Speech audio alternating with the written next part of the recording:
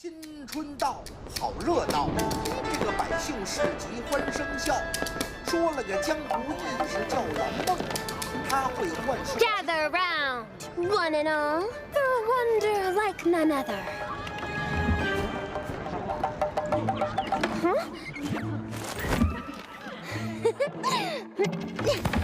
Ah, we have an audience. Behold my mystical talents, passed down for millennia. Watch closely now.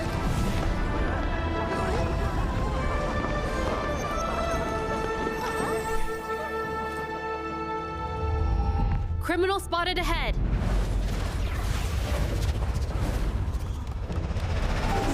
Me? Apologies, that's all for today. May we meet again.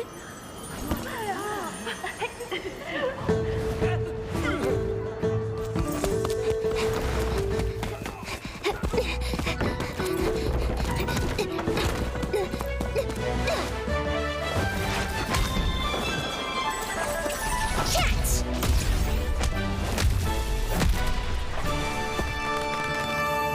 This'll be a breeze.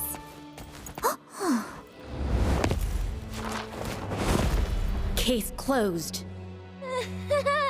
Maybe we could just talk this over. 蓝梦是混乱一如烟，两个人影都看不到边，为什么守株待兔，像你也逃不出20几千里，一个惊讶，一个 Ooh, look. 过人性无电，一个是左右摇摆轻松。 Give it up, miss! Take a breather, would you?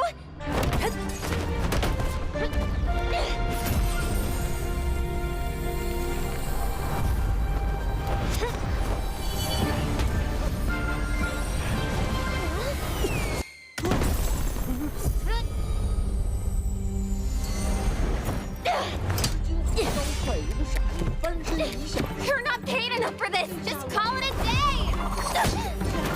啊，可这位轻敌不怕。哎，那个大活人上了哪处？ You ever heard of work-life balance? See ya!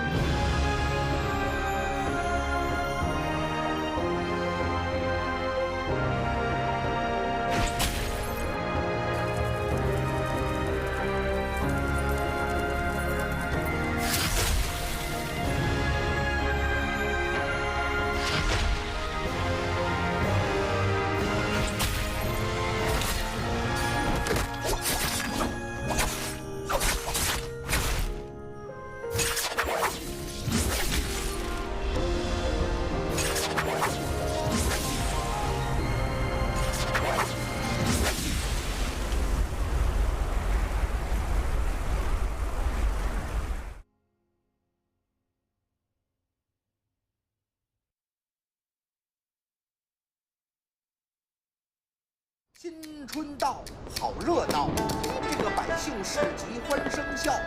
说了个江湖义士叫蓝梦，他会幻术。Gather round, one and all, for a wonder like none other.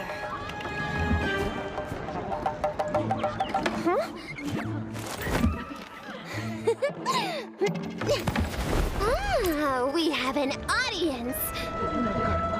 Behold my mystical talents, passed down for millennia. Watch closely now.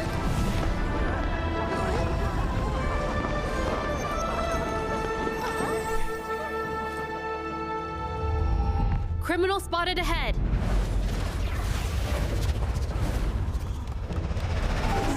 Me? Apologies, that's all for today. May we meet again?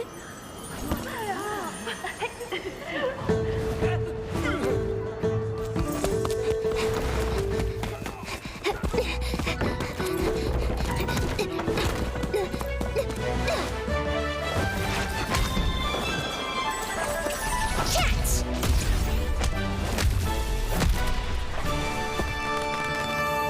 This'll be a breeze.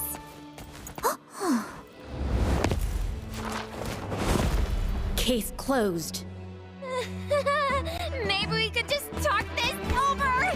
蓝梦是趁乱一抽烟，2个人影都看不到边，为何守株待兔？让你也逃不出我手指间。一个低下，一个 Ooh, look. 过人性如电，一个是左右摇摆青丝。 Give it up, miss! Take a breather, would you?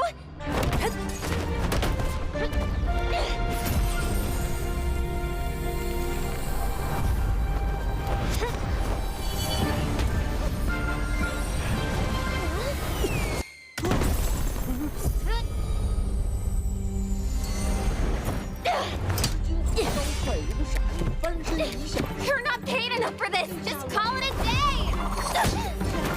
啊，对，可这个为情敌头。哎，那个大活人上了哪处？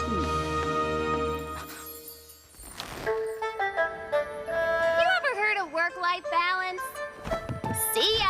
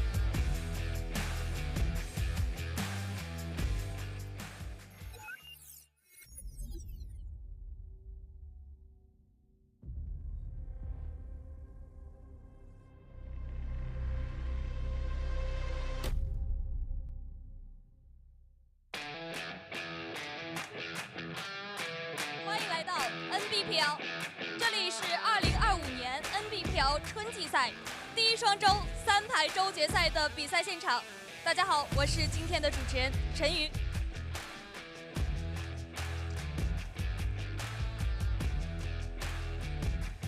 来到这个赛季，所有的队伍、所有的队员们都在以全新的面貌站在这个舞台上。他们或许是久别重逢的老队友，或许是刚刚加入的新鲜血液。无论如何，在常规赛当中无限接近的分数差，也给今天的比赛带来了更加大的悬念。而答案会是谁呢？接下来有请晋级到周决的队伍们登场。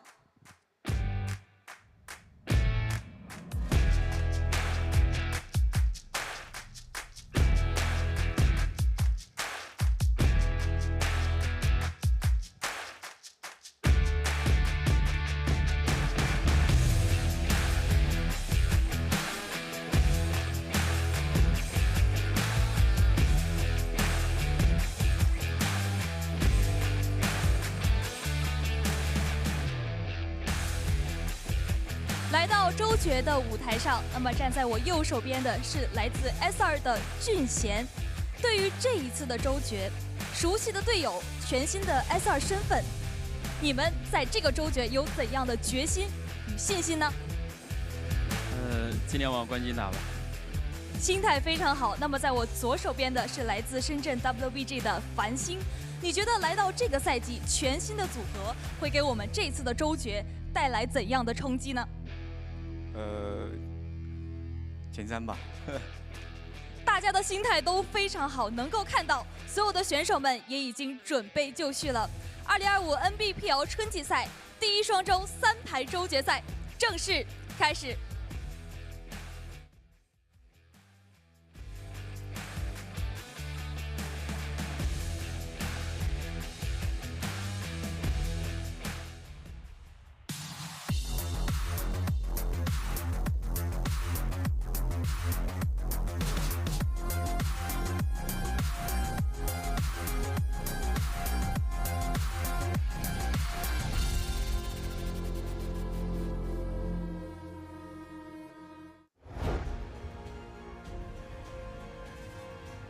Hello everybody and welcome to the NARAKA BLADEPOINT Pro League Trios Bi-Weekly Finals number 1.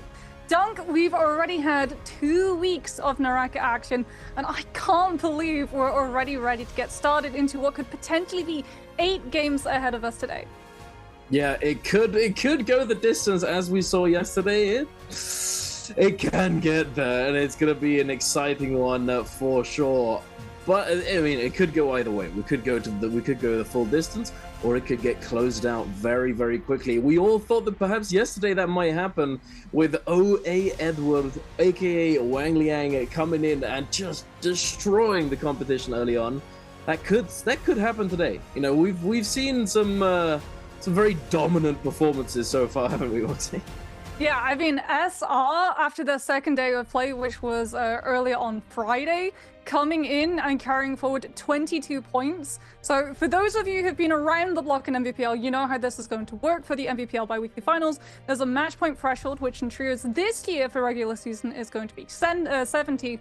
Once those teams hit above 70 points any game afterwards, if they MVP it, we're done. The day ends early. If they don't MVP it, however, we go all the way up to game 8, where it will go to the team with the highest amount of points posted throughout the day total. But with all of these teams carrying forward a little bit of their points, they're already going to be well on the way to hitting that threshold, and you can be well on your way to grabbing yourself some lovely goodies if you make sure to keep your account linked in Twitch. Indeed, make sure to do that. Go into the top right of your screen if you're watching on Twitch. Click on your little profile picture and it'll give you a drop down that says drops and rewards as one of those options. Go there, make sure you're getting it, make sure you're progressing. Otherwise, you don't want to be missing out just because you didn't get it done. So make sure to go and do that.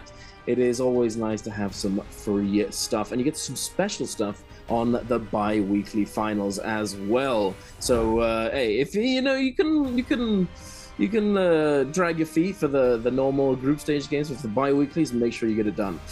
But speaking of bi-weeklies, we're gonna be heading into our first game relatively soon, and it's gonna potentially set the tone for the rest of the day, depending on who comes out on top. And as you said, SR with their enormous performance going into today with 22 points. It's quite a lot. You know, that's a lot of points. 22. That's like one enormous game. That's an MVP already. But hey, speaking of those pre-post points, we also have WBG coming in with 18. So that's already quite a lot. But hey, perfect. We got the leaderboard already. In the bottom, OA is starting the day off with 10.4 and it's going up 10.8, 12.4, 12.9, 13, 13.1 for that bottom 6. And hey, it's all relatively close. You know, the difference between 7th and 12th is, what, 3 points or so? But here we are, the big dogs in the top 6. 22.3, 18.1, 16.2, 16.1, 15.6, and 14.3. Definitely rather exciting, because if SR gets a huge game 1, you know, that's could it be possible that we actually go out in game 4? You know, that's a lot of points. I mean, it happened last year, but that was with a little bit of a reason behind it, and that was back in 2024. There was the White Wolves prowess Thanos snap with White Tigers, which basically meant that they could log kills, and literally the lobby would go from 22 players left to 12 and then to just the 3, and Wolves were able to do it multiple times in their bi-weekly finals. Last year when we had the summer NBPL, but we can have a look and see all of the teams coming on through, and there is a big absence of the team that we were just talking about, as Wolves, despite being as a title holder the current world champions, were not able to qualify into the first bi-weekly finals. Now, there is a little bit of a story behind that. A lot of Wolves' players have since gravitated over towards other teams, and we are starting to see a little bit of that roster teething issues that occurs at the beginning of these seasons. And for some teams, it's problematic. For others, though, they're really hitting their stride. Like SR, full new. Like Rico came from OUG, Xiao and Jun both coming from FX, so a little bit of previous energy there, but still fitting everything together very, very quickly. It was a very good sign for what this team could become. Yeah, no, absolutely. They are the world champions in title only for the moment. They certainly have to earn their place again moving forwards, but unfortunately they've not kicked it off. They've not hit the ground running, so to speak. You know, we're not seeing them today, but I'm sure we will see them plenty in future in the upcoming bi-weeklies. But we're getting ahead of ourselves. This is bi-weekly #1 trios finals. Let's go. I'm excited. Who is going to be the king today? Who is going to be potentially finishing off the series early? You know, it could be SR, it could be WBG, it could even be, you know, people at the bottom 6 right now. OA, you know, can they replicate what Wang Liang, what Edward did yesterday? Could they do the same thing? Is it possible? Could they go for the double title for the first bi-weekly? Who knows at this point? But you know what else we don't know just yet? Although we do have an inkling. What are people going to be playing going into game #1? So far this bi-weekly, it's been that Greed is bad, Moonbane scary, and Syra good. You know, so let's see. What do you think we're getting? Probably well, we've also had like SR and OUG trying to run the Yoto composition with the Justina and the Farrier coming back into the mix. The teams have been testing the waters to see if Cannonball is still going to be relevant again. We've got Tianhai coming back into the mix with a Zipping and Kylan, given the fact that Kylan was buffed. So it now costs less of his own health bar to utilize those dashes, and he gets more back if he's successfully able to hit them. Which can lead into some really good follow-up if your Tianhai in Vajra state is able to grab out those players and hold them aloft. But like you said, there has been 1 star of the season so far, and that is Syra. In fact, on Friday we had 4 Syra MVPs coming on through from 4 separate teams. The only times that we didn't see a Syra MVP was when it was the Tianhai composition that YZG were able to win with. And then on game #5, it was SR being able to take a win with a Tessa, Viper, and Wucheng composition.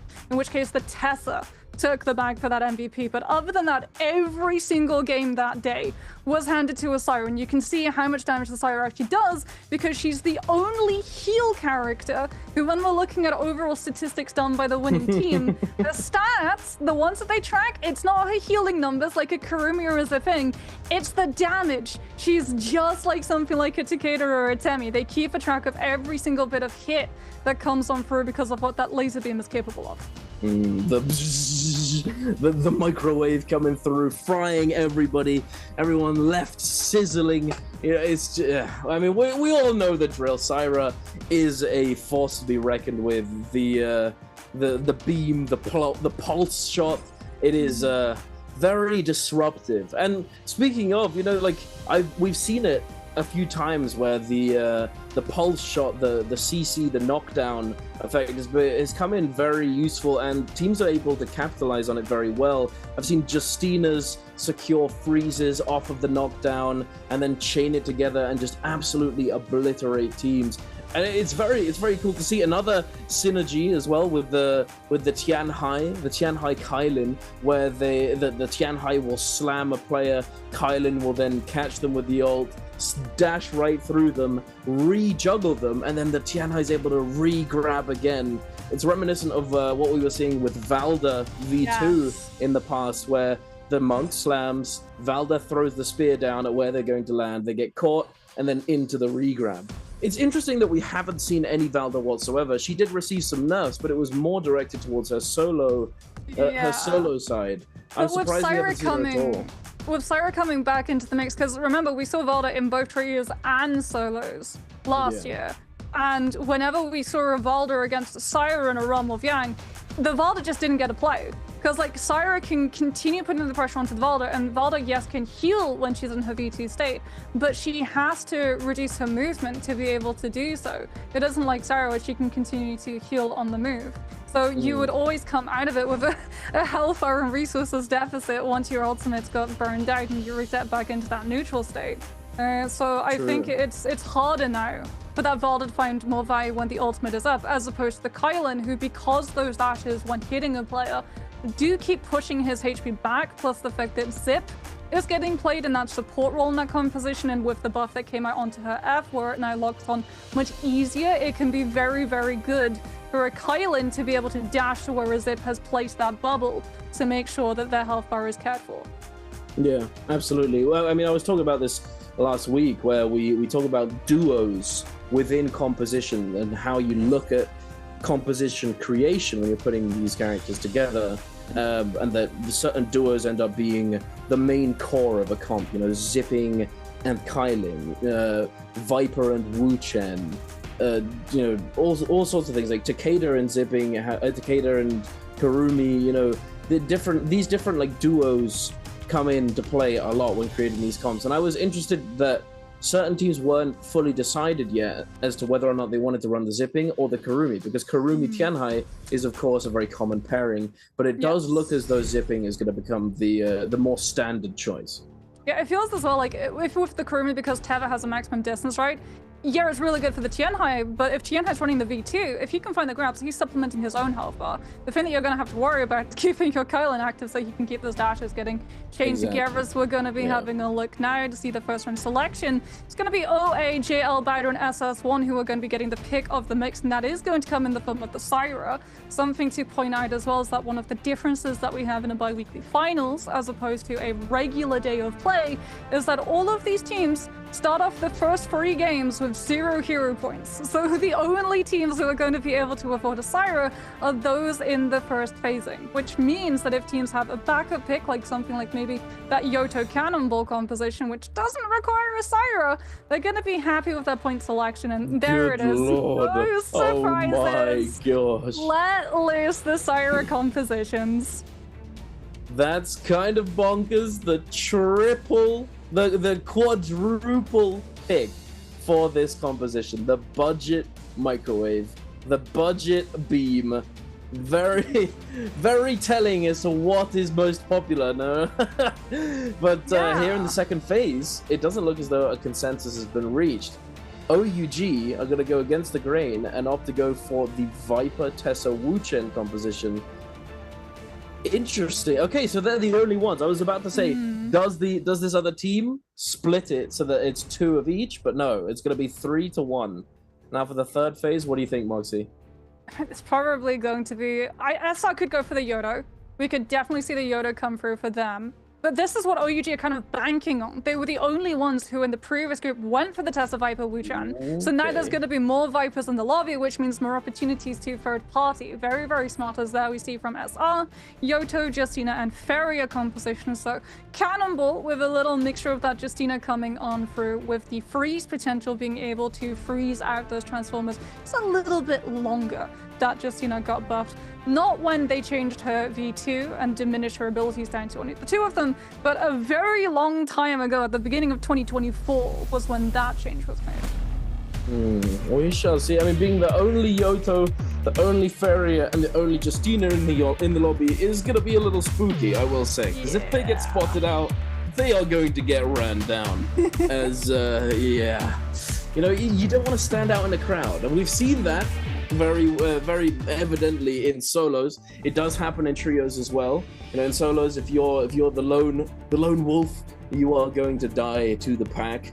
If it happens in trios as well, so you got to be careful. But we shall see what they can manage. Justina has, you know, it does come down to the Justina. I feel like a lot of the time, if your Justina is very good and is very good at piloting these situations and finding opportunities, you may be able to just fully assassinate players before they know what hit them. But we shall see if that's going to end up being the case. They could get absolutely lobbied, but it is SR, right? This is the team leading the charge right now. They're at the top of the leaderboard for a reason. So we shall see. But taking a look now at these ability choices, nothing too crazy from the ViperCon so far, I don't think. I missed the OUG pick. Return to F2. Ooh. But that's going to be a V4A coming out from YZG, so that Viper's still going to be able to contribute to the fight while that ultimate is going on through. This is something that we got to see a little bit of, like the Viper, the second that the Tianhai comes back into the meta, Viper instantly pivots into that F2, that silence ability, rather than the massive chunk of heal tick that you can do off of the F3, as well as that damage, which is like a shotgun blast at the early stages of these fights. Having that silence, being able to prevent a Tianhai from slamming one of your players, could be the absolute turning point in an engagement against a Monk composition, as we're going to be having a look to see where everyone is going to be landing. There's going to be Morris Isle Knight to kick things off, Dunk, so you know things are already going to be getting incredibly aggressive. And look no further than Secret Tunnel. 4 teams are going to be contesting is GG not going for it immediately. Look like that I'm going to be more than content to let 3 other teams take their place and then try to move in a little bit later on for a timing attack to hit him with a third party. Yes, the timing attack, the good old timing attack, where you essentially just you land a little bit far away from where you think the action's going down, and then you come in at the optimal timing to take it all for yourself. But we shall see if they manage to do that successfully. For the moment, we're now dropping straight in onto YZG up against ASE. Mist grappling in, trying to take down a CXZ, but the parry comes through. Mist immediately sent flying. The Tessa ult is going to come in as well. The Fireflies coming into play already. It just shows the difference that can happen. Like, what can happen with Fireflies on the map? There's a Firefly in this area. There's only one. And if you land right on top of it, if you're playing something like Tessa, you're going to be able to get value immediately off the rip if you're contested. Yeah, and you could see as well that that was exactly what they were planning when the initial engagement happened. YZG's Tessa was actually out of position, taking those Fireflies, and then came on through with that ultimate. A little bit later on, as Kakaishi unfortunately falling prey to another ultimate, that's IV2, just ripping through armor that is not present this early on. It doesn't matter if it's a gray-scaled weapon. Even if you don't have a weapon equipped, or when that ultimate begins, it will automatically give one over to you if you are that side. As SS charges up the RMB from those fist blades, then moves on through with that Tessa ultimate.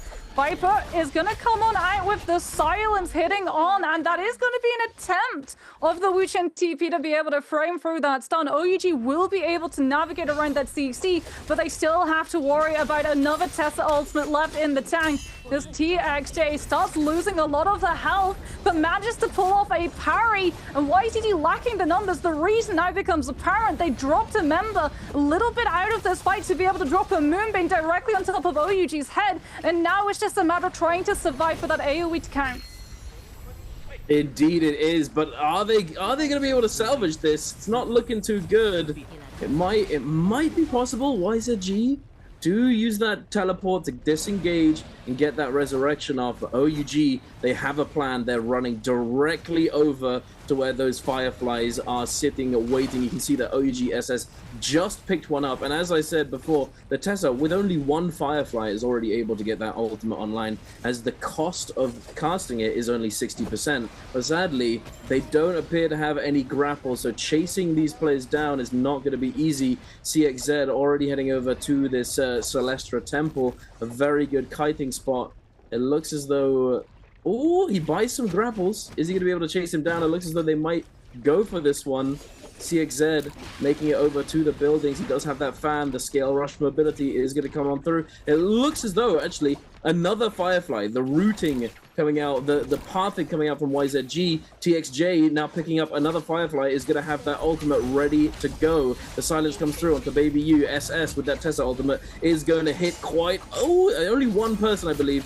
The CC is going to come on through, but Baby U is the target right now. YZG consolidating effort onto one person, and now the second, and it's all falling apart. YZG are going to take the cake here, and SS are going to go down. Tessa simply fighting to the last, but there's nothing that they can do. And TXJ finishing it up. They are sitting on 6 eliminations already, Moxie. Yeah, I mean, YZG, such a good pickup for this team, being able to grab up TXJ from the side of JL, long since regarded as one of, if not the best trios player in the scene of NARAKA esports. Very, very good at commanding his team, very, very good at figuring out fight plans while on the move, and you could see how clean, how organized that team were. They knew exactly what they wanted to do, they knew their win condition to be able to get that ultimate online and then come on through with that Viper V3, just being able to absolutely dismantle anything that OUG had planned. As now that we've had the initial couple of scraps and those Fireflies have been taken off the table, things are going to quiet down somewhat, as we had so many Viper, Tessa, Wuchen composition teams coming on through, that if a fight began, it was going to get third-partied, and that would in turn make the scrap last even longer, which is why we're seeing SR on the board with 3, YZG on the board with 6. A lot of these teams, in fact, very few of them, GG, ASC, and OA being the only teams currently in this lobby without a single elimination, which is kind of what we expected with how aggressive a start to the day it was going to be. Absolutely. You want to hit the ground running here, as you know, the closer to the MVP, the closer to the match point you get, the sooner you have the opportunity to take the cake for yourself. But we shall see going forwards. As you said, after that initial fight takes place with these Fireflies being involved, it does slow down. And I imagine that a lot of these players are going to try and set up for Realm of Yang, especially those Tianhai compositions. And these Viper comps are likely going to try and set up for a potential Yang Grief or some kind of assassination attempt. I would like to note, it looks as though WBG has fully lost a member. Tessa has gone down completely, and they themselves are probably going to have to try and salvage by accumulating some cash, some Dark Tide coins, so that they can buy their Tessa back before you know, everything explodes again. They want to be involved, they want to be there and able to pick up some eliminations. YZG on 6 is already a very good start, but can they keep it going? SR with 3. Is this the beginning? Is this the beginning, Moxie, of the snowball rolling down the hill? SR could take it all early. I'm excited to see if they can, because the other day, you know, 100 points is mental. I thought that they weren't gonna get that, because there was a team, I would believe, was it WBG, who got 80 something? I was thinking when that happened that was pretty enormous, but no, you know, SR had to show him up with 100 plus, absolutely massive. But this is how we're going to be taking a fight here. YZG up against GG330 up against the wall. The buttery rocks making it very difficult to move. Forced to use that combo breaker, no ultimate available, but TXJ's already been taken down. The Soul Bloom going to come in clutch and keep him alive. YZG having an excellent start, has now been cut down at the heels, the ankles. They got him chopped down. I mean, it's not good. That was needed as well for GG, because now they actually left all of the soul blooms to free for go. You saw him there just managing to, with those tab dodges, get on top of every single body that was dropped. So if the fight started going south, or because it was just outside of Celestra, which is one of those places on the map that sees a hive of activity, a team tried to come on through in third party, then they had that TN high transformation in case it was something like another Viper team rolling up into the mix, so that when the ultimate comes through, you can iframe out of the tether snap with the activation of the TN high ultimate. They didn't have to use it though, and now they're going to be absolutely ready with all of the purple armor sets that they need to give that TN high that tankiness to be able to go toe-to-toe with whoever they run into inside the realm of Yang. I want to see who SR are going to be matching up inside the realm of Yang with, because they've got both the Farrier and the Yoto and the Justina, which is absolute grief central for any poor TN high player who wants to be able to commit a grab. Yeah, that's not fun. I played a little bit of Monk the other day in trios. It's not enjoyable going up against this kind of composition. It is just full counter. It absolutely cooks you. You know, the Farrier, you know, pew pew, just like, no, you cannot slam, bro. The Justina dash through, you're frozen. You're a very cold-footed monk. You know, it's not fun. It is not fun at all. But we're going to be going into this realm with Yang. What do we have here? TE going up against GG with those double purple armors. TE only having the one on Jianan on that monk. Are we going to get the boxing match, Moxie? Let's see it. The ult coming on through. Jianan beating him to the punch just a little bit, but are they gonna be able to take advantage of this little hop and skip interaction? Oh, the slam! Oh, the rock paper scissors. Dude, which one do they choose? Oh, he gets the slam. Who gets the grab though? Yeah, LXM now stuck inside that grab. Peripheral is forced to just try and keep Jianan staggered out so that he can't complete the grab onto his zipping. Who inside that mug would not be able to throw out those Fs and keep the players topped up. Peripheral is able to grab out TE, but unfortunately Peak just gets out of the hand as that activation of the ultimate ends and is able to throw out that F for Youth to come on through. And the Kylan dashes are ready, they're set, they're going off from both of these teams, trying to find the eliminations onto these zippings. But that ultimate is about to burn out from the side of TE and GG. And now we go back into that neutral. 1-2, charge up into a potential Dragon Slayers, will not be able to commit it. Good climb comes tonight, better parry from CJS as well, takes the weapon out of Youth's hands, and now with the activation of the F2, manages to find that knockback, but still, both of these players refusing to drop a single member. We could well see a timeout. They could actually go for it.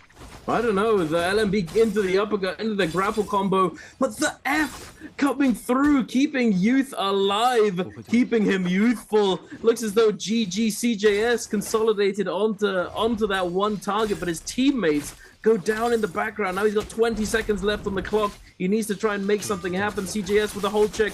The match from the nunchucks. Nothing he can do. The clank getting pushed back and taken down, shredded by these dual halberds. Very unfortunate that Youth didn't go down there. If Youth had gone down, if Peak hadn't gotten that F off, it could have been a different story. T had better soul jades as well, even though GG were coming in with better armor. T had much better soul jades. They had like 6 purple epics in comparison to GG, who I believe only had the one on as if it was either group or advanced deal. As we now get to see OA going head-to-head against Bowder. Dinnerville has been rung. Who's going to be served up in a silver platter? It's not going to be PP. He's able to navigate out of the follow-up damage with the utilization of that F1 coming in through from the Syra. But now that's going to be on cooldown for the next 10 seconds, so PP is going to have to accommodate his gameplay, making sure that he's not going to be going too aggressive and getting punished for a lack of punishment. Coming on out with that Matari ultimate, though, gets that refresh, looks for the longsword, doesn't manage to find the extension because now the other Syra is going to invest their F1 and try and slide out of that no ult zone and get into a position of potentially being able to pull on through with that laser beam, but Jing gets parried, goes down to the follow-up. PP with a lovely dodge around the Tessa ulti too, then gets to provide that F1, goes vertical to be able to find the drop down, but he gets dropped in the back by DRG coming in with the third party. They notice the Forbidden Seal activation, and they clean the table instead. They certainly do, and it's exactly why you called it so rightly the dinner bell. Ding, ding, ding. This giant dome spawning in on the map is very easy to see from far away and just attracts the attention of that third party. Thankfully, with that red buff, they aren't going to be going down fully just yet. They're going to be able to salvage the situation. Now we've got a fight coming through between SR and JL Zhao with that Yoto ultimate coming after XX1. I'm kind of unsure how to say this guy's name. I'm not sure how I'm supposed to pronounce this one, but do you have any idea? I actually don't know. Gio? Joe? I genuinely don't know. I'm gonna try and I'm gonna figure it out eventually, but we'll have to see.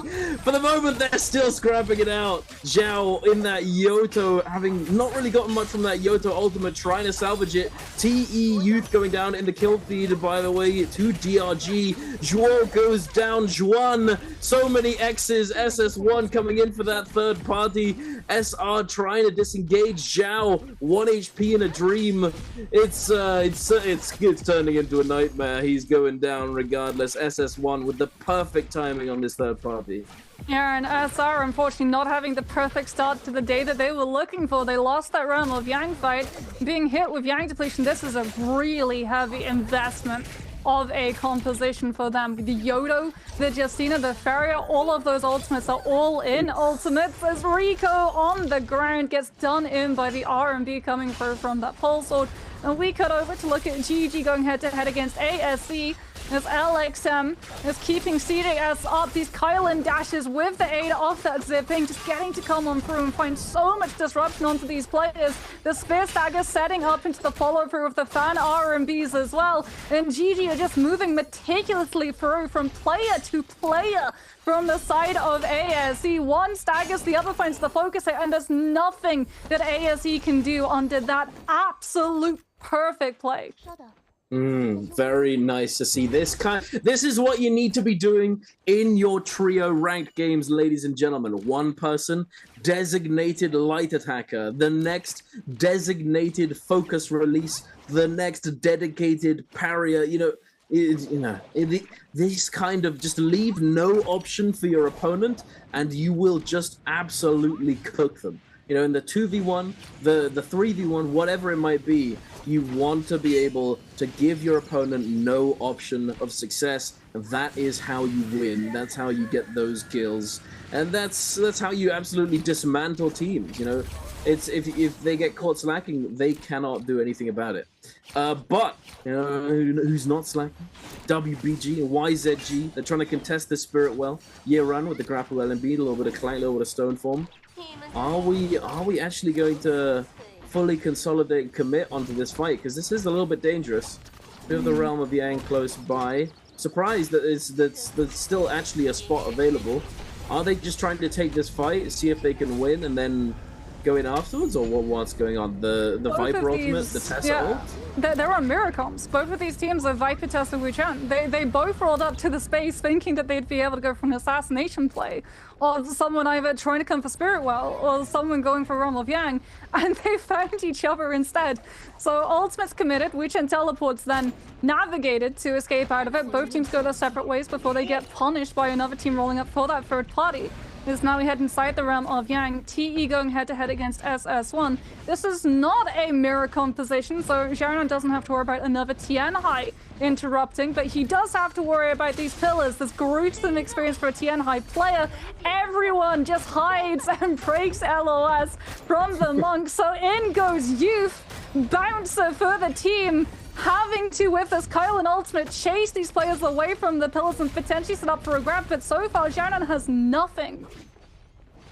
Absolutely nothing. Face me! Show yourself! unfortunately not able to get any of those grabs, breaking line of sight. SS1 doing an excellent job of kiting this out. Juan now taking down extremely low, though. This is a little bit dangerous. No HP. He's going to try and disengage. Oh, gets cut down, gets prevented from dashing away by that player jumping in front. The Flamebringer coming through, and there it is. He's down for the count. Juan is dead. TE are in advantage, but Peak is going to be going down as well. Now going over to a 2 versus 2. It could be a 2 versus 1 very quickly. Water goes down. So much HP on the side of Zhao Nan. He's standing tall. He's not getting focused whatsoever, and he's still very healthy at the end, able to clutch it up for the team. TE picking up the golden armor and another golden weapon. Very, very scaled up. This is looking very good for TE. Yeah, TE, that even though Zhao's ultimate didn't find the grabs that it was looking for, it took so much space away from SS1. And the Cyro actually from SS1 popped the ultimate too. So when we got to see SS1 try to come through and salvage the situation with that Zai doesn't get damage reduction on any hits of her ultimate. So she is not tanky at all. Unlike some of the other heroes in the NARAKA pool. It's why she gets paired so frequently with the Kurumi, because the F3 would be able to provide that damage reduction and alleviate one of Zai's main weaknesses. So even though everyone on the side of TE doesn't have ultimates currently active, because they have that Flamebringer and they can just absolutely melt the Zai's HP down through that and all of the hits coming in through from just base weaponry. The Syra, without that ultimate, didn't have the means of being able to burst heal everyone back up to full, so things just fell apart. As TE now, like we said, incredibly scaled up currently. They do have that legendary armor. We saw it first picked up from Youth. It's been ferried now over to the side of Zhao Nan, so that when he goes for his ultimate, it scales up the HP. Bar that the Monk is going to have active, as Youth is also going to be holding on to those legendary fist blades, because Kylan, his weapon attack damage scales off of the weapon that he has when the ultimate is activated. His GG also currently on a patrol path. They don't have a buff, however, though, so they haven't recently won a Realm of Yang. They're just looking to see whether or not they can spot out some of these teams who are a little bit behind. They might be down one of their players, they might have Yang depletion, and they're going for that sort of turnaround play where you just send someone to die to the zone so that it counts as them being eliminated, and then you can buy them back with a rebuff charm, as opposed to having to go hunting and potentially get full squad wiped because you rolled into the wrong team at the wrong time. That is definitely a viable strategy. We'll have to see if they're gonna go for this one. DRG seem to be vibing, rotating around the map. Not the best loot, unfortunately, but this is the kind of composition that can get away with that, especially on the Wu Chen. If you're giving your Wu Chen anything, you want to be giving him all the range Js and the range weapons, as he typically is going to be sitting back and trying not to get focused in position 1. But it looks as though Dong Xing is going to get ran down. The Meteor coming through from Zhuan, going to be locking him up. The Tessa ultimate, wait, the assassination, the turnaround, but no, the Matari ultimate is going to come through and deny that Viper ult pressure completely. V1 absolutely mitigated. Nothing that they could do to fight back here. SS1, very good presence of mind to have this finger on the trigger, make sure that that Matari does not get silenced, does not get prevented from using that ultimate. And now SS1 have essentially fully salvaged the situation. And as you said before, one player. WX98 was not in the fight, so he's gonna try and get closer. Oh, this is so risky. Is he gonna go for it? Yeah, okay. Close up the distance, gets close enough to bring back Kakaishi. Unfortunately, goes into the zone to be able to do so. And that zone is gonna be starting to hurt the second that Kakaishi gets brought up. Potentially, he goes down before he can even get back into safety. And even then, they're not gonna be out of the woods yet, because so many of these teams are just waiting to figure out whether or not this Wu Chen is gonna pop up somewhere else on Celestra. We've got one Vitality left. That heal cut reduction is going to kick in just now. There it goes. The VX98 does have the dual blade, so he can move very, very quickly. Goes for the scare rush into the safety, but he gets spotted out. And now he has to split away from his teammate in the hopes that they can try and escape the focus that came through. No way, SS1 went directly past him. Did they not see DRG take cover inside this building? I don't think they did. This is actually... Ooh, wait a minute. Do they get spotted? He does indeed. Kakaishi in the corner, nowhere to go. And SS1 are going to be able... Oh, wait a second. No, they're not. They are not actually going to be able to do this. Water still lacking that Soul Bloom, needs to find one before too long. Otherwise, he's going to be going down to that Yang depletion. But are they going to be able to salvage the situation? WBG coming in with that Viper ultimate, disrupting everything. SS1 Juan going very low. Is he going to be able to disengage? He's trying to continue fighting. The Meteor coming through. Jing getting knocked up, and now the Wu Chen teleport coming through to save them. But OUG going to pick up where they left off and absolutely mob this team. Nowhere to go. The light attacks non-stop, leaving no opener, and Water goes down absolutely shredded by these third parties. And now Juan looking cooked for SS1, unfortunately. They were doing so well, but they've been cut down, I believe. I don't think there's any way to come back from this one. No, the Tester ultimate is going to be invested. A lot of those players getting tethered, so that enchantment is going to kick off. We can hear it snapping out just now, but Juan does get taken out. It's not going to be GG that claim it. It's going to be YZG. And unfortunately, you saw like SS1, it looked like they were able to recover from the Yang depletion, but they had one player get griefed out by DRG's Lucian, who, by the way, still alive. Somehow, WX98 has made out like a bandit and absolutely heisted his team to a potential higher ranking point, which would make that 8 kills that they've got currently incredibly valuable if we were still playing to the previous rule set of teams with ranking getting a multiplier, not just the last team standing. As OA going to be going for that ballista, just trying to see whether or not they can catch a team a little bit late on those rotations, and WBG have been spotted out. Thankfully for this team, they do have the Wu Chen, so those walls will be able to block that range damage coming on through. That is going to be one cooldown invested, and WBG are about to get kited directly into the path of multiple teams. When there are this many players in such a little space, the last place you want to be is directly in the middle of everyone, because you're the target everyone's going to turn on to. Yeah, you do not want to be sandwiched. You want to have, you know, you want to have somewhere to go. You cannot have people on all sides of you. Otherwise, you are just asking to get ganged up on. You're going to get ganked. It's going to be very rough to get out of that situation. Unless, of course, you're running something that can, you know, I mean, Wu Chen could potentially get you out of there, but it is still very dangerous, especially after the Wu Chen nerf that came through quite a while ago now. So I think if you think about it, it's been a while since they nerfed him, where the beam in the sky reveals where you teleport yourself and your team to. And the less distance as well. Yeah, less distance. You got back-to-back nerfed. They were like, signal flare the location that you land and cut the distance that you can go. I mean, even then, if you know where you're going, like there's so little space. If you're teleporting, chances are you're already teleporting into somewhere that's occupied. Is GG are going to show how you hold down this space at these moments in the game, and actually show with Soldier that no one really wants to try and contest. Aurora Burst being one of them. We call them the Soldiers of Destiny. That's things like Dreadful Whale, Merciless Havoc, which we're yet to see currently. We know that Jinyan has Cavalry Bloom as well on those Steel Blades, so not legendary rarity, but still very, very damaging, as now it becomes all hands on deck. Yeah.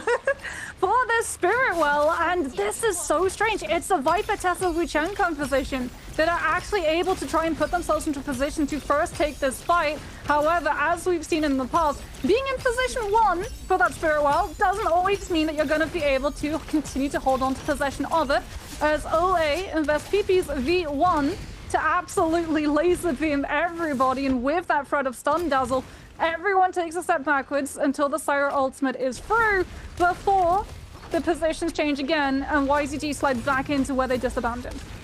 Are they going to be able to keep hold of it, though? The timer comes down, and there it is. TXJ with that Viper ultimate, preventing any of these players from getting too close without risking just immediately getting taken down. And they're going to be able to secure that Draco buff. Draco Storm at this point in the game is very ugly. It's going to be very hard to deal with. TXJ on the Viper, looking for an entry He's scouting. He's trying to find what he may have just done. So OA men getting locked up by the Tessa ultimate, but getting sent back, and also with that Matari stealth, going to prevent him from being focused down immediately. But the silence, the jump into the silence, into the focus slide as well from TXJ. They're being fended off, but are they going to be able to fend it off successfully? CXZ goes down, though, out of nowhere. YZG in the driver's seat. They're immediately getting stopped by the police. The Zai's coming in with the Meteor. TXJ, your Draco Storm was supposed to help you, but it looks as though it put a target on your back, and they fall apart. TXJ got a little bit too close to the edge of that zone, and OA, like, Tutik saw his opportunity and took it perfectly. That comic connection battered the Viper into that zone tick, so the tick of damage that you took was more than enough for the Viper to get taken down when OA collapsed on top of them. Now, with one of the main threats from the lobby removed, these Monk players get so much more confident. There are still trees currently in play, and we do still have 1 and 2 full Viper compositions. WBG and OUG going to be trying to hold on to those faces so they can look for the drop-down ultimate. But GG and TE now have to just try and outlast each other, as Bida going to be lacking that Matari, not going to be able to utilize the ultimate to stealth themselves through this Viper. 3-3-0 is the target of focus, but he's able to find a rock before the Viper stun can find him, and he doesn't have to burn his ultimate. That's insane that he's alive. What on earth? Is it possible he has Phantom Step? Because that is crazy if he managed to break line of sight there. But oh my goodness, the purple spider is out. What on earth was that? So many tethers going everywhere. Baby, you getting slammed by 3-3-0, knocked off the rock, and immediately grabbed up, sent back into the zone. But the combo break is going to get utilized, throwing down those wind walls. Just cutting this line of sight for the Monk. But oh, wait a minute, there it is! The double grab! Boom! He goes down. XEM down for the count. 3-3-0, still throwing hands, trying to find something, but not able to do so before that ultimate expires. The enemy Monk as well in a similar situation. He did get a grab, but not able to slam. 3-3-0 now with the cannon, trying to send out those cannon shots and regenerate that ultimate as soon as possible. TE Youth getting knocked into the zone. Peak going down. Xiao Nan is still alive, but is he going to be there for long? He's a Monk without ultimate. WBG backed up into a corner here. Leo gets taken down, shredded, absolutely eviscerated by Tutik, and this Zai ultimate, the gold weapon damage, doing so much. But GG, we have the Monk ult and we have the Kylan ult online right now, Moxie. Who's taking the cake right now? Because GG's looking pretty solid. They've got the Zip ulti, they've got the Monk ult, here it comes. 3-3-0 looks for the scoop, already finds one player. The last couple of dashes from CTS's ultimate, also able to find this connection onto him. Slams one into that zone, tries to chase onto OA's Tutik, manages to whip the jump as well. Platform always other players into that zone, gets a grab onto Tutik, gets the pommel, gets covered by the Aurora Bursters. Also unable to utilize any of their abilities to try and keep this Tien Hai down. The ultimate has worn off. OA make that final attempt of a play, and it is a late game Syra ultimate. Can PP with his V1 outlive absolutely everybody? They're all clumped up directly underneath him. Those stun dances connecting onto so many players. You've also goes for a Hail Mary of a Kylan ultimate to utilize that invulnerability to try and outlast PP. He goes lower and lower, and it's a draw. No team gets the kill score multiplier. That is rough. Unfortunate to say the least. No multiplier, but it doesn't matter. We are going to see the MVP coming through from OA. Is this the OA story, Moxie? Yesterday, we had it. Is this the OA timeline? What is going on right now? OA, they're just out of nowhere coming in. Are they going to be dominating everything from here on out? We will have to wait and see. But for the moment, game number 1 of bi-weekly trios finals, MVP going over to OA. Massive from them. However, it was still a massive game from a lot of these teams. We had a lot of kills on the board. SS1 I believe, had 11 or 12 eliminations before they got knocked out. And that is still a very, very solid game, considering that now placement, as you said earlier, you know, unless you come first, you don't get that kill multiplier.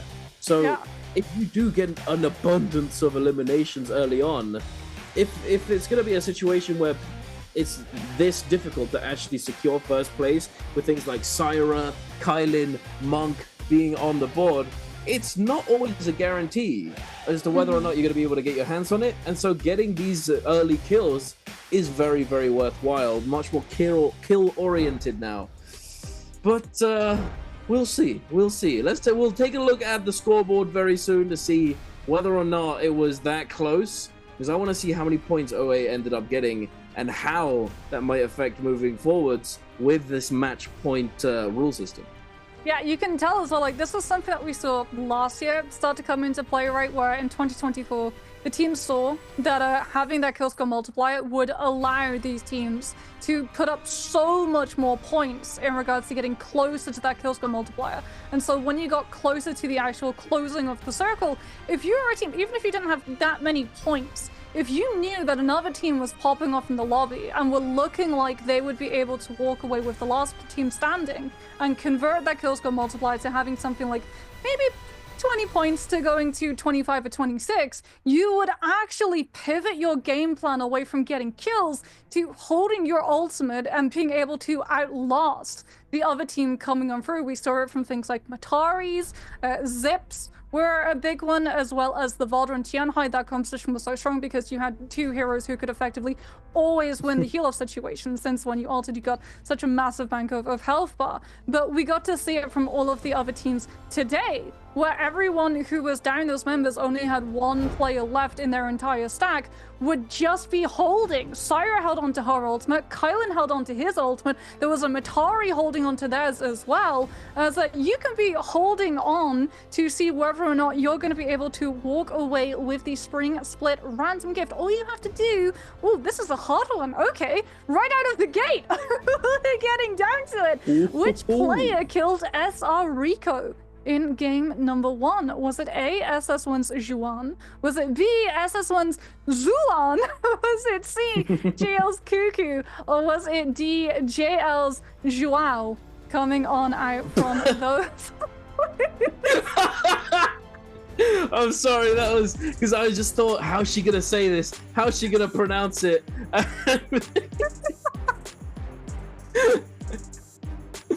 Oh, we have fun. We do indeed. We love a good laugh here at the caster desk. But here we are with the points. OA coming through with 14 eliminations. 14 eliminations coming through. That's not very far off what SS1 got, but considering that they did get that sort of extra little placement points with the 2.5 coming in second, it is gonna be that little bit extra that makes the difference. But what's the total leaderboard looking like? Tutek probably going to be walking away with MVP 27,000 damage done. By that, Zyus, your question gets answered immediately, Dunk. Unfortunately, no Spring Split random gift for you.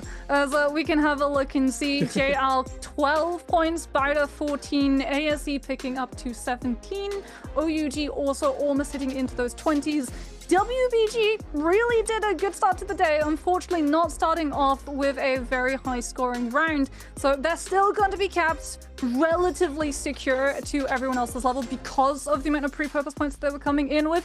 But SR have been overtaken by the kings of endgame themselves, GG, a team who kept their players the same to be able to hold on to the synergy that they'd established in the year prior, and it's already doing a lot of damage for them. We could see so much good communication, coordination every single time they had a fight. They were just in perfect sync with each other.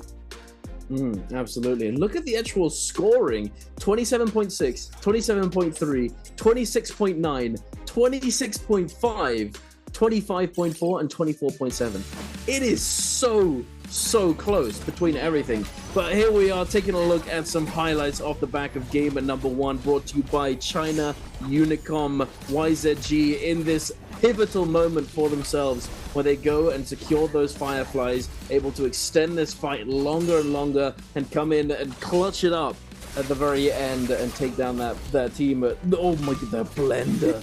The absolute shredding of that team. The dual halberds are very sharp indeed. And this third party from SS1 managing to secure themselves the 11th kill, but just it's such an unfortunate situation. The third party chasing down DRG and having it bite them in the behind, you know, just going terribly wrong. And then here, YZG, what happened? CXZ gets absolutely exploded, and then it just falls apart. They had Draco, and they just go down in this endgame. It's unheard of.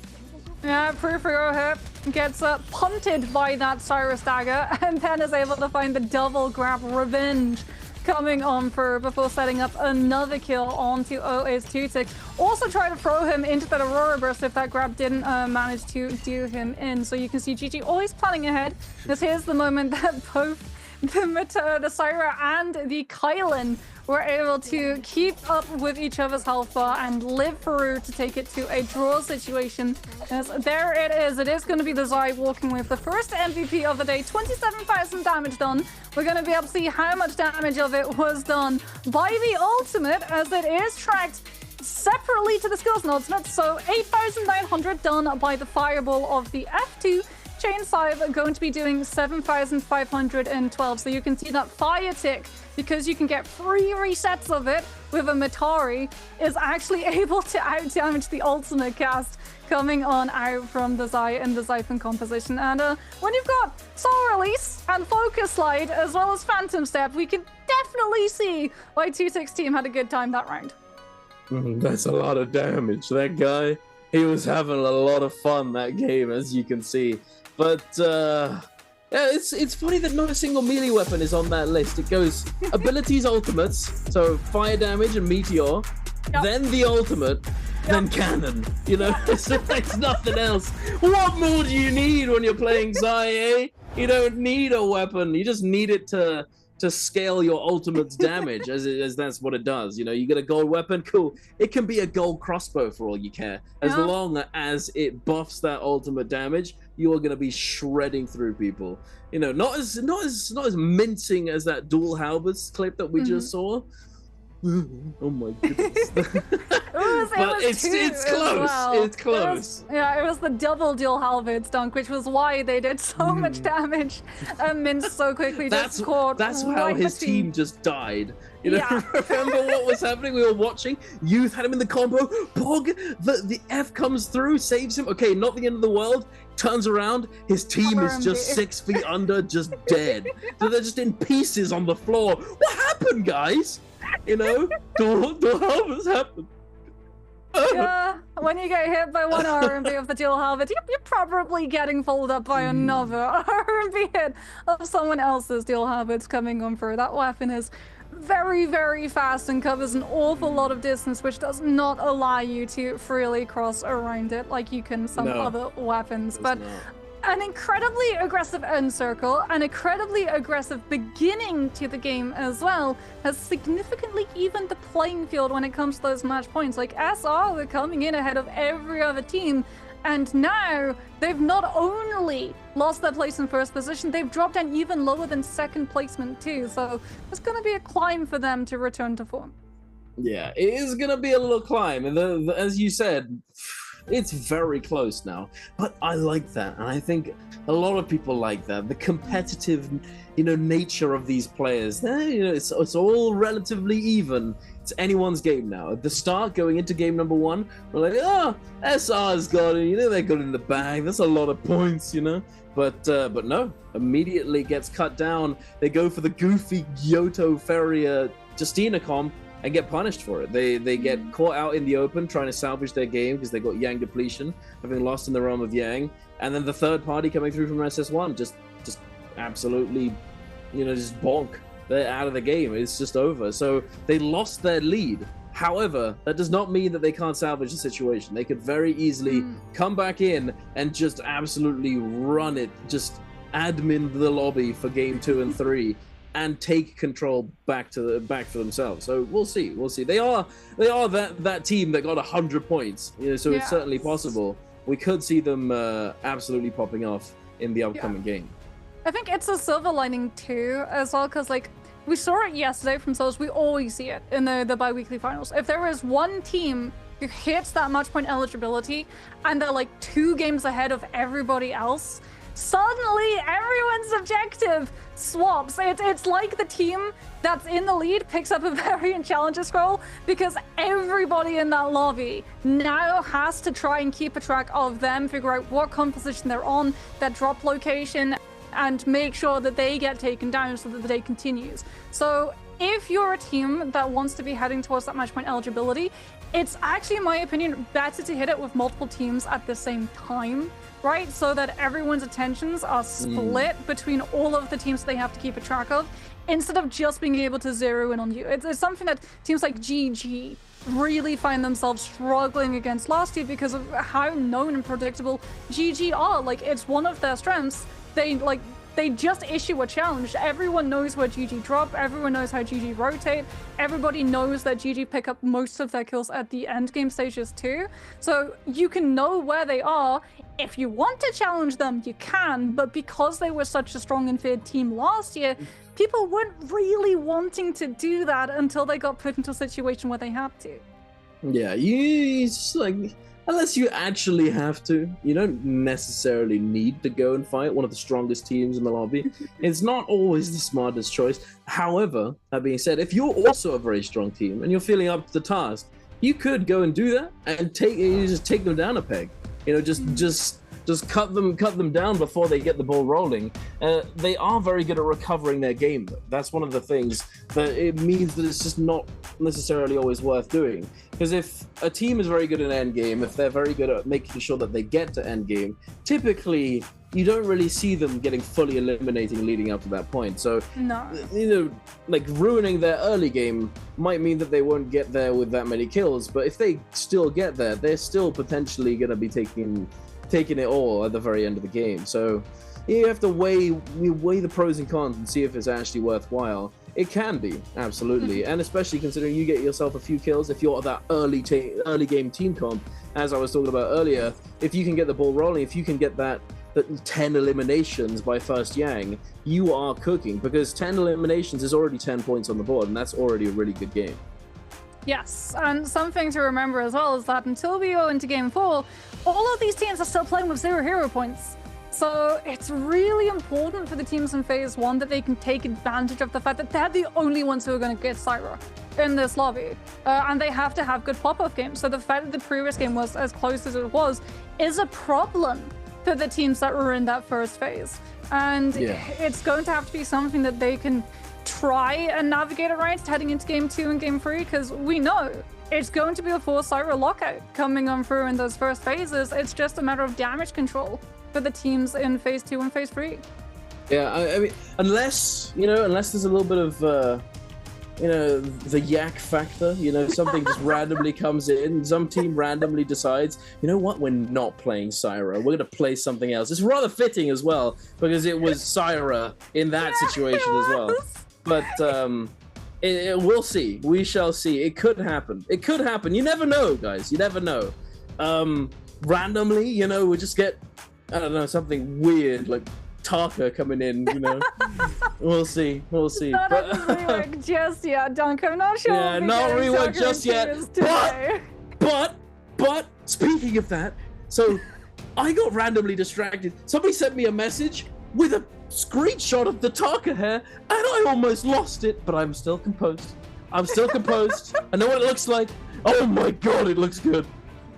But so does this lobby. Let's get into game number 2, ladies and gentlemen. We're going to Perdoria Midnight. What are these teams cooking up? What are they going to be playing? Sticking stuff in the microwave. Let's see it. Syra, boom, boom, boom, boom. Phase 1. Let's get it.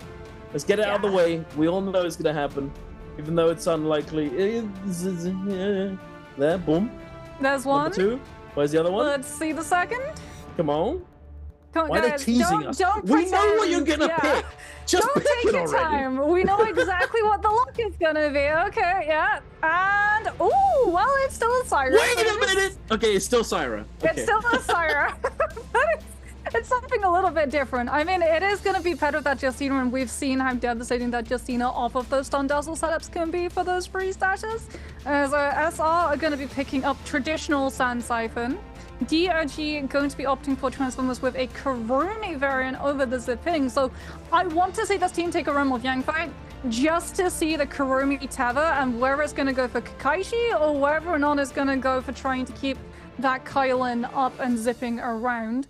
As we can see, what are the teams in Phase 3 going to go for? It is only the Cyrusite and Matari who've been made more expensive. So we're going to be seeing a little bit more Tien Hai up for grabs, quite literally, for the side of JL. One Fang is going to be picking him up as OA going to be picking up that Yoto Cannonball composition that OUG and SR have been playing around with. And unfortunately for them, Dunk, just like SR earlier, they're the only team in the lobby running it. Why do they... What? Why? Why would you do this? You liked what happened to SR last game? Like, guys, you know, come on. I mean, maybe they haven't really had time to go and see what happened, I suppose. Regardless, though, it is what you run a massive risk when you play a unique composition in this kind of environment, because it just immediately tells everyone who you are. Because, you know, we're not naive enough to think that all of these teams don't already know what all the other teams like to play and what they're willing to play. Unless, of course, this is just the quintuple mind game reverse, you know, just like they've never played this comp ever publicly, and then all of a sudden now they're pulling it out. You know, it's possible. I mean, maybe pretend to be OUG, but the problem is OUG is in Phase 1, so everybody knows they're going to be on Syra. You might be able to slip under the radar and pretend to costume change into SR, who are going to be on Sand Siphon, and they're also the only one in the lobby who is running their composition, so that Decatur is about to get absolutely melted when he doesn't have access to the shops from his ultimate. Yeah, poor Decatur. He's not gonna have a fun time. Zai, Syra, and Matari dashes. Good luck, buddy. It's not gonna be fun. But hey, they know they're going for it anyway. I believe. I respect it. I'm a trios target player. I know how it feels, bro. So I get you. Free. Wait, who? What? Bang, the Yodo. We don't have Yodo F2. We've got an F3. Okay. So nice, full combo break. nice. I was gonna say, like, that is one of the problems when you're a lone Yodo in the lobby. You're going to get targeted down because the F2, it's not a full combo break, right? It's only combo break in the second stage. So if they manage to jump on you and keep you staggered until you have access to that second stage, you don't get the utilization of it as a combo break, and you can still get melted down in an extension. If you're on the F3, yeah, the duration got shortened a fair hefty chunk, but the second that you hit that F button, you're out of an extension. You don't have to worry about window staging it like the F2. Yeah. I think that F3 Yoto is actually still pretty goated. It's not, you know, it's not what it used to be. You know, I felt like it used to last like 20 seconds and you could just heal to full with that stuff. Oh, yeah, it didn't, obviously. I'm exaggerating for comedic effect. It was 5. It was, but 5? 5 is a long time. That's 2 heals. It was 2 heals. Or just like a half an unlock of Amora's Blessing too. Yep. But it's still solid, you know. It lasts maybe like, I think it's 3 seconds now or something. Yes. It's still a decent amount of time, but the value in this ability is not only in like its duration, it's in its ability to extend and accelerate tempo. Because if you and your teammates are just sort of attacking someone and you throw it down, there is nothing they can do. They can't hit you back. So they just have to tank it and hope for the best. So it is actually a really useful tempo tool. It's not the sort of the F2 reactivation. It's not the same as that, because that is oogly. But you know, it's still extremely solid, absolutely. But back to the actual action, Moxie. Bowder coming in for this third party on the ASE. The Tesla ultimate going out. The meter burn, the Biting Fury gets dumped. And Jing gets absolutely obliterated out of nowhere. Yeah, target focus for me as all 3 players were on top of that Tess, and the moment she was swept up into the air. And now we can see that Bowder Gem is just hiding, thinking stealthy thoughts. This Viper gets another the F into the extension from the horizontal into uppercut grapple kick, and that is going to be ASE's missed. Able to come on through off of a bow hot swap as well when Zen was in flop state. As now we can look at YZG versus SR. TXJ gets caught out in that air. Does still have the bell for that F1, is going to utilize it now to just try and cover for his players. Looks for the parry at the same time as CXC throws out that focus, and this is what we were talking about, right? One goes for the parry fish, the other goes for the focus to try and force out a clank, and TXJ now is free to go for his ultimate, looking to try and find these grabs onto the players from SR, picks up Rico, holds him, punts him into that placement, and OUG with the fan, not able to actually chase him down with the R&B from the vertical, and everybody from SR just managing to put themselves onto verticality that TXJ can't quite parkour around. Jun actually gets a tether for the damage reduction to come on through, so he has the confidence to try and body some of this damage, and now that TXJ is outside of his ultimate, he's vulnerable. SR striking on back, but OUG noticed all of this commotion and dive on in with Baby Ysira V1 absolutely beaming every single player. That's all you hear right now. That's what Rico hears. Get me out! He just goes down. A very unfortunate situation to get third-partied here. It is one of those weird spots that if you commit to a fight down there, it's both very difficult to disengage and also somewhat easy because of that giant central pillar that they were using so well against that monk. And he was just come back. He's trying his best to grab one, but it's not going to happen. But at the same time, if you get stuck down there, it can be really, really rough. If there are enough teams sandwiching you in, it is inescapable. Especially, I don't know, with the Siren, like, what do you do? Speaking of, Cuckoo 2 going down here, the Viper stun coming in, making it an impossible situation. But Han, he's getting juggled out of the air. The LMB on the staff, Tech chasing him. We need to figure out how to say this guy's name. Gio XX1, that's what I'm calling him.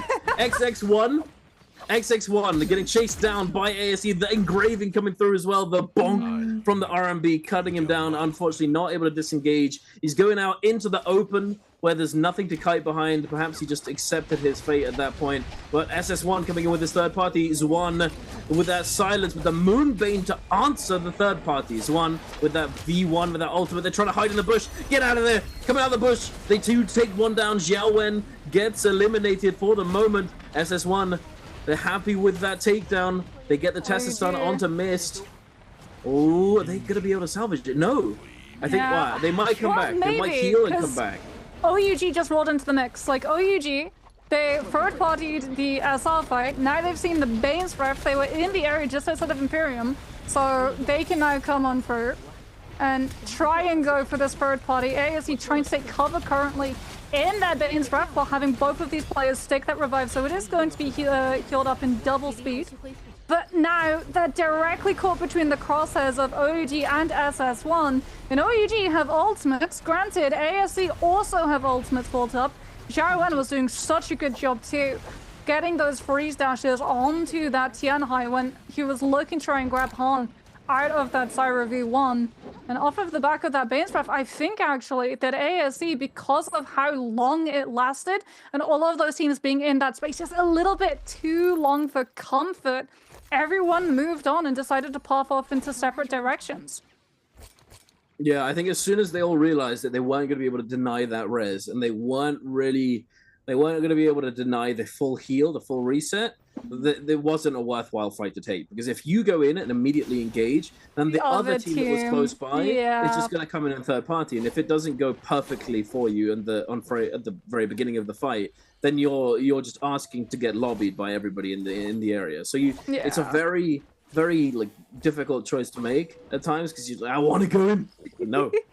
True, but like OUG as well, they couldn't really go for it because they're running a full commitment comp, right? Like when you have the Zai and the Matari, both of those two heroes have to ult at the same time for you to get full value, because that's how you get your free resets on that Zai F2. So it opens yourself up even more for that third party potential that we were just talking about. It's why Zai and Matari do so well inside Realm of Yang, because you can go for that commitment style of play as everybody pops Forbidden Seal. Everyone was actually drawn to this location because of those floating piles coming on through, which when you're playing a Padoria at night also contain a Firefly.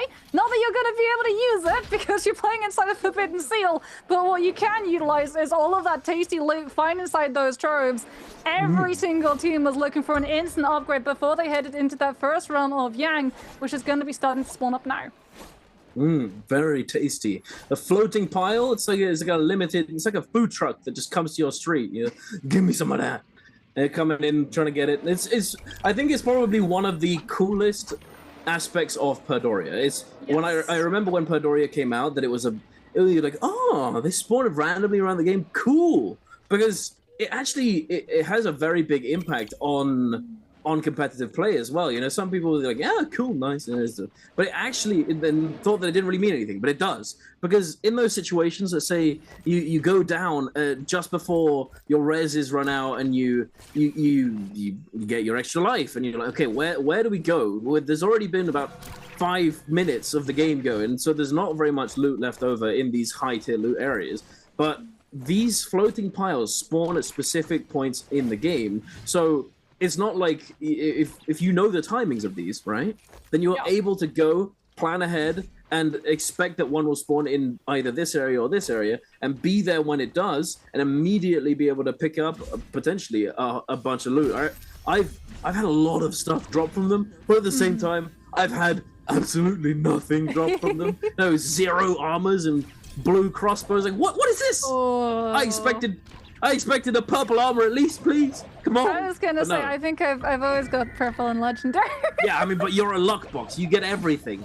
It's just, let's see who gets inside a realm of Yang. It's just a skill issue, I guess. You know, like... It is gonna be ASE with the Viper adjusting a Syra composition. Going to be going inside a realm of Yang fight up against YZG. So YZG, still a couple of blue armors for them, definitely outmatched in terms of those armors up against their opponents who are already rocking 2 purples, but it's really going to be about whether they can dodge out of all of the CC connections. If you get hit by one CC, it's going to be followed up by another. There's the first dash dropping down into the RMB from those halberds. These players trying to split away, but if they go behind the pills and dodge away from the Viper ultimate, Jia went on this Jacina, can chase them down. Han's already been able to find the stagger 2 on that Tian high, and ASC are committing a lot of these ultimates. They need to win the fight before these are done. Otherwise, we get reset right back into neutral when YZG have an advantage in terms of overall sustain with the ping. Is this winnable? The Monk getting very, very low. TXJ coming out of that ultimate does have a bit of armor to work with, but very little HP. If they have any fire damage, he is cooked. He's smoldering, but no, it doesn't look as though there is. They're just going to draw it out. Is this 3 versus 1 situation? There's no need to really rush anything, as that buff is going to last a little bit longer into the game. If you do, just wait that little bit longer. Also, something I would like to note, I'm pretty sure that this what I'm about to say, a lot of people aren't really sure what the reality is. But so before, when you took the buff, when you picked up the buff from the box, it affected when it would start. So if you pick up the buff from the box, right, the buff starts from that point, or at least it used to. So people would wait until the very end, the last second, to pick it up. And then I distinctly remember NARAKA saying that they were removing that, and that it would simply give you the buff, or the buff timer would start the moment you win the Yang. But then I don't know what happened, but I am absolutely certain now that that's not the case, and it's back to how it used to be. It's back to, if you wait until the last second, you're able to have the buff for that little bit longer, essentially. So I wanted to put that to rest, and to essentially say, everybody, wait until the last second of Yang before picking up your buff, because you will get that little bit longer. It's worth it sometimes. It really is. 2 seconds doesn't seem like much, but it makes the difference sometimes. You know, you die 2 seconds after your buff runs out, you are going to be kicking yourself. But back to the game, ASE, OA, all in relatively close to each other. GG as well. in this cave. Probably one of the most grief caves that exists, I have to say. It is just, the fire cage is there. You know, it's rough in there sometimes. You know, imagine a Kylan, a Syra, and a Zai all walking into that cave. Sounds like the beginning of a joke. A very bad joke with a horrible it's a nightmare. Unfortunately for SR as well, they had a little bit of a nightmare. The reason why we didn't cut to another Yang fight, it looks like, was because everyone else was finished. SR, it seems, were only able to get 2 of the players in. The Takeda, that carry with the burst damage, was not able to make inside a realm of Yang. And now it's going to be ASC going head-to-head against DRG. That Viper stun setting up for all of the follow-through damage. Yawen just so on target with these Justina dashes, catching onto Kakaishi before he can look for the grabs on this monk. He's been able to find one, look for a potential double, but the third party is here, and Youth now is getting frozen out. Another Viper ultimate comes on through, followed up by a third party from Bowder throwing in a Tessa ultimate. Everything, including the kitchen sink, is currently being chucked into this fight. One team already decides that they've had enough, and Wuchen teleports out. Meng getting blitzed down. Can he find the Yoto ultimate? Yes, he can! And gets full healed up off of his Soul Jade to be able to live because of that elimination coming through.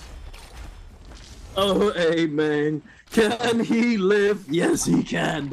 He's out of there. No, he can't. He gets run down by the side. Oh, no. He cannot live. He cannot fix it, unfortunately. But we're now taking a look over here. YZG chasing after WPG. This is a lot of open space right now. Jing with that dagger LMB. Oh, the parry beautifully done by TXJ. Immediately not getting knocked away. But another one, Year Run, getting absolutely cooked. But he gets up, gets that Tessa ultimate, another parry coming in from CXZ. Jing tries to crouch underneath that focus, but doesn't recognize that the terrain is not in his favor and actually gets clipped, not able to parry. Jing now getting caught by this dagger. The tech chase is painful. The Wu Chen coming in with that shield, gonna be able to top up his teammate Jing. Now going for that health heal before re-engaging in this fight. YZG, it's looking rough. CXZ gonna be going down in the zone.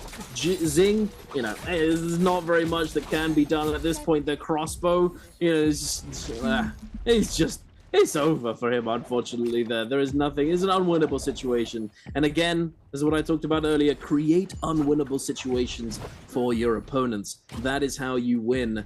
But it's not always possible. Regardless, it's looking pretty rough for OG Jinyu, I believe, with the still Yang depletion. Is he going to be able to salvage this? 10 seconds remaining. 8, 7, 6, 5. No, he's going quietly into the night. Yeah. Into the night he goes before he gives away an elimination to another team. OG's baby, you're going to be coming through with that Syra V1 stun dazzle onto Bactus Ching, and then just floats away, lets the zone absolutely chunk that health bar down. Baby, you tries to hide. He knows his ultimate is going to be down in a couple of months. He's also just trying to live currently. He's the last player standing for his team right now. Goes into that lava as well. So if you didn't activate that one, you're going to be starting to tick through. If you stand in it a little bit too long, double jumps over the staff pitter-patter. Comes out with that F1, gets a little bit of a heal. Look for the jump vertical onto June. Wasn't able to find it, but was able to offer the back of the heal that came through from that Syra F1. Live long enough that the zone damage did his opponent in regardless. And off of the back of that one, OUG will be able to survive a little bit longer, but unfortunately not long enough. He had no Vitalia to his name, and he gets taken down as this is a incredibly aggressive lobby. We've got a second realm of Yang spawning in Dunk, and the fights aren't even occurring where the portal is.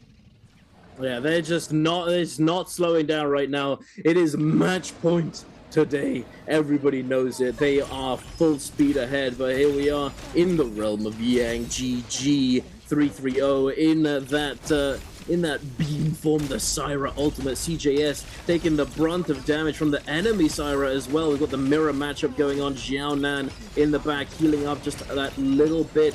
Oh, CJS taking a little bit of damage. He's still kicking though. He's still blending. That Zai ultimate is going to be expiring relatively soon, as has 330 Syra ultimate. Jiaonan on the other side eating a lot of chip damage from 330. The fan doing work here.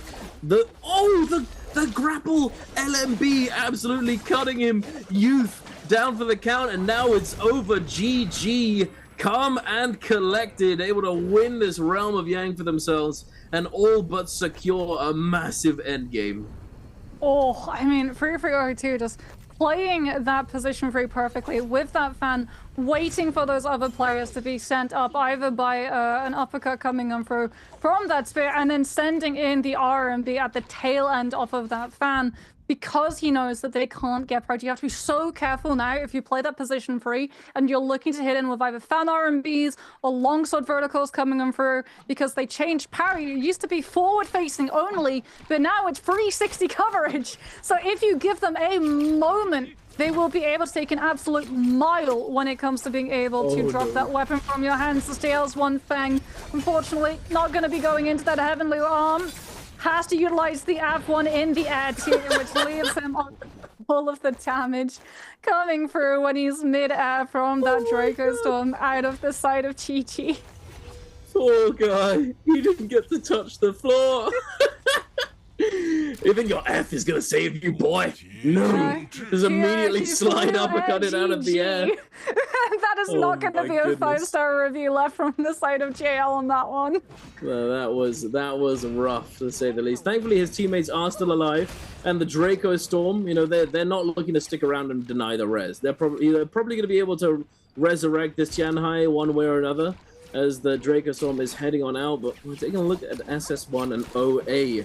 OA do seem as though they can potentially fend this off. Oh, the big damage coming through. The double silence as well from the F2 Ferrier. Massive. The freeze again. He dodges the Tessa ultimate. The presence of mind here. Beautifully executed. SS1 now responding with this Viper ultimate I-framed by getting into the mech. Perfectly timed. And the other two make away. And now the Wu Chen ult is forced to respond. SS1 Water going to be the target immediately, holding, trying to deny the pressure, but no, his teammate coming in for the peel. Two-Tick getting caught by that Tessa ultimate. The Farrier Blast coming through and taking down this Wu Chen. Two-Tick trying to disengage, trying to get behind the wall. The F3 from the Yoto, beautifully placed there to protect his teammate. That's what I'm talking about. That's team play right there.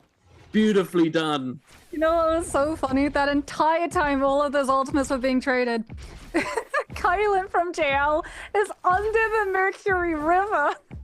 Wait, and set something really? up that set something I opportunity. didn't see it. I was too focused on everything else.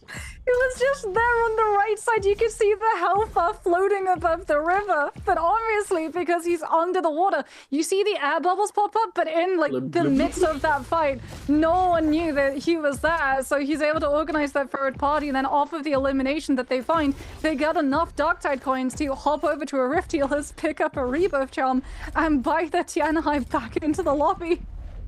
That's actually hilarious. He's just sitting there biding his time. Blub, blub, blub.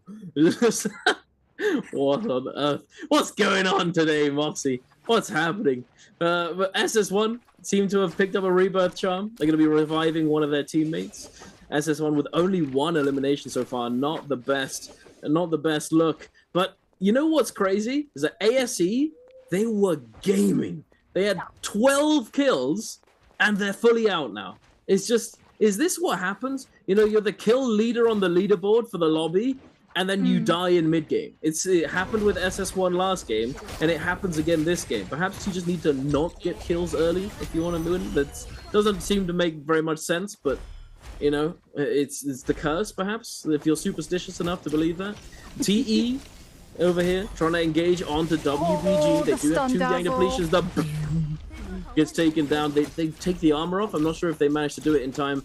TE's Peak still trying to chase him down. The Wu Chen ultimate not taking them very far. Healing up his teammate Yeran is going to get picked clean here. The third party from GG. Oh no, Youth. Oh, what's going on?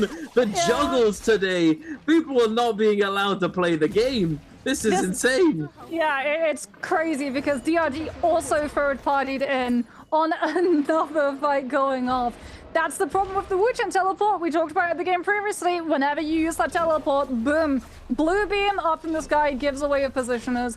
JL take advantage of all of the fighting going on around them to cement their position at the Spirit Wall, and because they're now so entrenched, if anybody tries to come close to them, they're going to see that it's a Tianhai team, that they've got this little bubble, this dome of safety, which blocks all range damage coming on through, so it doesn't punish a lack of something like a Karumi or a Temi to be able to play pocket to your Tianhai if the ultimate has to be committed.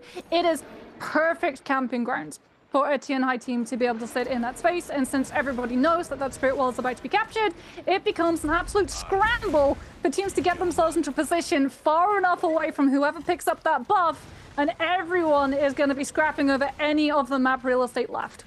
Absolutely. You do not want to be you do not want to be the target of a Draco Storm buff team.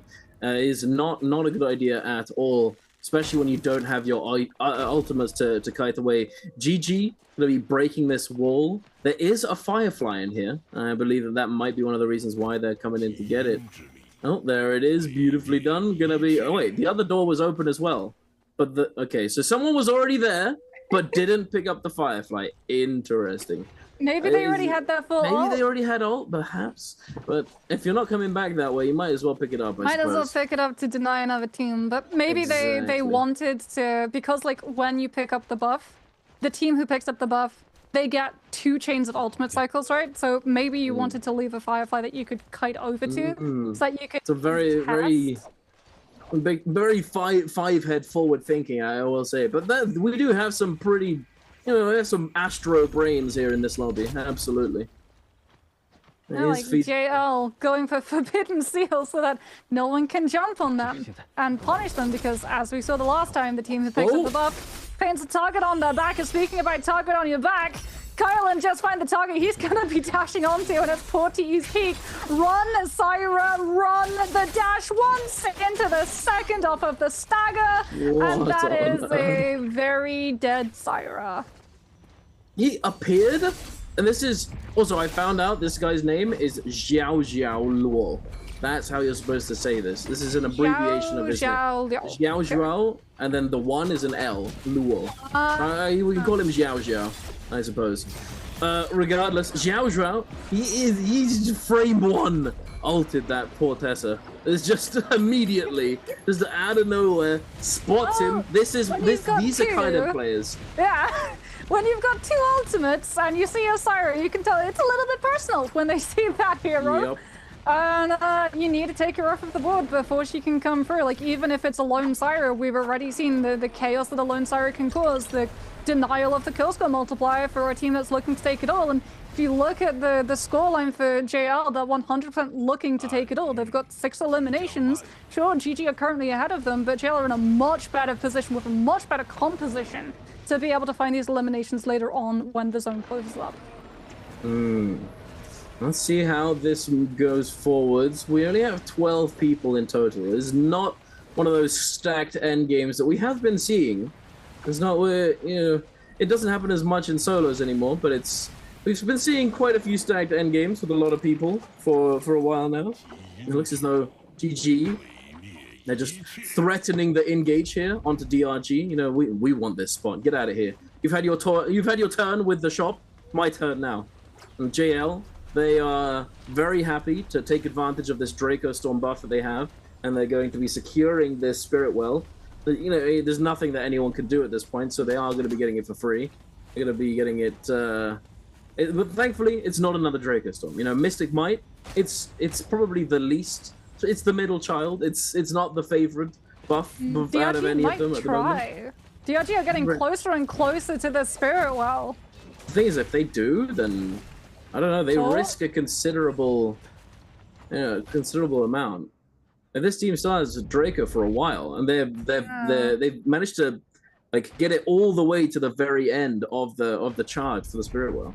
Yeah, you can see DRG thought about it and then immediately decided not to, as everyone's understood that JL is gonna be snapping that one up, and now it becomes an absolute scramble for any distance that they can put between themselves and the team with 2 ultimate cycles. Joao cutting for player after player with this Kylan ultimate, setting up all of the dashes. In the meantime, JL still able to hold on to things like this Tianpai transformation. Joao also able to utilize the verticality that you can aim with that Kylan dash, catch on to the players looking to hide themselves up those tree trunks, and JL will very quickly claim another. Unfortunately for OA, they've now lost their Yoto. They've still got that Justina, so if they can find the freezes, JL's window to utilize this TI ultimate is going to be significantly shortened.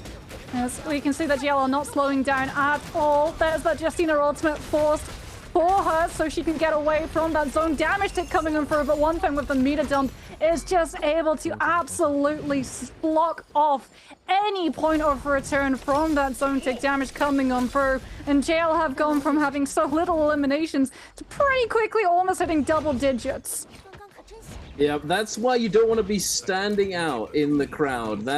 The Justina, Feria, Yoto composition just immediately gets picked up on and immediately targeted. They just get absolutely lobbied. The Justina does do a good job of attempting to get another team focused, but it doesn't end up being all that fruitful for them, unfortunately. And they just get sent to the Shadow Realm. But DRG, with this Monk ultimate, not really able to get anything, unfortunately. GG TJS, having used that Zaya ultimate, is going to be a target, trying to disengage, heal up a little bit before these final moments in the lobby. Xiao holding on to this ultimate, I'd imagine. He's going to be trying to hold on until the very end as the zone is slowly creeping closer and closer to the center. LXM taken down extremely low. The Dragon Roar to peel. LXM puts a foot in the zone and very nearly goes down to that storm damage. CJS still hasn't managed to find a heal, but LXM being forced into the middle does get taken down. Not going to be able to get back up again, I don't think, as this is very crowded, small space. DRG, WX98 with that Kurumi ultimate, the double slam, kablam! Kakaishi goes down. He had a little bit of time left on that ultimate, not going to be able to get it, not going to be able to use it, I don't think.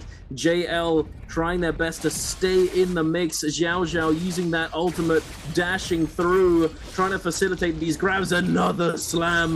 Dongxing gets cooked, and it's pretty much over at this point. There's JL, Syra, 3-man strong. Oh, no, I mean, never mind. True. GG lost the Syra. The Syra is currently bleeding out. It is the Zai for the side of GG, who is currently still up. JL have all of their team. DRG also going to be missing that Kylan, so no immunity coming on off of that ultimate. WX98 rolling around, trying to get away from this pulse or damage. GG lose their Zai.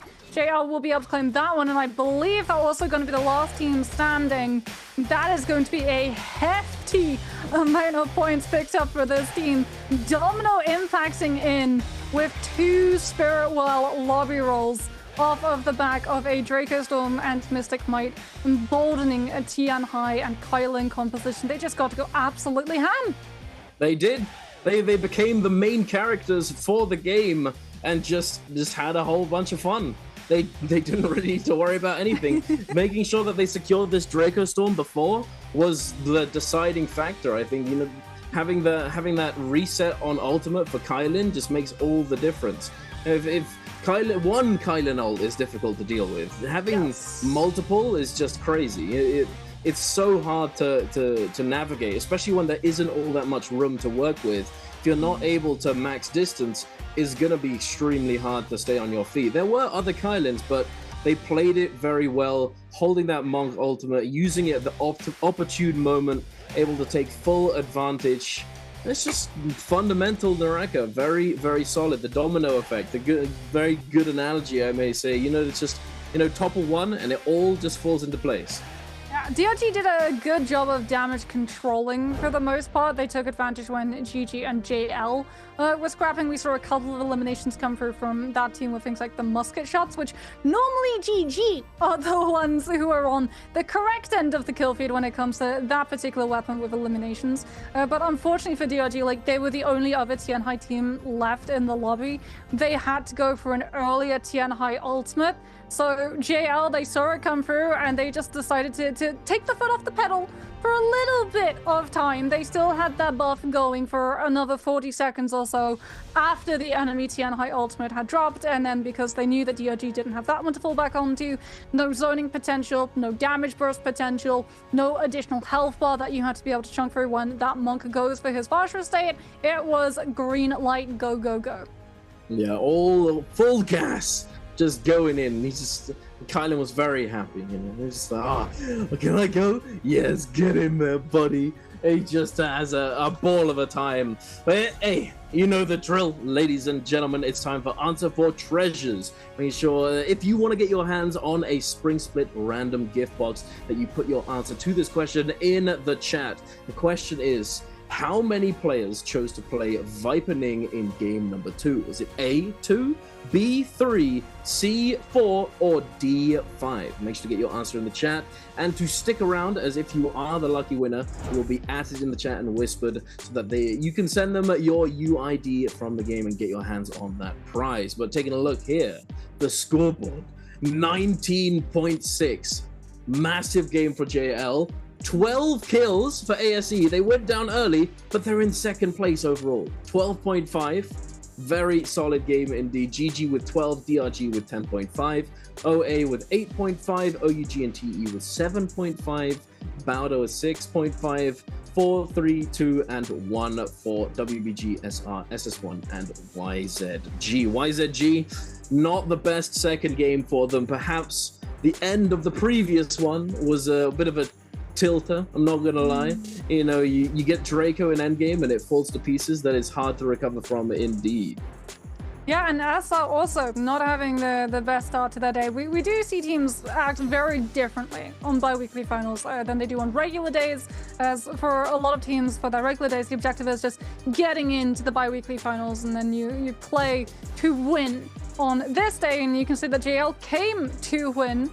Wanfeng, Cuckoo, and Joao all coming on through. 13,400 heals coming on out from Cuckoo, and 17,200 damage coming out from Joao. So he's probably going to be picking up that MVP. Even though we saw Wanfeng on that Tianhai, he hadn't even broken double digits in terms of overall damage. So you can really see that Tianhai was more utilized to position teams into uncomfortable positions for Joao on that Kylan to take full advantage of, as opposed to bagging up all of the kills.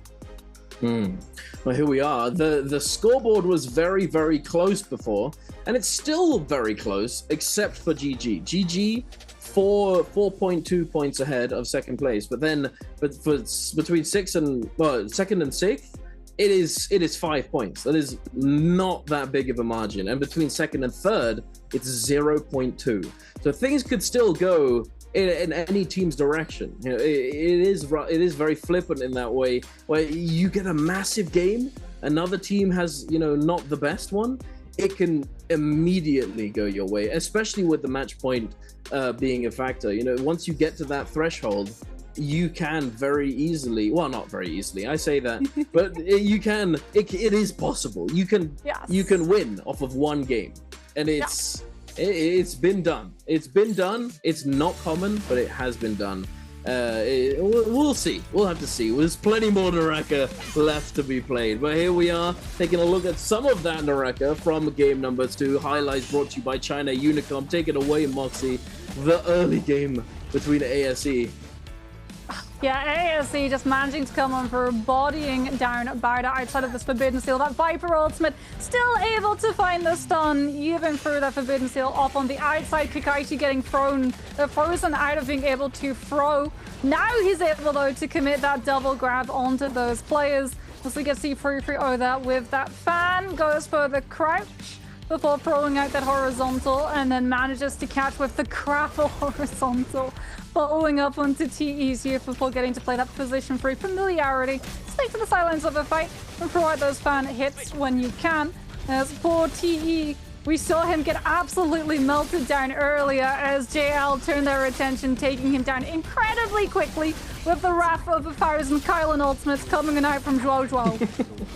Indeed, a Xiao Xiao having a ball of a time. Look at him, got blistering as well. Oei Meng trying to survive, not able to do so. Wan Feng, kablam!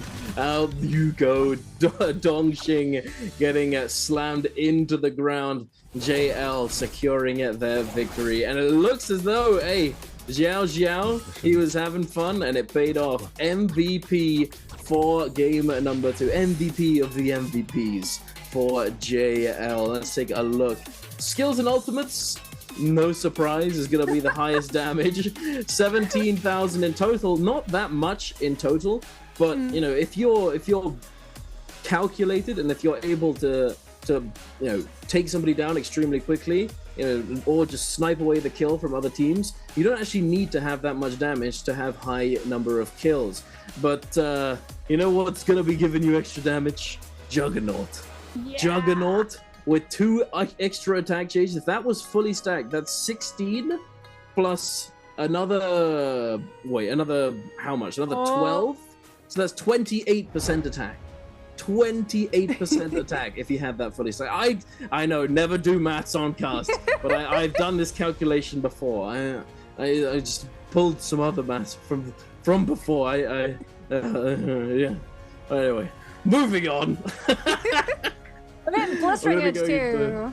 That gets to work because like Kurumi ultimate gets to cleanse the fire tick debuff. Remember when Zip first released, everyone took fire tick so it could counter her because she doesn't get to cleanse it. So having that heal cut reduction, if you're afflicted with fire burn damage, you are taking 50% reduced heal efficiency from all sources. So your Vitalia, but also skills and ultimates coming through from your teammates at the same time. So something like Blistering Edge in a Zip heavy lobby is incredibly strong. But speaking about Kylan, we're gonna be dashing our way over to another map right after this.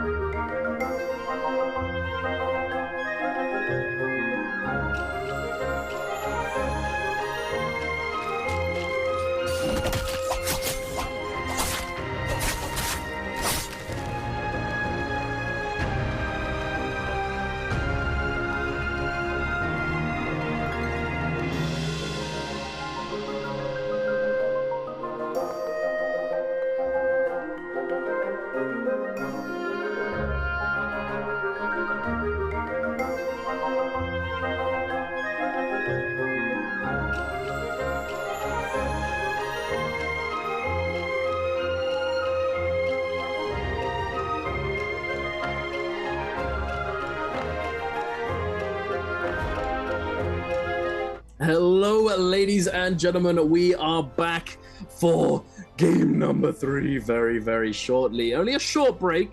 Only a short one. We're going to get back into the action sooner rather than later. I am Dunkin' Donuts, joined by the lovely Moxie. We are your casters today, and we are witness to this beautiful NARAKA being played. The first game, OA taking the MVP, JL coming in for the second game.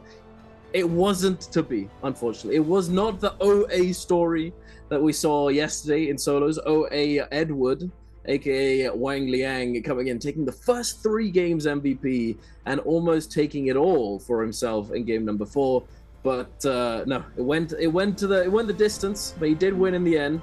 But unfortunately, OA was not able to replicate the same result. But we shall see moving forwards. They could still come in and dominate, but there are a lot of dominant teams in this lobby. So, what do you think, Moxie? Are we going the distance today? I think we're going the distance. But speaking about dominant, one thing we haven't seen that we did in regular week was dominant MVPs from Cyrus. It feels like having that hero be so strong in the regular week has painted a target on any Cyrus player's back, right? We saw it from JL the second that they zeroed in on TE Cyrus, like, boom. This is a hero that we have to eliminate, even if it's going to burn one of our ultimates to be able to guarantee that we get this kill. There is no possible way that we can let alone Cyrus survive into that end game and grief us with her ultimate out of being able to pick up that kill score multiplier. So like, the message has gone out. The teams in phase 1 who we were talking about coming in at an advantage because they would immediately be able to lock Cyrus out for everyone else in this lobby actually kind of shoot themselves in the foot when they go for that hero pick. Yeah, that is true. I think it's I was thinking about it yesterday, in fact, or the other day, in fact, when I was watching the trios.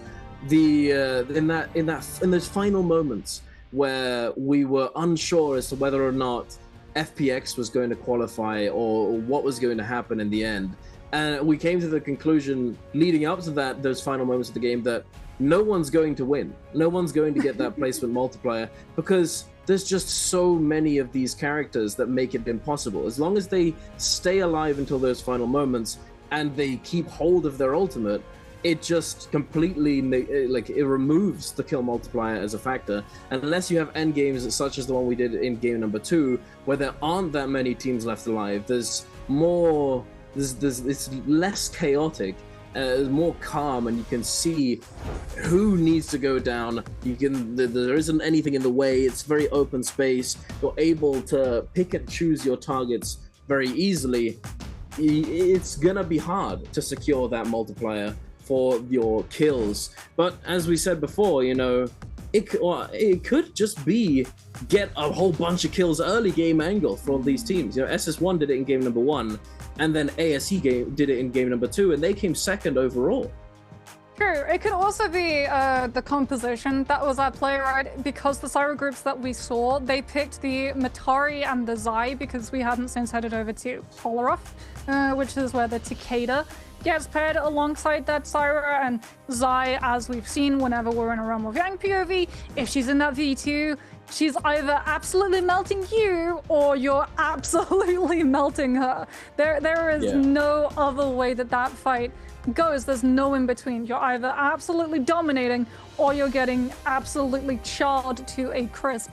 But now that we head over towards Holoroth and we get to see the Takeda come through, and potentially even the Kurumi and Syra, so that you have that Syra play the Temi and sort of play a pseudo position 1.5 as opposed to a position 1 and 2 that your Takeda is going to have to then take into account as well. Then we could still see the end game and that Takeda being able to have a little bit more value as the games continue on. Yeah, the Takeda has, we were talking about it earlier, he's gone back to being much more utility based. But it's hard to actually scale up at times with the Xiphon, the budget comp, if you will. They're able to get the ball rolling much more easily because they only really need that purple armor on one player for them to be able to contest these other teams. Whereas Takeda, he kind of needs that scaling factor. He needs him and his team to have these high-grade weapons to be able to unlock that high-tiered ultimate, because unless you have that, it becomes very, very difficult to really contest any of these teams, as you just don't have enough. You don't have enough utility. Yeah, I think I would still prefer Takeda over Zai, though, when it comes to Spirit Well contest. Because like you see a Zai pop ultimate and you're like, okay, well let's just distance it. It becomes a little bit harder if she's in position. She gets that bubble dome, but obviously the bubble dome pops before the spirit well can get picked up sometimes, so you can still outrange Zai down as opposed to Takeda, who has so much more CC and juggle potential as well as those extensions. Like when we got to see Takeda, he used to be the king of solos. Solos used to be Takeda and Aegis and Taka, all because those ultimates could extend you so many hits of damage, and without, like, if you baited the other player to utilizing a combo breaker, there would be nothing that they could do. You would be just put into a TOD combo. And that is something that Takeda was able to bring with trios too when he came into the mix, and we had Sand Siphon, where you would be able to utilize the Takeda Furin shoves to shove people into things like the Temi Wisp or the Tumulch Ultimate, and they would just get absolutely plastered without being able to do anything in return, as opposed to the Zai, where it's essentially you're trying to set up as much fire tick damage as possible so that it clips the wings in terms of sustain that the Zip is able to bring to the table. And yeah, you can still chunk a couple of players down and melt them, but it's nowhere near the level of CC stagger setup that you can play off of like the Takeda. Yeah, absolutely not. At least it's not anymore. I remember the original Zai, the amount of damage that she was able to pump out was crazy. If you know, you know. Old Zai was an abomination. It was very scary. Just so was old Takeda. You know, and it's so many characters have just been like insanely strong at times throughout NARAKA history. Things have settled down now somewhat. Now we have the microwave Syra just beaming everybody, and well, she's been in and out of meta a couple times already since her release. I'm waiting for the Lani and trios to randomly just take control, take the reins, and just run it. Because take flight. Oh boy. Yeah, she is getting buffed in the upcoming patch as well. The test server patch notes, she is now going to be able to hold. So in the way that Valda is able to hold the cast of her spear and delay it, she's going to be able to do exactly the same thing with V2, with the ball that she throws out. She's going to be able to do the same thing. She's going to dash much faster. The teleport to the ball by reactivating the ultimate is also going to be a bit faster. We may end up seeing Lani in the upcoming trios meta once Nbpl does start to actually play on that patch. Yeah, but they're not going to be playing on that patch for a while to come, and as a result, we're not seeing any Lani's currently locked in. We did have one Takeda composition utilizing that Syra, and now we head into phase number 2. It's going to be Jail picking up the Tessa Viper Wuchen, joined alongside OA and also GG, as it's now going to be phase 3. Remember, we still haven't hit game 4, so all of these teams still playing with a budget, 0 hero points. They're going to be locked out of Tessa, locked out of Viper, locked out of Wuchen, and very obviously locked out of that Syra. So back we go to traditional Xiphon. This is when Karumi used to be paired alongside that one. OUG going to be running the Transformer 2025 composition. TE going to be running Xiphon with the Karumi rather than the Zip, so that it doesn't cost them points, or rather because they burned points previously when it came to running a Zip with a Transformer comp. And ooh, we've got another attempt at Cannonball, which again, unfortunately, is the only Yoto in the lobby. We do have a couple of other just Farriers, so at least you're not going to be painting as much of a target if you can costume change around the other Justines and Farriers, but that Yoto is going to be very hard to hide. Yeah, especially when she starts yelling in the air when she's using her. It's there always seems to be one team who is willing to play this composition, and I mean, in game number 2, it did make it to end game. It wasn't too bad, but it's definitely a bit of a struggle. But we shall see. Going into this game, doesn't look as though there is anything out of the ordinary in terms of ability choices. The monks running V2, the healing, V2 on the Kylan, V2 on the Zai as well. I don't see F2 anything Yodo. interesting.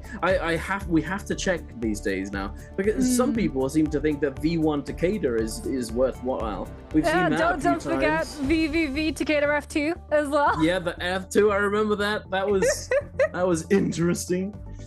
No, nothing out of the ordinary. All relatively standard.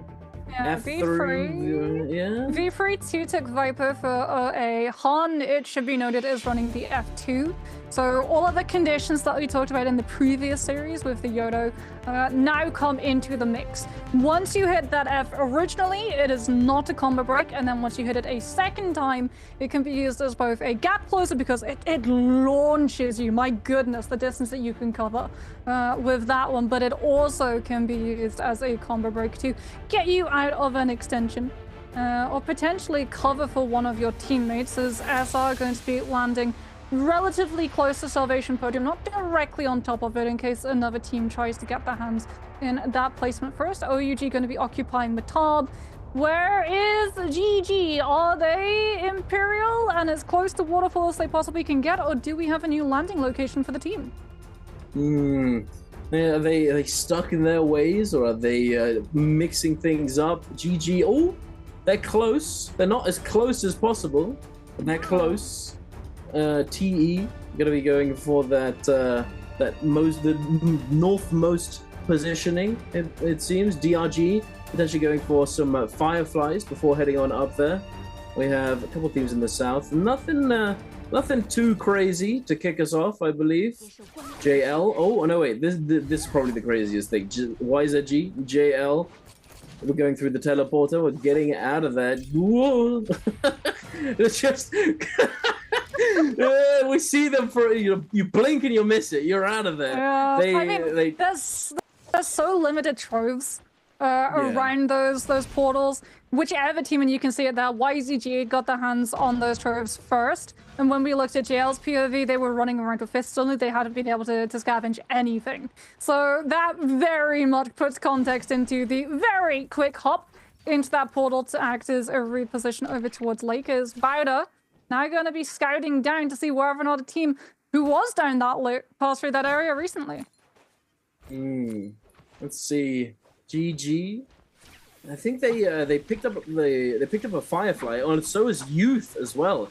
Now going over to these fireflies is very, very impactful. We've seen it time and time again. I am a huge advocate, the firefly enjoyer. You gotta get your protein in. You gotta munch those bugs. You gotta get that rage going. Gets you juiced up, ready to go. Nothing crazy has happened just yet, at least not that we've seen. OA has gone down though. A couple of those players are down and are in soul form. We have a fight kicking off between Bowder and DRG Kakaishi in that ultimate, beaming him down. The Tumult ultimate in play as well. ZZZT with the... Oh, does get parried, but he's chilling. He's not... there's nothing too bad's happening just yet. XEM. Gotta get the focus. Kylan dashing through, trying to peel. DRG Kakaishi's trying to chase him down. The purple fist blade's gonna do a lot of damage. Sleepy T getting locked up. The jump LMB peeled for just in time. He's gonna be able to disengage and potentially get that reset. The RMB coming on through onto that Monk. Are there armor swaps? Looks as though there might be. WX98 with that LMB hold gets broken by the Kylan F. Kakaishi. Oh, the parry bait. No follow-up. Just barely the combo break saving him. Sleepy T 1 HP in a dream. Is he going to be able to survive this? Takeda ultimate is in play. The armor swap comes through. The parry onto Kakaishi. He gets taken down. They've turned the tables, Moxie. What is this fight? Another Tumult. Tumult ultimate comes on for Takeda, still having those Purin shoves, but Ching with the LMB from this fist blade, also holding on to that RMB, commits it onto WX98, will be able to find the elimination. Do we have a run back potential coming on through as well, as Battle will be able to see themselves through that fight without picking up trade? So that is going to be DRG backing on off. No run back coming out from their side. DRG, like, they put so much pressure on trying to just force that Zip into being out of LOS of her teammates that the Syra was a little bit too easily punished and was taken down. And without that support, even though the Tumult ultimate was committed, everybody from the side of the Zip team just was still able to have access to that healing and was able to out-sustain their opponents as WBG. Investing a Moonbane, as well as control of that Ballista Tower. Can I start to scout out the area? Unfortunately, Jing might need the eyes checked because he goes directly past JL, who were crouched, not inside a purple bush, but just around those wooden fences. And they get passed right on over. They don't have to worry about Ballista. They don't have to worry about the Moonbane. And now they just saw a team moving around past them. They can follow behind and look for a third-party opportunity to come on through with this Viper ultimate, or just go for it themselves. Trow gets hit by that Cyrus Stun Dazzle, and Yuran starts the beam rolling. That's going to be a Wu Chen teleport forced, and with the Syra ultimate still in play, Yuran can look to collapse onto them, and unfortunately for JL, out of the firing beam into the fire, they teleport directly on top of SS1, who just rolled up, and the fight begins anew. Hello there, they say. They turn up right in the middle. Yuran in the combo. Oh, he does get the lift, but it gets griefed. Unfortunately, not able to claim that elimination before he teleports away just in time. Now, rotating around this Ballista Tower is pretty dangerous. JL, they're not looking to stick around. I think they're going to be disengaging. They only have that Viper ultimate to work with. SS1 now catching up to them. They're testing the waters to see if they can look for an engagement here. They do have WBG directly behind them, though. It looks as though that might be exactly what they have to worry about. Water taking a lot of damage. The Tesla stun is going to come through the silence into the ultimate. Beautifully done. Leo in a lot of trouble right now. He's... Oh, but no! What on earth? He drops down behind the rock and doesn't get the stun. SS1 with the blunder. It's all gone downhill for them now. That's rough. That is that's rough to see. And JL was still in the area and immediately come in with the third party. Zhao with the Viper V1. Chaser Jing out of the mix. And unfortunately sends them right into that Tesla enchantment from Wonfong. And off of the back of that one, JL look to try and make a disengagement because another team rolls up to the mix. Zhao has to peel back for his players, comes through with the fan RMBs getting sent out back to back. It's WBG on one side of JL, OA on the other. SS1 also still around too, just looking to figure out what exactly is going on with all of these teams. And JL decided it's not going to be safe looking for a full disengagement. It's going to be far more cozier right in the middle, right on top of that Ballista Tower, because now all of the teams that rolled up are forced to hug the base of it or go directly into the damage that it can provide.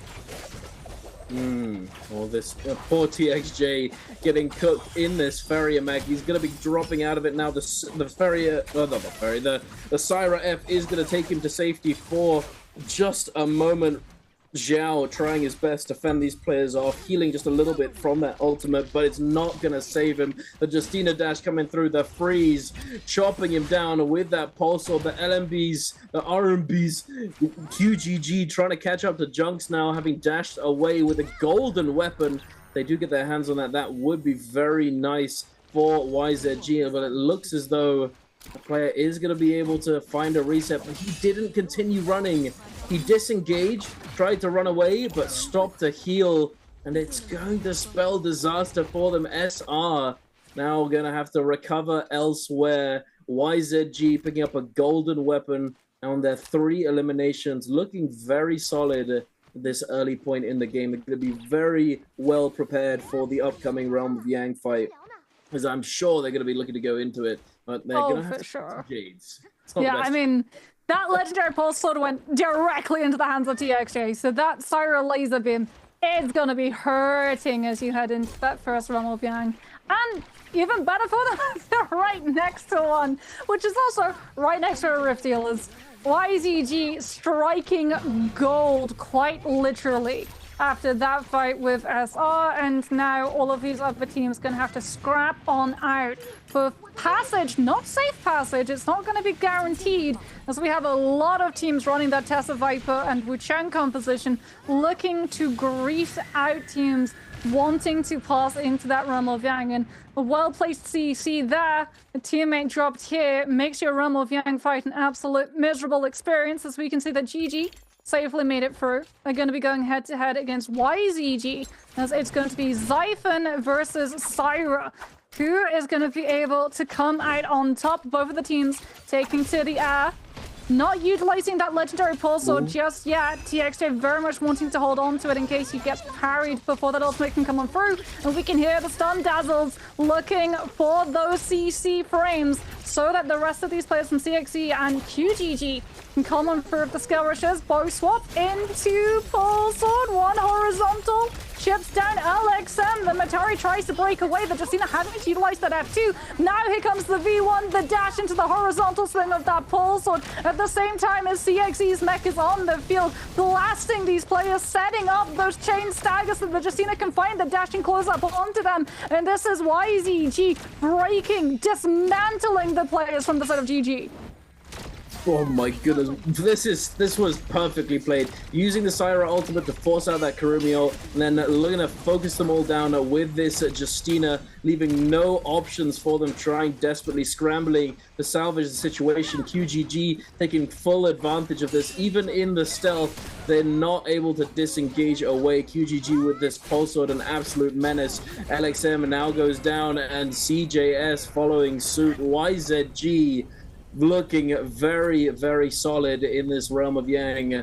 Now going to be able to pick themselves up a golden staff and their third purple armor of the game. Looking very kitted, very ready to just roll this lobby. QGG, but now given the golden dual blades. Oh, kind of you, buddy. He's got the golden staff. He doesn't need two golden weapons. QGG going to be blending through the rest of these lobbies. It looks as though ASC Xiao Wen's taking down a member of Bowder. OA gonna be consolidating onto this Spirit Well and trying to extend it as long as possible, holding off on picking it up so that they can extend the effective duration of that buff. DRG, it might get contested though, because we just saw OUG show up on the right side of the minimap when we were looking at that POV, and OUG have Yang depletion, so they're gonna be looking for a fight. Absolutely. They're going to need those soul blooms if they have a chance of surviving for the rest of the game. It's OUG, Bowder, and GG all in that similar position. Triple Yang depletion and triple Vermilion Birds Might. DRG, YZG, and ASE all are very happy to just rotate around the map without a care in the world. Looks as though Bowder is stalking them, hunting them in soul form. The waiting to resurrect themselves until they find an opportune moment. Yeah, but you don't really want to take a fight against a team that won Realm of Yang. True. Especially not when it's a Sand Siphon composition with a Syra. Because there's a lot of CC, there's a lot of follow-up. You know, because they won a Realm of Yang, that Takeda V3 is well on its way to scaling to peak level 3. And also, not a lot is going to die.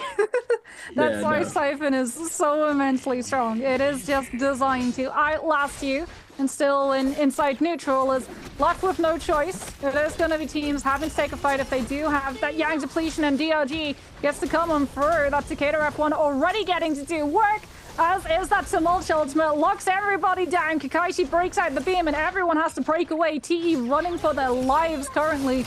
There's DRG in hot pursuit. TE don't have Yang depletion. They just have to try and hold in for another team to try and body and bully their way into this mix. And it looks like two have potentially taken the bait. Both GG and OUG have shown up to the fray. And these teams do have to stick the landing. They've got Yang depletion and they're going to commit hard. Exactly. This is exactly what I was talking about. They bided their time, waited until they found a team fighting, and then resed themselves close by so that they could try and take full advantage of this and not have to take a straight 3 versus 3. CJS coming in from the back with that fan, trying to find these RMBs, trying to do as much damage as possible, chasing down this zipping. Now Bowder in danger. Sleepy T all gets clipped by that F from CJS, knocking him down, but Bowder responding with that Tianhai ultimate, throwing out these hands, trying to find the grabs, and they find one! LXM gets caught by the monk. able to do as much damage as possible, gets dropped down, immediately rejuggled, another grab onto 330 into the double slam, kablam! 2 tickets knocked down, not taking all that much damage though. Is going to survive for the moment. XCM taking to the skies, the Sky Monk disengaging, and now OUG is their turn to try and go for these grabs. They need the cleanse the Yang depletion. Oh my god! What is going on? GG just loves getting grabbed, it looks like. What is happening? That's the second time now. SS going to be able to fully claim the Soul Blooms and cleanse that Yang depletion.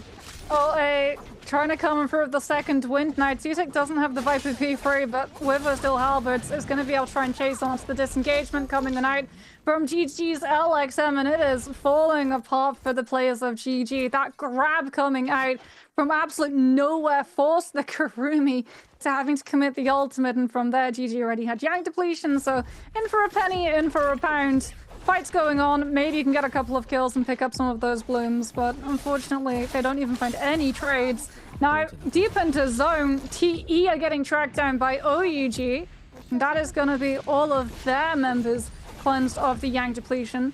At the same time, we're also going to see them having to be very careful about how they rotate into this zone. Good news for them is we can hear those realm of Yangs spawning on up now, so a lot of these really stacked up players who've scaled through into this mid game are going to be turning their attention to those positions as opposed to gatekeeping outside of the edge of that zone. But as this one is not in that position, they are absolutely gatekeeping. That Yodo throws out the F. There's the F2. The follow-up swing into the ultimate. Hand catches onto Juan. Tries to find the elimination. The Wuchen teleport carries everybody out. But now that the Yodo ultimate is done, it's going to have to be made up by that Farrier mech coming on through. Is there enough left?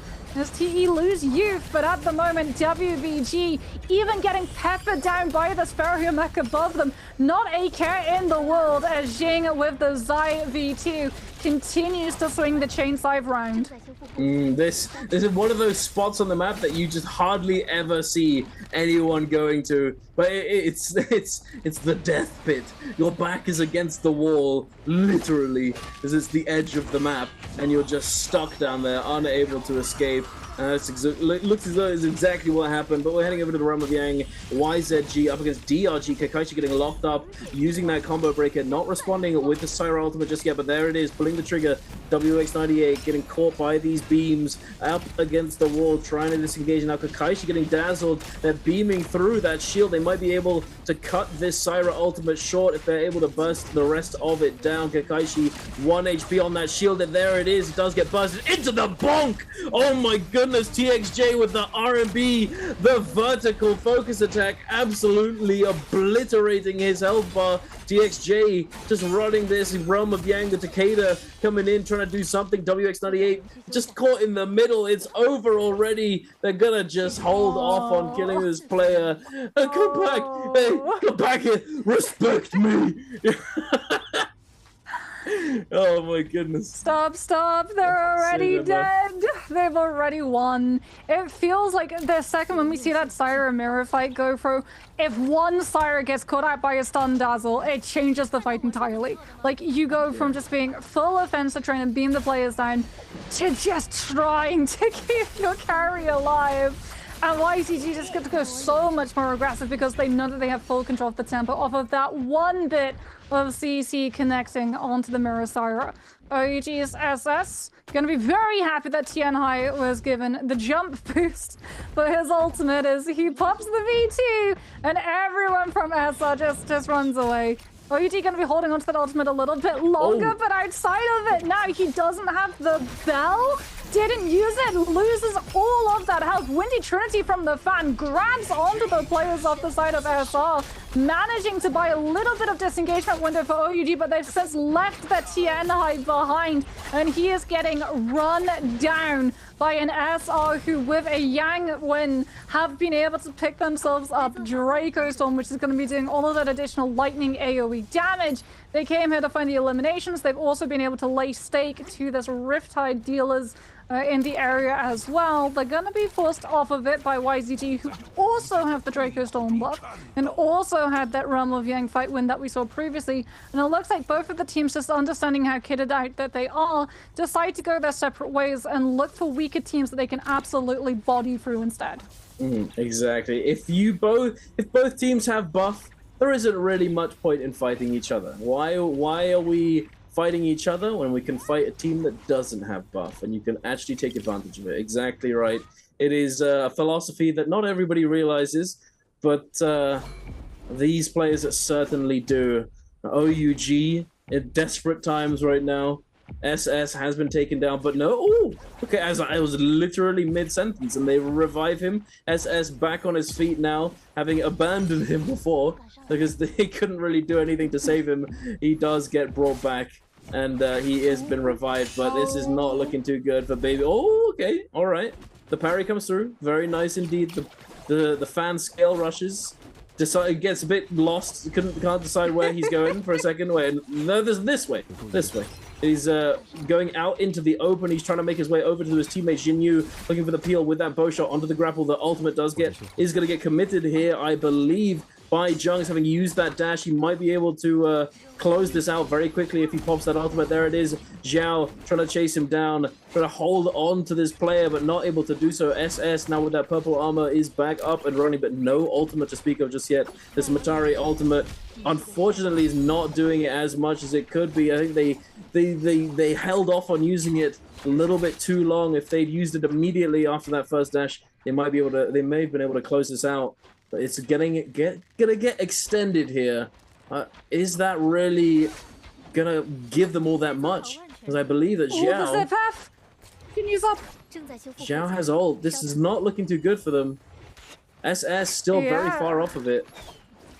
It's like they committed onto a team with OUG and they didn't understand the state of ultimates on the side, though. I think that's why they were really like very careful. You can see that OUG are kiting over towards ballista tracks too, so they might try and put that weapon between themselves and the team chasing them. But if they'd been able to take the kill onto the zip when they were Rico was able to track down the zipping, then I think we see the full commitment. But like what we were seeing in terms of the position, the pressure that they were putting onto the Tianhai, it felt very surface level. It was much more sort of like, do you have ultimate? We don't know if you have ultimate. If you don't have ultimate, then we can take this fight. But if you do have ultimate, then we have to force it and then disengage and hold on to our Zai V2 so that we can win the fight out afterwards. Because as we've talked about, right, that Zai Matari composition, it's a very ultimate heavy composition. It's an all-in team fight composition, and they couldn't really afford to go all in because they already saw, they ran into the other team coming through with that Draco Storm buff. They knew that the team who'd won Realm of Yang was also in the area, and if they all in and gambled on taking a fight against a team that had a Tianhai ultimate, that's a very loud fight that's going to occur, and a team that you do not want to get drawn into looking for a third-party opportunity. At the moment, everyone is going to be scrapping over Spirit. Well, speaking about third party, it's an all-out party because every single team in the area has invited themselves to this scrap. They have indeed. DRG, I believe, was actually looking to try and do that strategy where you let yourself die in the zone or something or other, and then revive your teammates with the rebirth charm, since they have Yang depletion.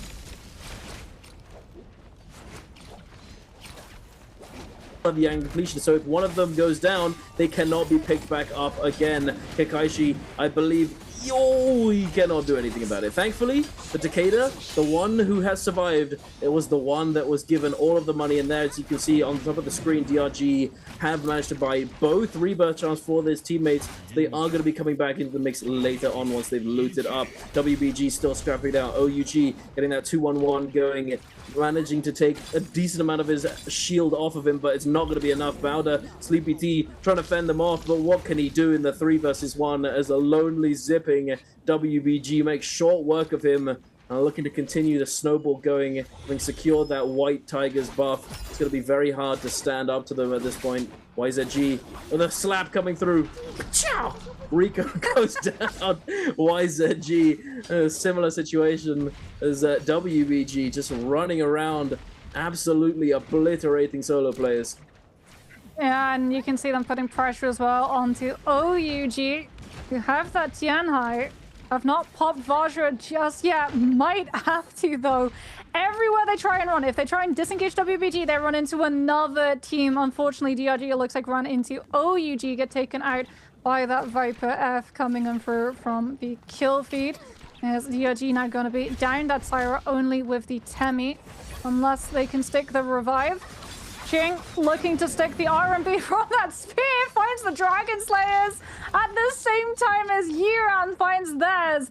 Double Nezes spinning off from the side of WBG is going to be sending that elimination off to home. As we can see, as camera cuts over to helicopter POV, WX98, the last player for DRG, is currently hidden inside that Invis bush and taking that chances, hoping that Bane is wanting to be merciful today. And if this bi-weekly so far has been any indication, I'm surprised he's still alive, to be honest with you. I'm very surprised. He's very confident at the moment. You have to be if you... Oh, there it is! See? He does get knocked around. I don't think anyone saw. Yeah. He was able to roll back into the Invis bush immediately afterwards, at least. Thankfully, it was not a quadruple Moonbane hit that just absolutely one-shot him. But there's still time. There's still time on that Moonbane.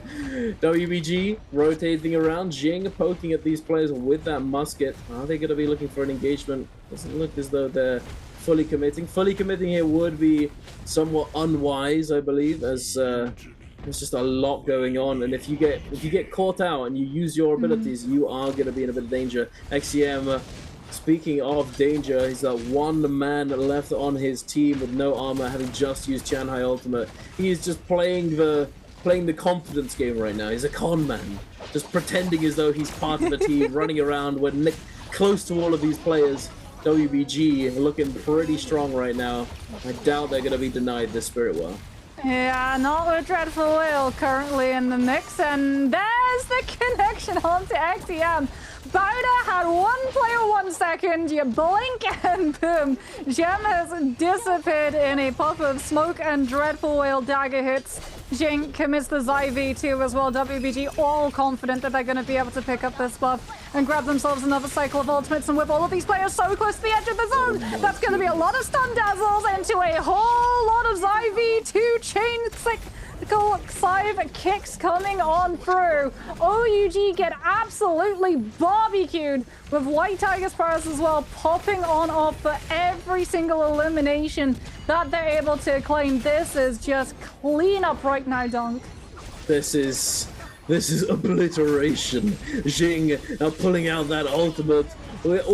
It scares them into teleporting away. Come back here, he says as he grapples up the cliff. But SS1 cutting him down, preventing him from going up there. The Soul Bloom has been left for him, so he's going to be picking that up and immediately going back up there. I believe there it is, grappling up. Can he find an opening? Meng is his initial target. PP eating the brunt of that empowered focus. Jing trying to catch him, trying to juggle him out of the air. The F comes through for PP. It looks as though he's going to be taken down relatively soon. The fire damage is applied, and there it is, nowhere to go. OAPP cannot stand tall. And now I believe they still have that Tessa and the Viper still alive, but it's going to be hard to find this resurrection.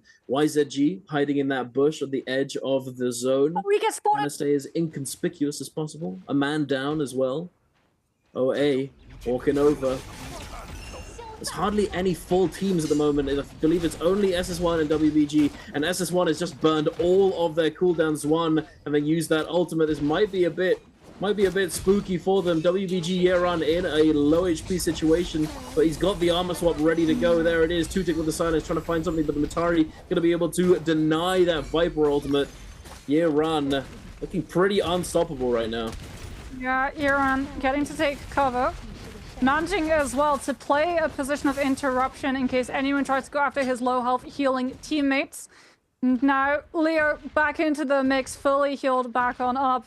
is going to allow WBG to buy back all of the space in the low ground. Everybody else sent packing, having to try and scrap out for any space that isn't currently in possession of WBG, and they're cannibalizing any safe position right now. If you want to try and take a fight and look for a reset opportunity, you fall right back into the clutches of WBG, still up on this low ground with all of their ultimates currently back into that mix. However, the silence does hit and connect onto Jing, who has to pack his bags and wait for that one to be done. Yuran now gets to come in through with the Syra V1. There's all of the verticality, so much space left too. There's so little terrain for these players to be able to dodge out of those stun dazzle hits coming on through. With wave roll being nerfed in this current iteration, they don't have the stamina to be able to dodge the dazzle, and WBG just have to clean up against YCG because TXJ bid his time, comes out with the latest Syra ultimate, has the verticality overview over the heads of WBG. The stun dazzle's connecting onto multiple plays. He gets an elimination onto Jing. Yuran tries to go into that zone damage that he doesn't potentially give a pick away to this team, but he puts himself up onto the owling into that dazzle, and YCG deny the kill score multiplier and the 20 bomb. WBG would have picked up blank if they'd been able to grab both of those. They're not going to be happy. No, absolutely not. They flew a little too close to the sun there. They got a little bit too aggressive. But YZG gonna come away with the MVP. What an endgame. It was looking really solid for them. WBG was looking unstoppable, but no. They used their ults, and then YZG just bided their time and came out on top. Very, very good for them. How close are the points though? Because it must be very close. Yeah, like YC I think had 15 eliminations, but they had the kill score multiplier. WBG had 19. So I think it's gonna be less than a point difference. Yeah, it's gonna be like 0.5 of a difference maker. You can see that WBG they're not happy about that. They had everything going for them. They had Spirit Well, they had White Tiger's Prowess. They had the perfect composition to be able to take it all home.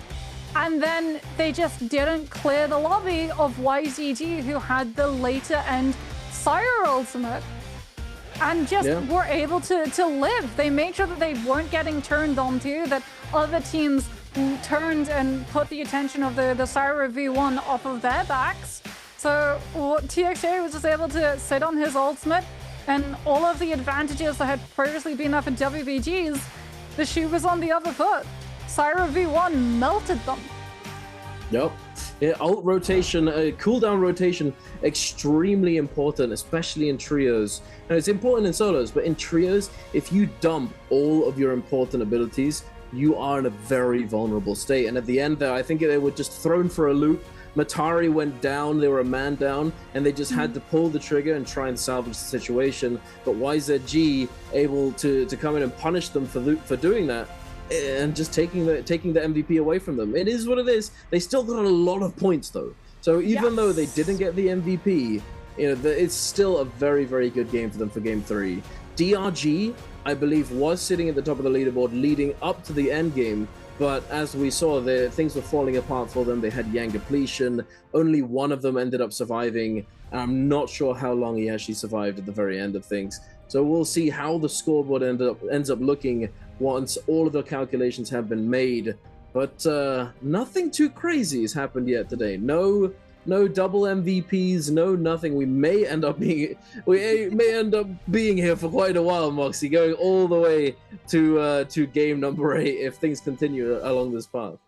Yeah, I mean, we are seeing a lot of big kill games though coming on from like 2 teams a lot of the time. The first game we had a lot of teams coming through of like 9 kills, 10 kills, 15 kills. But this time around, it's definitely going to be weighted towards both YCG and WBG. So that's definitely going to be making somewhat distance between themselves and the other teams in the lobby. Yeah, there it is. YCG 16 eliminations, WBG 19, so 23.2 in comparison to 21.5. It's not as close as we thought it was, because YCG were able to get those final eliminations, which pushed up that kill score somewhat. But it was still really close. Like WBG, they were so confident too. I think that was another thing that sort of was the reason behind the ultimate dump coming through from their side too. Because like you look at the players that were left in that lobby, you called it. There wasn't another full team. It was just YCG with 3 players, or rather WBG with 3 players alive. So the fact that they lost it, that it fell through their fingers, you can even see here in terms of overall damage that YCG did, it was meaningful damage. They didn't inflate their scoreline and statistics by dealing damage onto people who could immediately heal it back up. They just chose their moments very, very smartly. Yeah, absolutely. I will say that TXJ with a 28,000, that is quite a lot, but oh my goodness. Yeah, it's Syra, though. It's Syra. It's Syra. It's the Syra who lives to end game. Yeah, exactly. And you're absolutely right. The well-placed damage, the effective damage, the actual worthwhile damage is what really counts at the end of things. But here we are taking a look at the standings for the day so far after 3 games. Bowder, unfortunately, still sitting towards the bottom. SS1, OUG, SR, JL, and ASE. They're all very close to each other, though. The difference between SS1 and ASE is not very much at all. And then look at that! The difference between YZG and WBG is 0.2. Oh my goodness. Yeah, it's spicy today. WBG had some really close calls last year when it came to bi-weekly finals. They were griefed out of so many bi-weekly final wins with Wolves and the White Tigers for us. Now, so like Wolves just come out of nowhere and claim like 20 kills in final zones. WBG would have been leading the pack the entire lobby, and then all of a sudden just get curveballed by Wolves griefing their scoreline. So they had a lot of prowess and a lot of pedigree as well. For the team of WBG, they've always been up there as one of the strong teams present in the trio sphere. As we can have a look at our replays brought to you by China Umicon. Started off with YZG just putting themselves through that portal because they didn't get the loot that they were looking for, and they were able to find a really good recovery. What is this screen shake? No. So I will say I'm a very low sense gamer. I can't handle it. It just destroys my eyes to be spinning around like crazy. But some people can for sure manage it and prefer it. But YZG just running the show right now. The dash, trying his best to keep track of this Kurumi. Invisibility is very difficult to track down sometimes. It does eventually find him. Kurumi on her lonesome, trying her best to survive, but it's not to be. YZG dismantling this team in the realm of Yang. Hey, they just we talked about it then when it happened. This could be the beginning of the snowball factor that just runs their scoreline all the way to the MVP. It wasn't looking as though it was going to come out on top when WBG was popping off, but they certainly managed it in the end with that perfectly managed ability rotation. CXZ in that Ferrier ult, just an absolute menace, just turret shots going down. And then this one, I remember, the Tamok dies, and then Takeda's just on his own. They just leave him. There's the moment too that they're able to take full advantage. Like the fact that they wait too, TXJ burns the Syra V1, and they hold on to the Justina ultimate in case the Syra ultimate alone isn't gonna be enough. And all of the players from WBG can kite it and live it. As it is going to actually be QGG on that Justina, taking the MVP. As we can have a look, we've got Flame Assault coming on through, or rather Assault Smolder on that Soul Jade, Quick Charge and Thundercall for the pistol, as well as your favorite Soul Jade, Ripple and Phantom Step coming on out to be able to dodge around those Viper ultimates going on off. Fire arrows and target lock, as well as a damage reduction and an attack Soul Jade. So you can see a lot of prioritization on that fire tick that we were talking about previously, because when Kurumi is out of favor, having that 50% heal cut effectiveness can go the distance in being able to chunk down a Zips team's resources. Absolutely. We've talked about it at length in the past, how important fire damage is in trios and just in general. Yeah, Phantom Step, my favorite Soul Jade. Should be a gold Jade. Should be a gold Jade. Anyone who disagrees with me, I have a lot of burning desire to convince you that you're wrong. But yeah, it's extremely good. We've seen it time and time again. Phantom Step, Ripple Step is just one of the strongest J's that exists within the game. But it wasn't just that netted them the victory. The Justina. We talked about it earlier. If the Justina's really good, then it can really have a huge impact on the game and the fights, and makes a big difference. Yeah, but we're going to be dashing just like that Justina V1 over to an interview with one of our players. Take it away. Hi everyone, this is Yeager and welcome to the post-game interview. And now I'm standing with our player and let him say hello to our audience. 来吧，小萌先和观众朋友们打招呼吧。大家好，我是 OA 战队的萌。欢迎萌，欢迎来到我们的赛后采访。Okay, so as you are new here for the Nbpl, and I would like to know, so why you came to Nbpl and like be a esport player? So how's your feeling? 那因为萌也是第一次来到我们的联赛，也是第一次来到赛后采访，再次表达一下我们的欢迎。然后特别想问一下，那来到了这个职业联赛，已经经过了这个第一双周的一个角逐啊，目前为止觉得电竞生活感觉怎么样？最近感觉还可以，在这里生活的挺习惯的。So recently, I think I'm familiar with the like living here in the Nbpl. 为什么说是最近感觉还可以？之前是刚来的时候遇到一些什么问题吗？刚来的时候可能有点那个水土不服，然后吃不惯这边南方的菜。萌是哪里人？我是北方人。哦，是觉得太甜了，是不合口味。哦，这样子。So I just asked him why is recently just familiar with the living here, and he told me that he's from the like north part in China and came to Shanghai the first time in the Nbpl, and so maybe at the past time a little bit can't familiar with the life here, but now everything is okay. Okay, let's move on to next part. Answer for treasure. 我们来看一下今天给你准备的题目是什么。Okay, so you guys can see the question on the screen, and if you know the answer, just type them in the chat box, and our lucky guy will be whispered.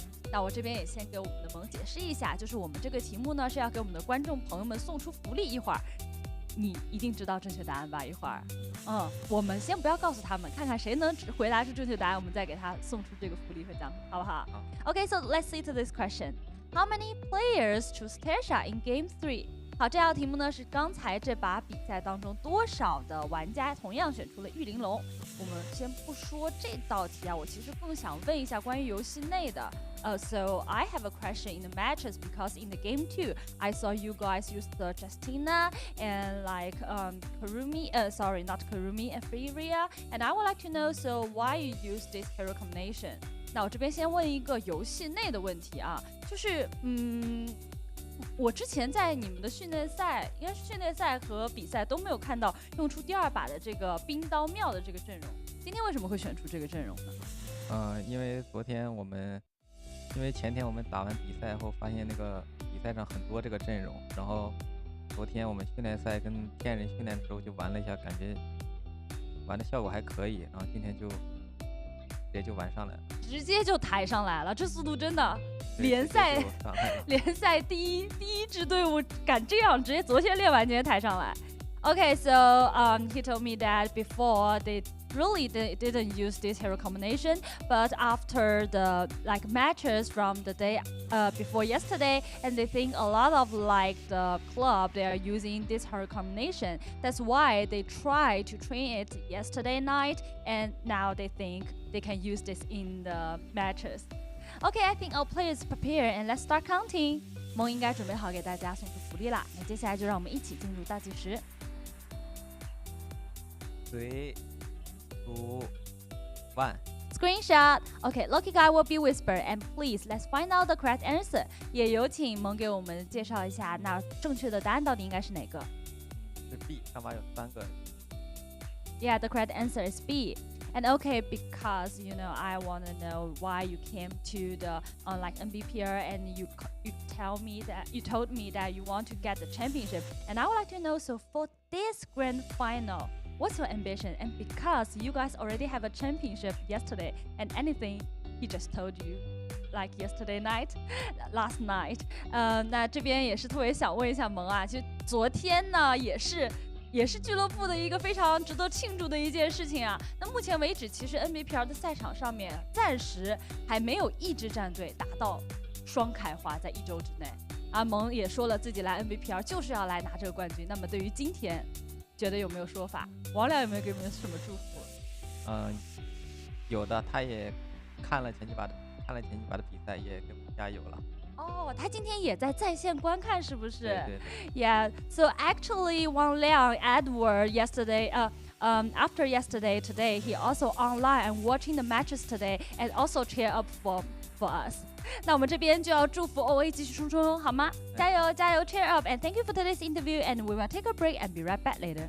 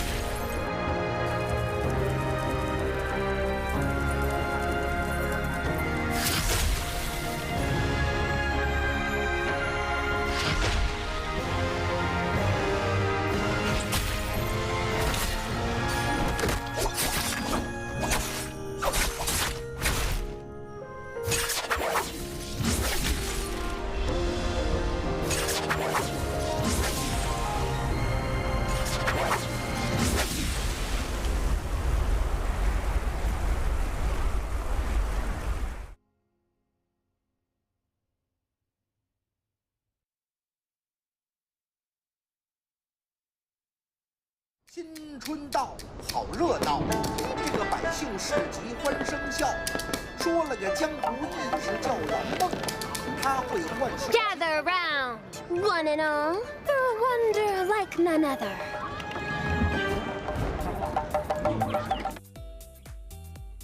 Hello Hello, everybody, and welcome back to the second half of the day for the NARAKA BLADEPOINT Pro League Trios bi-weekly finals for the first week of the spring split. I've got Moxie, I'm joined by Dunkin' Donuts, and Dunk, you and I, like, we came in today, we rolled up thinking, you know what, SR coming in 22 points ahead of the pack. Maybe we're gonna be out of here in one game after the interview. Nope, we are in here for the long haul, my friend.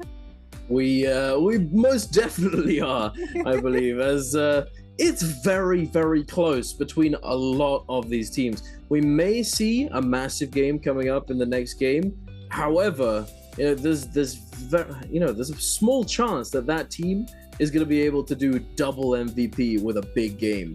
It's unlikely. So in all likelihood, we're probably going to be going to minimum 6, potentially 8. As it has happened plenty of times in the past. We might be here for the long haul. But hey, I'm ready for it. Lots of NARAKA to be played. I hope you guys at home are ready to go the distance as well, because it could be a very, very exciting moving forwards. But we're going to be going into that next game pretty soon. RS are going to recover. You know, we talked about them earlier, as you mentioned. It's not been looking too good for them so far today. Yeah, I mean, we talked about teething issues that some of these teams are facing when they're trying to put in new players and figure out new rosters. It's always going to be a little bit rough at the start of the season, like you heard as well from OA in their interview, that they had to practice the composition last night, literally, and take that out onto the stage. However, one thing that is going to be making it easier for these teams to operate around is the fact that headed into game number 4, which means hero points are refreshed. We've gone from having 0 hero points now to each team being delegated 9 that they have to be able to stretch over to wherever the day may end. So you know what, you can go big, you can spend it all on a hero that is incredibly costly and think maybe this is going to push up your points and get you a little bit closer to that MVP eligibility, or you can be a little bit frugal and understand that it's not necessarily a sprint as much as a marathon run all the way to that finish line. Yeah, it could be worth it. You know, you have to be calculated with your hero point usage. At the same time, though, sometimes it's just the luck of the draw. You in the certain phasing, and you want to play a certain composition on a certain map. We've talked about it before. You know, the like picking certain compositions on specific maps because it's very good for that map. You know, scaling wise, or you want to pick a comp that counters the compositions that usually get picked on a certain map on a certain day, whatever it might be. You know, you might have a strategy in play and you might have to spend more hero points than you would like, but at the end of the day, if you can make it work, it will be fruitful. But we'll have to see, can they manage it? Can they do it? Can SR return from the depths that they're currently in? Will SS1 recover? You know, or is YZG just gonna absolutely cook the rest of the games? You know, who knows right now? I'm excited. I hope you're excited, ladies and gentlemen. Let's get into game number 4. What do we expect? Quadruple Syra? I was a big fan of what OUG did in their first game, where they went for the Tesla Viper with champ pick, even though they were phase 2, understanding that the teams in phase 3 would likely be pioneering that one. And obviously, the more of a composition you have in the lobby, the harder it is for you to be picked out. If you start taking a fight and you swap over to a different weapon once you try to disengage, chances are, if there's like 4 testers in the lobby, it's going to be much harder than trying to figure out if that was the tester you were just fighting 5 seconds ago, who committed every single ultimate and ran out of that tail between her legs with 5 HP remaining, as opposed to, oh, there's one Yodo in the lobby, you just saw her ult, even if you don't run into her for another minute, you know that she's going to be taking that fight at a disadvantage. Yeah, absolutely. And that's what you were talking about earlier when you were mentioning costume changing. It's like, if there are multiple of the same character in the lobby, if you can sort of get, like, weave in and out of the fight, in and out of the teams, and you can essentially just put yourself next to one of those other characters, it's the same character, and you change the weapon that you're using, you know, it's going to be extremely hard for anybody to tell who is who. And, I mean, if you don't know already, they can't see the customizations and the skins and outfits and everything else from anybody on the enemy team. They can only see their own and their teammates' customizations and outfits. Yeah. So that's why this like strategy or this like idea exists. and why being a unique character, a unique team composition it carries risk with that. You know, if you're standing out of the crowd, you are likely going to get focused out. Yeah, not just that, but Raven actually talked about something interesting last year, where he was saying that something that these teams have started to do is that when they know that their Realm of Yang fight is up, because they see the hero name, not the player name, they'll log in the back of their minds the heroes who lose a Realm of Yang fight, so that when they run into teams in the open world, if they see those heroes that match up to those players and heroes that died inside a Realm of Yang, they know that they're likely facing a team with Yang depletion who are going to play and act drastically different to other teams in the area. So if you're the only one running like a Yodo or a Justina, it's very, very easy for the teams to go, okay, well, this team had a Justina and lost a Realm of Yang fight. We've now run into a team with a Justina in the open world. This must be the one under Yang depletion. And then you're going to take the fight differently. You don't have to immediately take it. You can wait out that timer to be going further and further and further down, so that the other team gets incredibly desperate and has to throw themselves into a fight that they're at a disadvantage of. But unfortunately, when you have Yang depletion, you get put in these positions where you can't control whether you're taking a fight or not. You have to take it. And as we've seen previously with teams like SS1, if you just manage to win the fight that you take at the beginning of having the Yang depletion, it doesn't necessarily mean that you get to continue in the lobby afterwards either. Yeah, you're absolutely right. This whole like min-maxes of NARAKA in tournament play have been evolving time and time again as time's gone on. You know, keeping track of which characters are dying in the kill feed in Yang, and then like managing the time, because everybody knows how long Yang depletion lasts, so that they can tell exactly when players are going to be timing out, etc. They can time their rotations based around this exactly. It's very big brain. Some people probably don't realize how much thought is going into so many different decisions. You know, the choosing to go one direction over another at a very specific timing in the game. You know, a lot of players will probably think, oh, he just wants to go that way. No, there is a lot going on behind the scenes, and it's very interesting to think about what more can be accomplished and what more can be optimized, because we didn't really think of all these things back in the day, and the game is continuing to evolve. Perhaps next year there'll be something that's commonplace that we don't even know about yet, which is an interesting thought for sure. I mean, you see it with the coaches all the time. Like, they have binders. they don't have notebooks. The stack. They have binders, and they're hardback too. Hardback binders that have like actual spines. As we can see now, DRG inside a Realm of Yang fight going up against OUG Kakaishi on this Syra, just knocking back in CCing this poor TNI, so that SS just does not find the opening. He gets a grab onto WX98. Will he be able to complete the slam? He does manage to do so, but Kakaishi gets to throw out one of those orbs and heal his player right back up to full before turning his attention, I love this too, onto the Kylan. So even though the Tianhai is finding those players, finding those grabs, there's no follow-up damage for OUG to be able to blitz down the health bars of DRG, and then once the ultimate rotation is done, it's still going to be that Takeda V1 on the mix, and manages to come on through with those V3 with those Furin shoves into the Pulse Sword follow-up. And DRG showcasing that even though they've had a rough couple of games, they still have fights where they are incredibly strong altogether. Well, I want to get into the action already. I want to get in there. I believe we're going to be going over to a non-Firefly map, as we've had plenty of Firefly ugliness so far today. We're going to be going over into the sunshine, the calm days. Might be looking at some more scaling-oriented compositions, some Takedas and such, or we'll see, you know, some counter compositions, some attempts at cutting down the Takedas before they can get to that end game situation and get fully scaled up with their legendary ultimate state.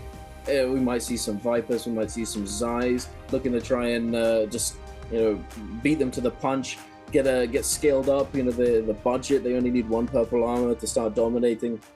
We'll have to see. It's it's difficult to really decipher what these players are all going to be going for, except for the fact that we know Syra is going to be picked in the first 4 picks, most likely, at the very least. But with what is the question? Syra X, Syra whatever. You know, are we seeing the Syra Justina Ferrier? You know, the Syra Matari Zai? You know, it can be anything at this point, but Syra is going to be a guarantee, I believe.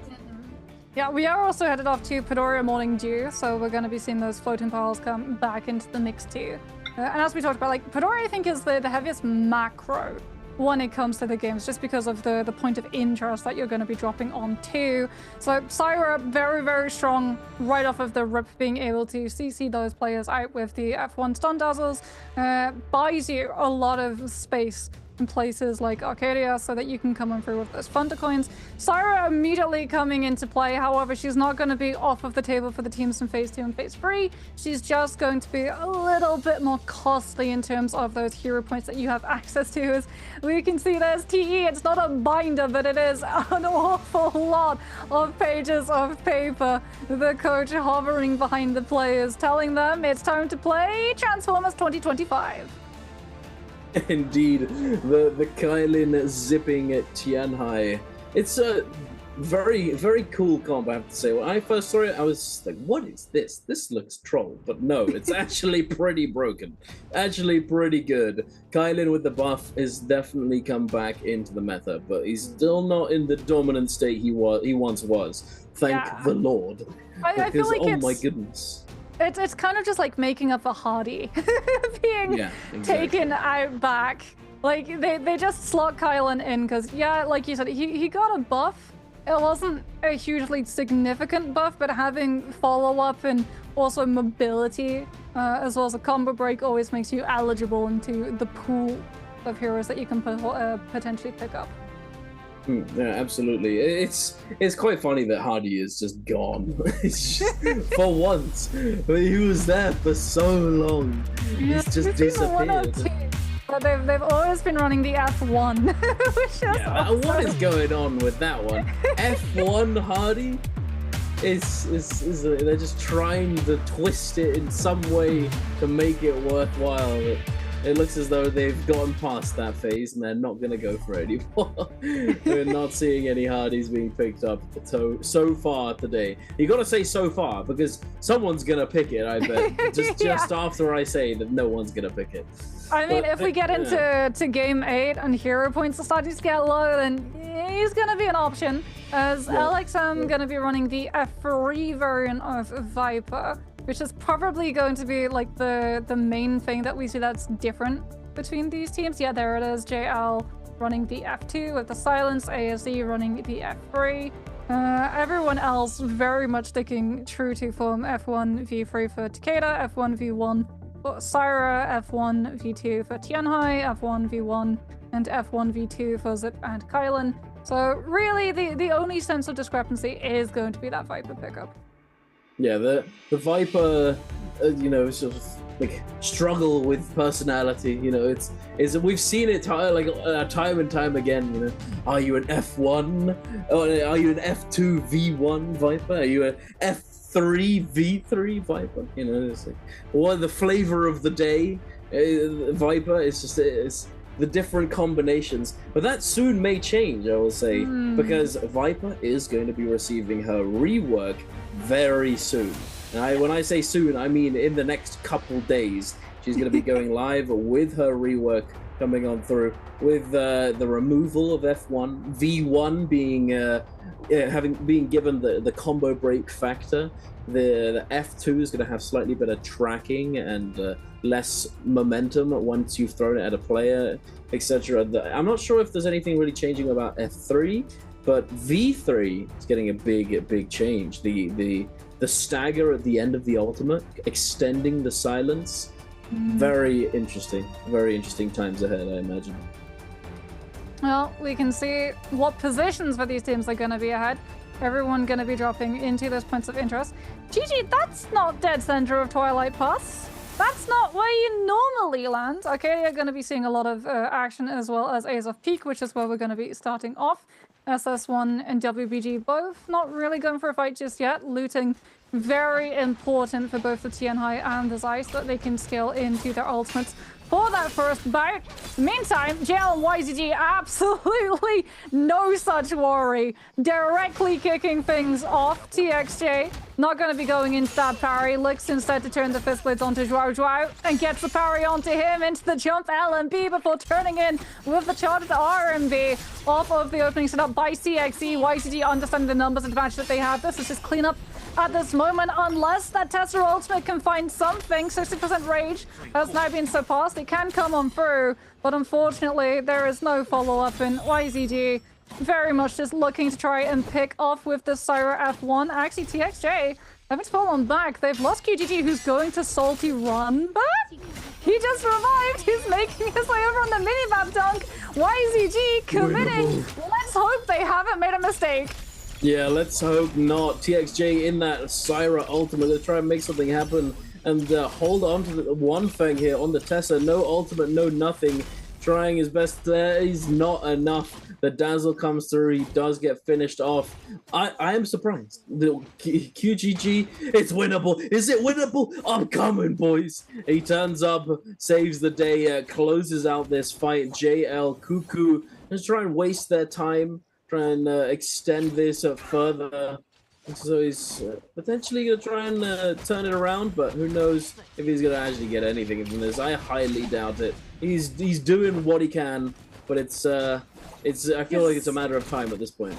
If he can find another team, which is what he's looking for, unfortunately, we can see from the minimap there was no other team for him to be able to run YZG into, because 100% it was calmed that YZG burned one of those rebirths this early on in the round. If they could have baited YZG into taking a fight against another team, potentially the Wuchang gets the opportunity to slip away and hold on to his own rebirth, and YZG's momentum would have been disrupted early on because they could have been down a player and having to scramble for those rebirth charms. As SR have already been able to get their hands onto that Volpoint essence, so keep an eye on that one when they go into a realm of Yang. That surprise factor can be the turning point between a win and a loss. Absolutely. Well, you know what else can be the turning point? That Moonbane that SR has under their belt. Are they going to make some? They can get some value out of it, or will they go? Will they not be able to really recover? Because I think that this is probably the breaking point. If they don't have a solid game here, it's going to be that much harder to come back in the future games. So we'll have to see. YZG on 51.3 and a WBG keeping up with them, 51.1. The gap of 0.2 has remained. They are still only 0.2 behind them, but they could be turned very, very quickly. ASE, a quick replay of a fight that they had early on. Bowder getting caught by the stun, missed on his own. The parry comes through. Nice little follow-up. Jing getting caught by the F3.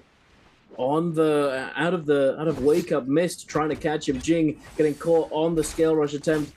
The dash comes through. The RMB jump RMB. The RMB into LMB and missed with the clutch. The 1v3 immersive for ASE. Bound to be happy about that one, but they do need some better loot sooner rather than later if they want to keep it going. Yeah, they do have, for the most part, access around Skygaze Cove, as we can see them heading over towards Celestial Barge and looking to loot up the area there. OUG going to be shadowed by SR. Currently, Rico finding out the hard way that Venom Tip is attached to one of those repeater crossbows and now having to invest that combo breaker, as well as the V1 looking to put himself up onto that verticality and connect those stun dazzles onto the players massed up below him. But OUG's SS is looking to do the exact same thing. Boombane has been invested though. SR with the Syra ultimate looking to keep OUG's attention into this location for those AoEs to start coming on through. Haven't been able to get any Moonbane hits, but have been able to chunk down a lot of this health coming on out from OUG's Takeda. Baby Hugh already losing a lot of it. Does find a great armor reset in one of those turrets that he's able to open, but without that tumult, the numbers advantage is in the side of SR's favor. Takeda ultimate is going to be invested, but as we talked about, that V3 is not yet scaled up to be able to get the max range of distance or shove knockback, and now it is going to be SR consolidating that positions, coming on through with the Zai V2, and no way did OUG commit. The Tumult goes for the salty run back, revive, throws in the Temi ultimate over the top of this fight. OUG think this is winnable. Zhao, outside of his ultimate, burns that Comet too, doesn't have the reposition, is currently getting taken down 1 versus 2. Out comes the doublets, turning the RMB focus against the players before OUG can look to parry it, but he is down his Matari and just now has to try and kite as he kites towards the Soul Altar, and SR Salty revive one of their players too. They are gaming. They know it's make or break, but oh my goodness. Junks goes down, frame 1. Baby you so close to dying, but the ultimate comes through, and now Zhao left in the 1v3 against the demon is dead and gone, and now he only remains in the soul realm, the spirit realm. The feeling he must feel right now is rough. That is certainly a bad feeling indeed. They need a win soon, otherwise they're not coming back. You can tell it's getting to them too. Yeah, like we've had now 3 teams go for the salty revive and run it back into a still ongoing fight on Pedoria. What is going on in this map today? I think all of these teams, like, they understand how close it is in terms of the overall scoreboard, that every single elimination that they can get really does matter, and if they can crush the momentum of a team who is currently leading the scoreboard early on, then it gives them that opportunity to make a play later on in the day when it gets those important matches, when MVP eligibility does start coming into the question. As into the question comes the realm of Yang positions, and now we have to wait to see which of these teams gonna rise to the occasion and put themselves through it. At the moment, OA not looking at one such position. They're having to commit hard into this fight up against JL. That Viper ultimate gets frame perfect dodged by PP coming on through with the Tianhai transformation at the last possible moment, and this Viper without that backup is now getting charged down on by the last couple of dashes coming through from this Kylan. Wuchen teleporters here? Oh no, they Wuchen teleported 1 meter away from where they popped it. Oh goodness, that's not what you want, but thankfully it did save them. But he did get a grab, but the Wuchen TP coming in clutch, saving the day. Now OA gonna try and chase them down. Kukutu with those hold checks, those blue focuses, trying to fend off these players. PP getting, oh my god, smacked, kicked in the face from the side out of nowhere. Meng also very low HP, 2-tick. He's essentially full health right now, but he's not being able to impact the fight. He's now become the target. JL1 Fang is going to get put up against the wall here. Can he disengage? Dodging away the fist blades. The shadow dodge keeping him going. Cuckoo 2 goes down, though. It's not looking too good for them. The combo break comes through. Xiao Xiao is next on the dogged, but the response, the LMB focus, the 1-2 into the Viper ultimate. They have to retreat. They have to find line of sight, but it's not going to be enough for Xiao Xiao. Too little, too late. That Viper ultimate not going to be able to lock any of these players down, and they get eliminated. OA coming in clutch. WBG now looking to find some clutches of his own, gets one onto CXZ, who's getting absolutely fried. There's the slam into the Kylan dash follow through, and that's going to set up the re-grab. Zip does invest the ultimate too, making sure to keep both the Kylan and the Tianhai alive once those ultimates have dropped on up, and YCG's TXJ still has the Syra ultimate active. The V1 burns on out, and we go back into this neutral. Scale Rush attempted the Syra, keeping a chase up onto these low health players, not allowing that full disengagement to come on out, but CXE has gone down in the meantime. No Temi, no position to be able to throw out those wisps and potentially find one of those frame CCs onto the players. And now it comes down to WBG just having to organize. There's the 1-2 freeze from the fist blades, and there's the win inside the realm of Yang for WBG. Looking good for WBG. But it was looking good last game, and it didn't end very well for them. I mean, it ended okay. It wasn't bad, but it wasn't the MVP they wanted. but who knows? Things, the tides can change. No, it's evident in that SR was just dominating in the group stage, and now they just can't find their footing. They can't find it. Well, hopefully they can, for their sake. Hopefully, for their mental, they need it. ASE now sitting on this Spirit Well, missed the 1v3 GOAT from the early game. He's just holding onto that space, holding onto that purple armor, waiting, biding his time, and waiting until he can just push it as far as he can to get that buff to last as long as possible. Bowder with that Vermilion Birds might gonna be rotating around. TE, ooh, the res, the Yang depletion scrap off Moxie. YZG resurrecting very close. Are they going to be looking for this fight? TE backing off immediately. TXJ going to the sky. The grapple up. Grapple LMB looking for a drop down. Can he find it? He's looking for that zipping. Focus the zipping. Peak disengaging. Tries best. Youth coming in from the back.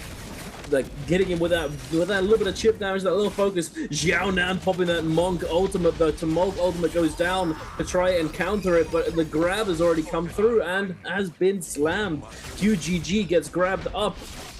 This is not looking too bad so far. It's somewhat even, back and forth. TE able to fend them off. They are at a slight loot disadvantage, but they are making it work. Xiaonan hopping and skipping his way over there. TXJ getting locked up.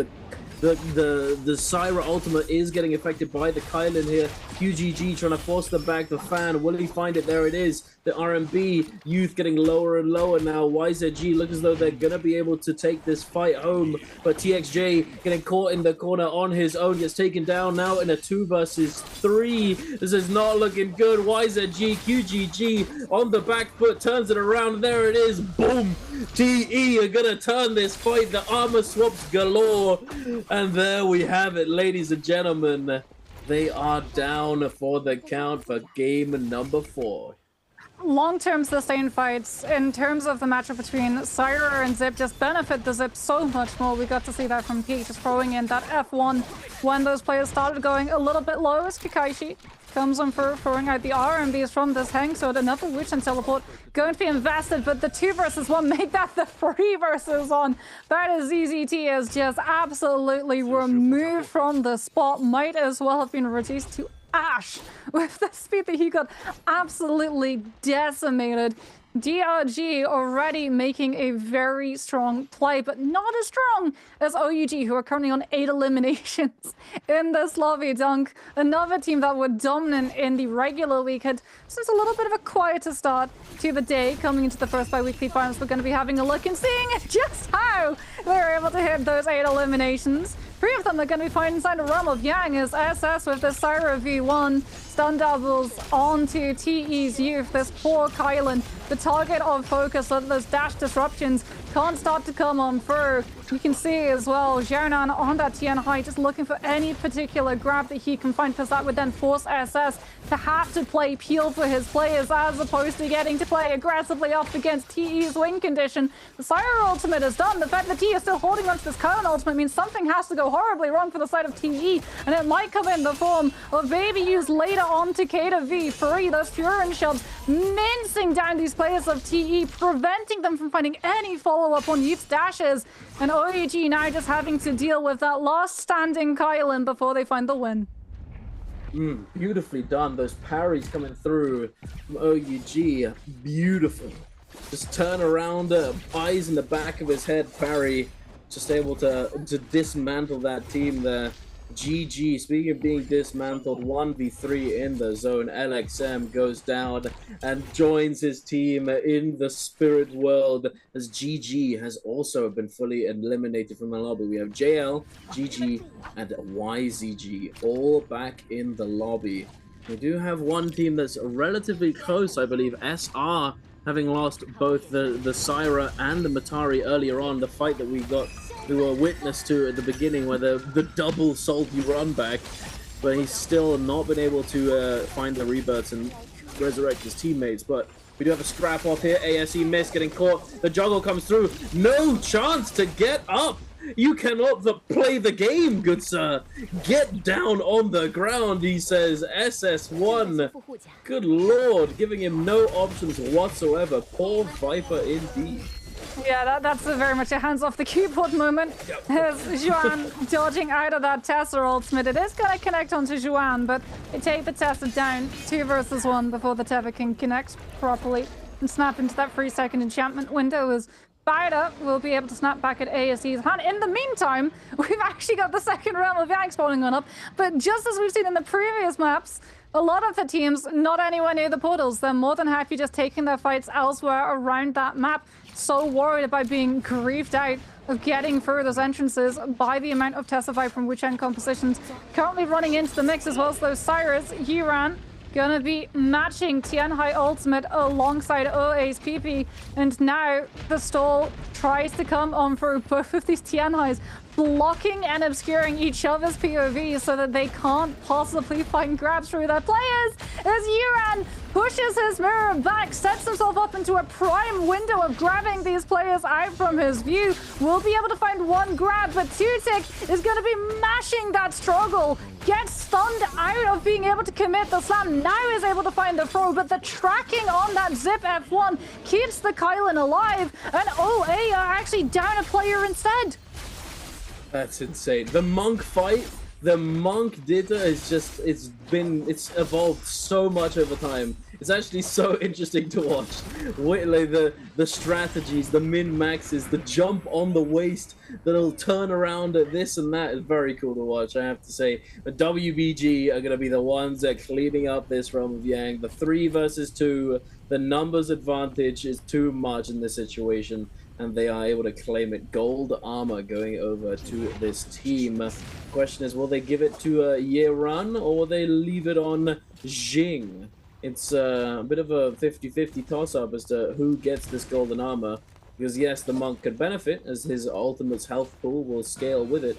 However, Jing, with his ultimate, he ends up using a lot of his shield, a lot of his health, sorry. So he needs to make up for that sometimes by having that extra bit of shield with the higher grade armor. But we'll see. It looks as though he's keeping hold of it for now as they're being chased by TE. Are we going to see the fight? Both of these teams are buff.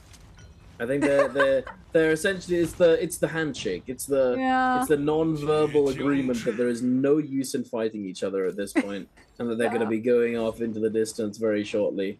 They needed to establish this first of all. I did like that the Draco Storm was still hitting the players when they got a little bit too close. Damage was done before those two teams decided to split on off.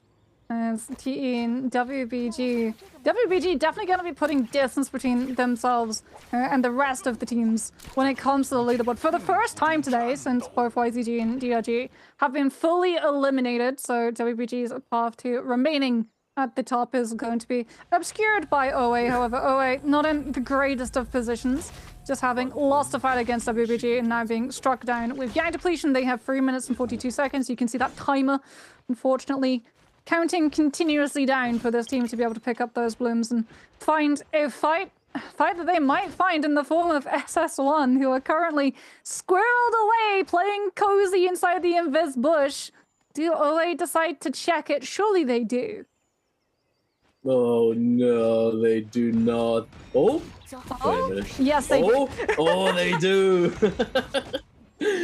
Oh my goodness, they find them in the bush. Here they are. Oh, sorry guys, we need to do this. OA over the engage PP, losing a bit of that blue armor, is going to be using that Tianhai ultimate. Now trying to jump after this team. They're going around the ring around the rosy on these rocks. Juan trying to break away. The grab gets sent out. It is going to go wide. There's no line of sight.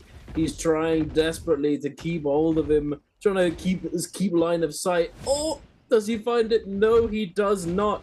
Turning his attention to the players behind him now. OAPP trying to find anything. He's about to find WBG. Oh, Dunk no. He's about to find the full team of WBG just as he drops Tianhai ultimate. WBG, they're rolled up just as V2 drops, so they know the exact state of ultimates that OA have access to. That's rough. That is a big Sag.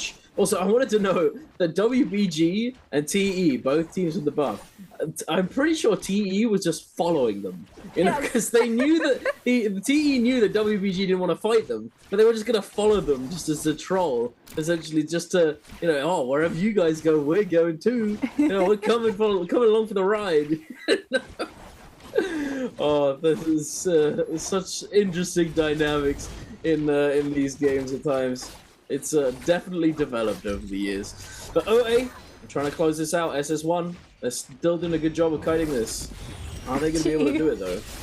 He is still just around the corner on that mini-map, but finally now, Tutik with the Kylan investment. He's gonna try and go for the knockdown, but he's getting absolutely microwaved by SS1's water, who is just absolutely evaporating all of that health bar with the Syra V1. The Kylan gets hit by a stun dazzle right next to Meng. There wasn't a follow-up beamer because water is out of his ultimate. It's the pulse sword instead, as well as that Zai coming on through. Juan held on to that Zai V2. They let the Syra ultimate force out the panic response from OA instead. They knew that PP didn't have that Tianhai ulti. He'd invested it previously. They'd been kiting since, so they weren't allowing him to regenerate up that rage. It was purely the Kylan that they had to be able to worry about and live, and that was achieved. And now WBG and TE both still across the river, seeing each other, but WBG getting the better position, getting that spirit well. And unfortunately for OA, I believe their last surviving teammate just showed up directly in WBG's crosshairs too. Oh no. Oh no. And you're not getting away from Mystic Might either. Kylan in ultimate. Meng. It's rough, buddy. It's not looking good. I respect not just AFK. I'm pretty sure you're not allowed to do that, but it's kind of a bad feeling, you know. You have to fight that out, bro. How do you do anything in that point? It's unwinnable. Kylan, ladies and gentlemen. Maybe you would be able to kite it, but you had Yang depletion, so regardless, it was kind of a cooked situation. As we're gonna see now, teams not really wanting to make all that much of a ruckus. Proud of being very Just found a nice little spot. Okay, let's sit here, and then we immediately get pushed out of it. That of being very quiet. WBG and TE both again staying very close to each other.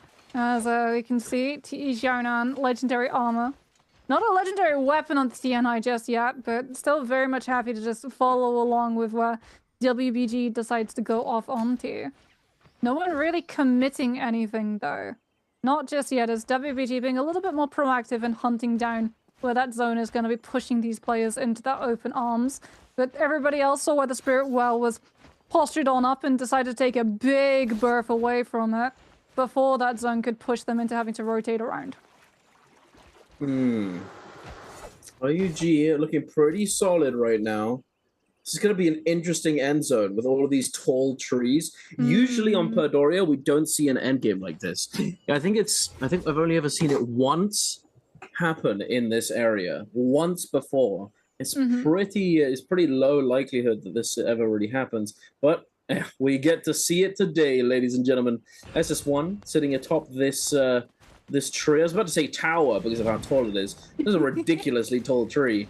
WBG sitting down at the bottom, probably preparing to go for the Spirit Well. It's going to be spawning in very soon. We currently have that 80% Moonbane, the 80% of the zone being taken up by the Moonbane.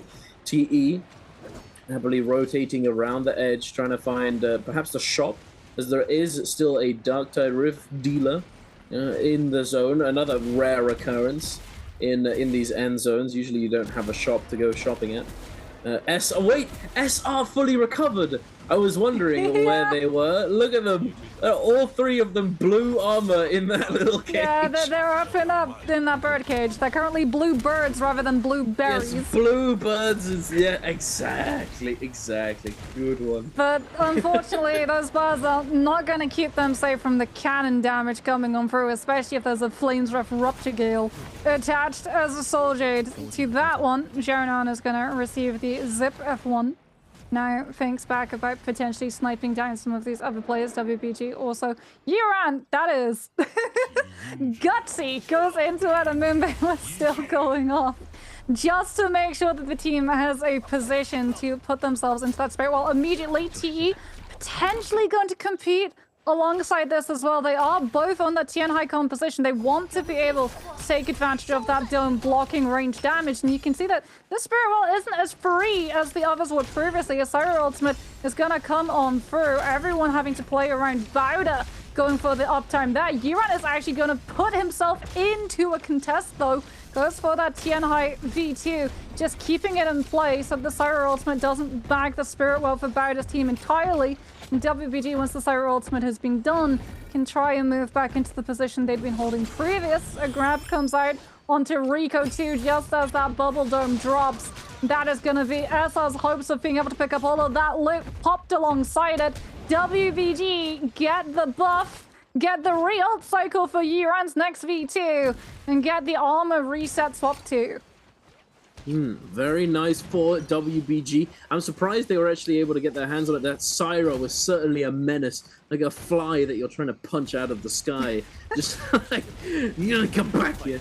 Is unable to catch him, unfortunately. WBG now peeling for this monk that's immediately getting focused down by this ranged fire, the ranged artillery. Look at it. He just healed that gold armor, by the way. It was just full a second ago, but immediately gets cut down. OUG, I think, very menacing atop this tree, just raining down fire. Bowder also in the mix with a swarm, no less, on Sleepy T. Also, we decided we're going to call him Sleepy T, I think, because ZZZ is a bit too long of a way to say this. Makes it a little bit easier. SR, Junks did manage to get his hands on that purple armor that I believe Yeran dropped to pick up the golden one. A nice little upgrade for themselves, but the rest of the team is still likely sitting on that blueberry armor, the bluebird in the cage, waiting for their time to take flight. Jing with that focus slide, or just walking around, just having a good time. Nothing really is happening at the moment. No intense battles just yet, but it's about to change very, very soon, as this zone has now started creeping in, Moxie. It's about to get ugly.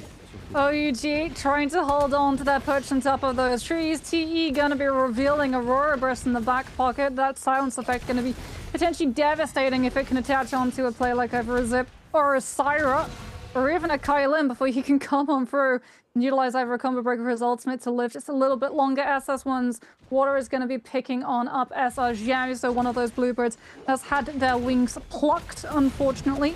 As WBG's Yiran moves into position, spots out some of those teams a little bit closer to the fringes of that zone, comes on through with the cannon damage. Still keeps a hold of that B2, as well as showcasing that we've got the tuna on the table for the Tianhai, so he's going to have continuous tick healing. TE managing to carve out a place on the right side. It is entirely their territory because of that Aurora Burst, and it's sending a lot of these teams up into the sky. We talked about the bird cages. Some of these players going to be flying for a matter of moments, as long as they possibly can. When the zone closes, Dunk, we are in for an absolute slugfest. We really are. All these players going up and down all around. Xiaonan aiming upwards with the cannon, not ideal, as it does have that arcing trajectory. It's going to be hard to actually land any of those hits. The slide LMB, I believe I just saw from SS, got the rampage as well. Perhaps Baby U taking down very low. The walks into the smackdown from Yeran. Boom! There he goes. Can't blame. Baby U goes down. WBG. We're gonna pick up some more kills. Rings the bell with the grab. What a Chad! And then instantly gets the double grab. Holy moly! Zwan goes down.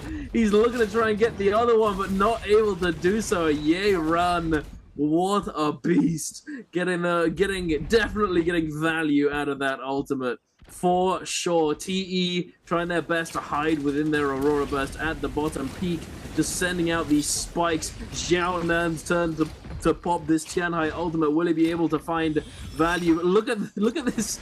Look at WPG are in the cage trying to stay out of sight. But the zone's pushing them in. They desperately need to get in there. Yeron gets grabbed up. Leo gets silenced with the Aurora Burst, not able to use that ultimate just yet. And he goes down to the storm damage as well. Yeron now eating the brunt of this Kylin ultimate dropping down from the sky. SS1 water slowly ticking down. The shield keeping him alive for just that little bit longer. Youth goes down. OUG, Bowder, and SR all drawing. What on earth is that? Is it a three-way tie? Yeah. Oh my goodness. Oh, I think I found my favorite endgame play. Like, you know when you're playing Monopoly and there's someone in the game who has like all of the streets and stacked up the hotels, and sometimes it's safer to stay in jail for your free turns?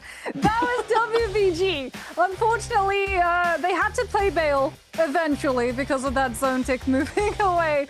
But you better believe if that zone had stayed on that cage just a little bit longer, they would still be behind those bars waiting for T's ultimate cycle to be through. What an end game we had. What a crazy footer. It started with 3 Team Salty reviving and running back into fights. And it ended with the zaniest end game I've seen on that map so far. That was definitely interesting. A sight to behold. And OUG gonna be the ones that taking it all. The MVP, very nice indeed. But what's gonna come of this? That is a unique MVP every single game, no? OUG hasn't won one yet. So we're in for, we could be in for the 8 games, Moxie. Could be in for it. There was no multiplier either. No multiplier. We had so many teams drawing, so no multiplier. Which means I don't think any team is going to have the 70 points for match point threshold. No, I don't believe they will. It's gonna take another game at least. So we're going to game 5, 6 games minimum. 6 games minimum now. And that's pretty standard. But could go to 8. So who knows? I'm praying for SR right now though, because after that performance in the group stage, if they can't do well today, it's gonna be heartbreaking. They're gonna be the new cursed team that just destroys in group stage and just doesn't do anything in finals. It's the same new team label, yeah, but it's unfortunately same old players, because 2 of the players from SR were previous FPX. And remember the origins of the does well in regular week, and then falls apart in bi-weekly finals? That was FPX. It's going to be really unfortunate for Xiao and Jun if they're back into those cursed ways. As it's going to be unfortunate for you if you don't manage to get your answer correct in chat right now to get your hands on a Spring Split random gift. How many kills did Team WPG get in game number 4? Was it A10? I think it was B11. Maybe it was C12, or it potentially could have been D13. We'll have to see, but either way, we know one answer, not enough to MVP.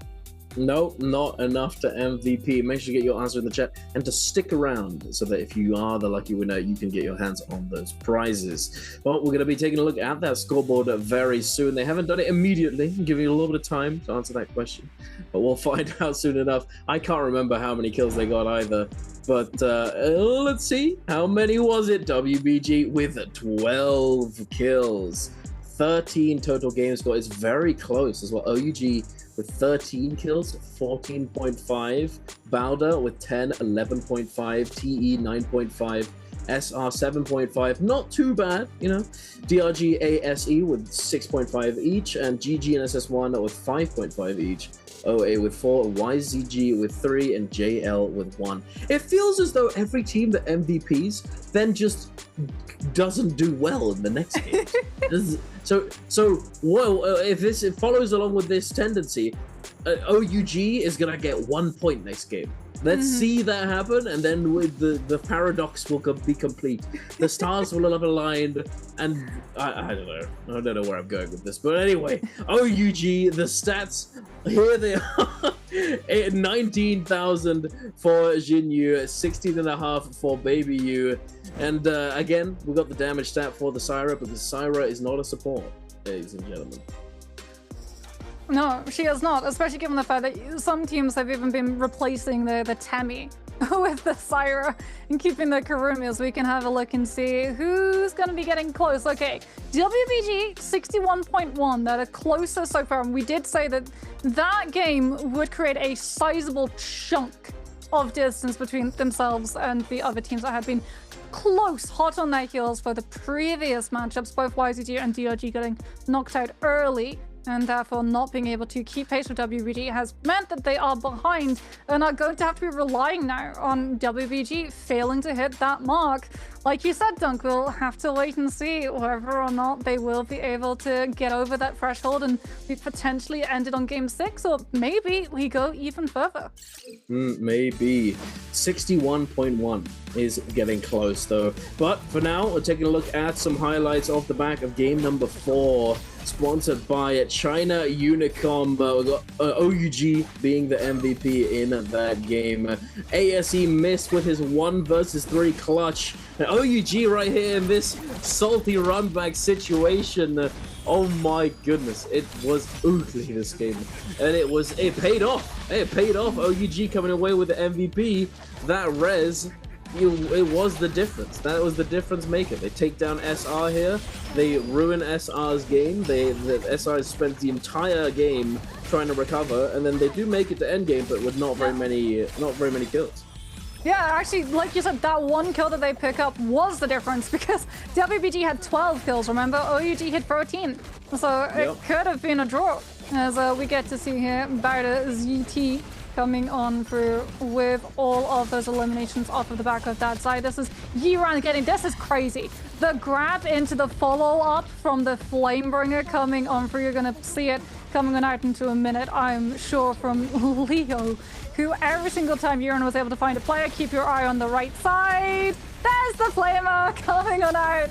Leo very much setting up the barbecue onto everyone who has been grabbed out. And here's the moment that OUG are able to consolidate their forces. SS, the lone last teammate for the team, still alive on that Syra, is going to be able to claim the win for his team and claim the MVP on the bi-weekly final stage. No surprises, this hero is still just as dominant as we saw previously. Indeed. Look at the Mortal Defiance on top of it all, with triple attack damage, Jades, and triple damage reduction. A good balance. All things balanced. We have a little bit of each. 6 eliminations, 19,000 damage, and the majority of the damage not actually coming from his ultimate this time. It came from an actual weapon. Hang Sword with the Rampage, with the Juggernaut, doing work. 6,500 damage. Skills and ultimates, 6,000. Longsword with a cheeky 4,000. But look at that healing as well. It's still pretty cranked up. 14,000 healing for a character that, you know, isn't really focused on healing when in that ultimate. But yeah, OUG, she can do it all. Syra really can. That's why she's predominant in both solos and trios. And is more than likely going to be continuing to make an appearance on the MVP stage as we head further into the day, because more teams are going to be able to afford her. But as we head further into the day, the more expensive these compositions become, Dunk. So these teams are going to have to pick their moments wisely.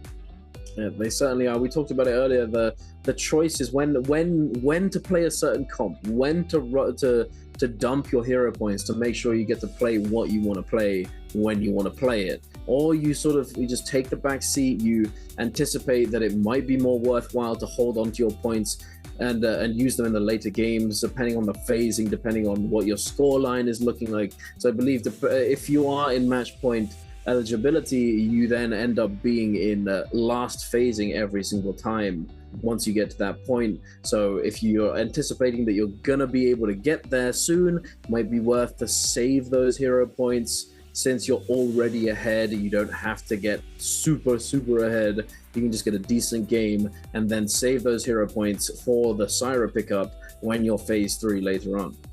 Yeah, I imagine like WBG, they're in that situation right now, right? So I could definitely anticipate them picking up the Viper Tessa Wuchang composition, since it is easier for that composition to find value in terms of the points that you pick up. Like in the past, it was problematic because you were relying on the multiplier at the end of the match. So like you had to be able to start the game with a lot of kills, which is where the composition is very strong. You kind of fall out of value though when you hit into the mid to end game coming through for that composition. So if you didn't have the means of being able to live into that end game and get those multipliers, even if you picked up like 7 kills at the beginning, it would be worthless in comparison to some of those other compositions. But now that it's only the last team standing that receives the multiplier, just getting a lot of kills off of a third-party composition, which is designed to get you as many kills as possible at the early stages, would be more than enough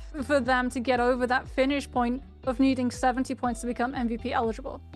Yeah, it could be that Viper comp. We might see them coming out with this and just playing full assassination early with F3. And as we F3 extremely powerful early on. You talked about it. That nuke button, the one button 500 damage. It's a lot, and it's very, very impactful early on into the game. And Tessa as well, if you manage to get that little bit of rage, 60% cast requirement, you're going to be able to use that ultimate early on as well. So who knows? We might see that come out from those teams getting closer to that match point threshold, and we might see the other teams who are sitting towards the bottom fully commit hero points to try and secure Sirens if they're not in the early phasing. And we might see them have to dump these hero points if they want to have a chance at staying in contention for those top few spots. Yeah, especially the teams in second and third, like DRG and YZG, they're a little bit behind. They're sitting on the 50-point threshold currently. So I can definitely see them having to spend a lot of hero points understanding that they need a big point game to come on through now. So that if we do see, well, we know that we're going to see because no one is MVP eligible yet, they have the potential of hitting a 20 bomb, getting that last team standing, getting that kill score multiplier, being able to breach the 70-point threshold alongside the current leader, WBG, and then being in the same boat when it comes to being MVP eligible and still having a lot of currency to be able to play in terms of those hero points. It's I wonder if any of these teams will be forced to bring out something very different. Now, it's possible we might see something. We might see the F1 Hardy appear out of nowhere. We might even see a Valve. 3 times then you summon it into the mix. Yeah, that is another thing. Like, we haven't seen Valda. She was such a staple in 2024, even all the way back, like before we saw every team running her. We had a GG. They were able to find a win with a Valda variant of Cannonball composition back in their spring split of 2024, and then it became popularized when we headed into the summer season. And at the point of J-Cup, like every single team was running the Tianhai Valda composition at some point, because the regrabs that you could secure off of the Valda spears were insane for Rumble Piang fights. Yeah, if you're able to get that I can't remember what it was that you called it. Did you call it a damage loop or something along those lines? Oh, burst? Was it burst window? Burst window? I don't think it was that. Burst window, burst cycle. Burst cycle. There was some eloquent term that you used to describe it. I can't remember what it was. Regardless, though, but that sort of that synergy, the ability to rotate that skill, the spear with the grab and so on, just made it so that someone, as soon as they got grabbed once, unless they had a combo break come up during this cycle, they weren't going to be able to get away from it. They weren't going to be able to do anything about it. And Valda's got this enormous shield during her ultimate. Tianhai is just Tianhai in ult. It's hard to stop it from chaining together once it starts. Unless you manage to get some kind of silence going, something or other, it's very hard to break that cycle. And I'm Unless surprised... you have a Siren. Because then, it's science, right? You just evaporate the water. Boil it up. With the microwave, yes. Well, for us, it would be on the hob. For Americans, it would definitely be the microwave. Yes. Apparently that is a thing. Apparently in the US, it is far more commonplace to microwave your water, to boil it. However, yeah. I've since been told that that's not a thing when I brought it up with someone from the US. I don't know what to believe anymore. But I know what I do believe, and that's going to be 4 Sirens off the rip for first phase here, going into Holleroth Sunny JL, SS1, SR, and ASE going to be kicking us off in phase number 1. All that's left is to see what is going to accompany those Cyrus. Is it going to be the Takeda? Is it going to be more of that Zai composition coming on through? Takeda has always found a lot of value on Holoroth. He's always been a staple pick on this particular map. There's a lot of spaces that you can use your ultimate, especially if they're fighting inside small buildings and you can catch them out in door frames. He's very, very strong. But there's also a lot of verticality, which meant that when we saw Feria back in her heyday, she was a staple on this map as well. Unfortunately, since Cannonball fell out of the meta, we haven't really seen her as frequently, but now that teams are trying to experiment and see whether or not it's still relevant, which I feel like they do every single time we see a new meta. There's always some team that's like, can we run Cannonball? It's a good composition. It has value at the beginning, the mid. It can do well in Realm of Yang. It can clutch out fights in Spirit well, and it can bag you a lot of eliminations too while not burning your hero points. It can be a good comp to shoehorn in on the long days when you are running out of those points, but at the same time, it's definitely not the powerhouse that it used to be. No, certainly not. I remember 2 J-Cups ago when we seeing the 2 Feria mechs down on the field at the same time. Yes. Absolutely insane. Feria, Cannonball just like being the goated comp back then. Oh, the old day, back in my day. Back in our day. Yes, darling, back in our day, we'd see all the Ferias on the field. But now, these young'uns. All right, I'll stop. Whippersnappers. Whippersnappers. Oh, that is one reference we could make for Sai now. Wait, oh, true, actually. I didn't think about it like that. But what is this SR? The Yak Factor. The unpicking Syra game number 1 or phase 1. What is this? Yeah, but enough teams in phase 1 did still pick Syra to make her expensive. So it is going to be Viper Test. I told you, there's always one team that tries to run it. It is going to be the Justina variant, so it's not quite full Cannonball. It is veering into the Ice Pick territory. So we now get to have a look and see what is WBG. This is my main focal point. DRG just got handed an absolute gift, by the way. Kylan and Tianhai not made more expensive. They're going to run the Kurumi over the Syra or the Ziping. And it's going to be WBG, actually, who are going to be rolling the Tianhai Zai Kurumi coming on for them. What does YZG got planned too? Because we talked about it, like, this is where the teams that are a little bit behind WBG, but still up there in the standings, are going to be making a costly investment of hero points so they can try and remain relevant when we head into those MVP eligibilities. And there it is. YZG break the bank and buy up a Syra. They do indeed. Interesting. When we talked about this sort of dynamic earlier, perhaps they just want to get it done. They want to get into that match MVP. They're worried that they might not be able to get like a solid 10-point plus game to get into that eligibility, and they're going to commit to securing it, or at least attempt to do so, and go into this game with that Syra pick and give themselves the best possible chance of coming away with a high-scoring game. But let's see, what are these players going to be choosing for abilities? We've got an interesting pick of the Zai Tianhai Kurumi. I don't believe I've really seen very much of that at all. We've got F3 coming out for GG, and nothing crazy for the Tianhai Kylan composition. F1 V3 for the Takeda for Xiao Xiao. All looks in order, yes. Nothing too crazy. For the Yodo. F2 for the Yodo, and then we've got one F2 silence coming through for SR on that Viper with June. F3 V3 for the Viper. F2 V3, doubling down on the silence. Interesting. Yes. The personality crisis of the Viper players. It's ever present.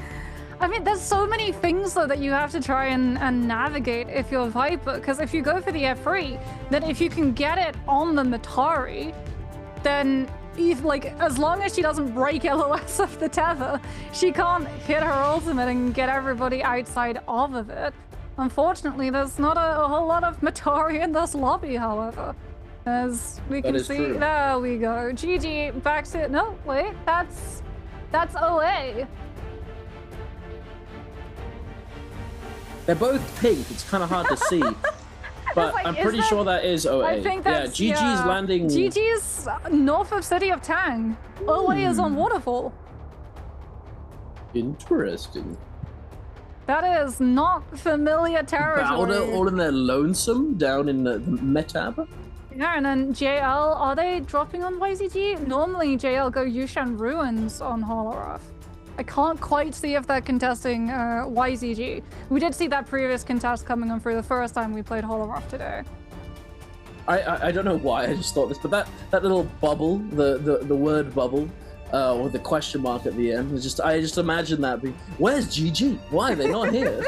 I can't read Chinese, at least not yet. But I imagine in my head that that's what that said. Probably not, though. Regardless, we're jumping in. WBG beelining it straight to City of Tang and try and get there as quickly as possible so they can get their hands on this loot. It's not a gold zone, but it doesn't matter. It's still City of Tang. And here we are with our first few eliminations going over. SR Jumps taking down OGSS and DRG. Kakaishi taking down one of these players as well. The Karumi is going to be quickly following. WX98 going to get eliminated on his team, though, no less. ASE putting up a fight. We've got the 2 versus 2 coming out now. Dongxing getting knocked around. The Kylan F being utilized. Kakaishi getting dashed through, and there it is. Matari going to make short work of these players. Matari is so good in these early situations. It's similar to that Viper F3 prowess, where you can empower the dash, hold it for that little bit longer, make it gold focus, and just do a chunk of damage.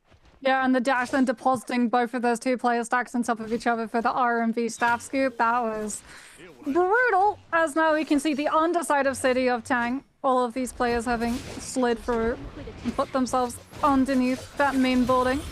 As Zhuao on this Takeda gets caught up into a wisp, immediately going to be followed through with the RMVs from those halberds. Tries to throw an RMV of his own on that fan, but gets absolutely melted by SS1 coming in through. Zhuan with the jump horizontals off of this longsword. So quick, absolutely blitzing down the health bars. The Xiao popping that F1 on the Takeda, just running into it, just hit me! Hit me! Give me that blue focus, you know you want to, but no, sadly he does get not. Hit. It's just not the attack that he was asking for. Sadly not. And he goes down. He has to go for it. It's the gambit. The gamble. You've got to send it. SS1 Zhuan now in a very tough spot. Getting bonked, going down to that spear from GGLXM. CJS now taking down Zhuan. It looks as though SS1 is going to be fully eliminated very, very soon. They do still have lives, I believe. I don't think that they haven't used their rebirths just yet. However, their game has been somewhat slowed down by this occurrence. Wait, do they do have reses? Okay, cool. Yeah. I was for a second there, I thought, you know. I was like, there's a solo to right there after the craziness that we saw. Midoriya starting the circle. I was like, are they gonna try and run it back? But they'd invested so much into that fight. We had the Sire ultimate going off, the Temi ultimate going off, and you were fighting up against the Viper Tessa Wuchen team. So even if they use like the Viper ultimate in one Tessa, she gets it back so incredibly quickly because Tessa gets 2 casts of her ultimate. With it costing 60% for 1. That if you try and run it back onto a Tessa team, a lot of the time you're going into a disadvantage. As YZG were the only ones who dropped Yushan Ruins. We got to see that JL were actually part of the mix that landed City of Tang side over earlier, so they've been able to get themselves all of the loot, as well as put themselves through that portal room to pick up the Firefly cage. So their rage is going to be at 100% charge currently. Much slower in terms of a start to this round in comparison to what we'd seen previously. You know, we have so many Viper teams currently in play because the fights haven't really been breaking out as aggressively. It's only now that we're really starting to see a lot of this action and third-party opportunities for the Assassin-style hit squads.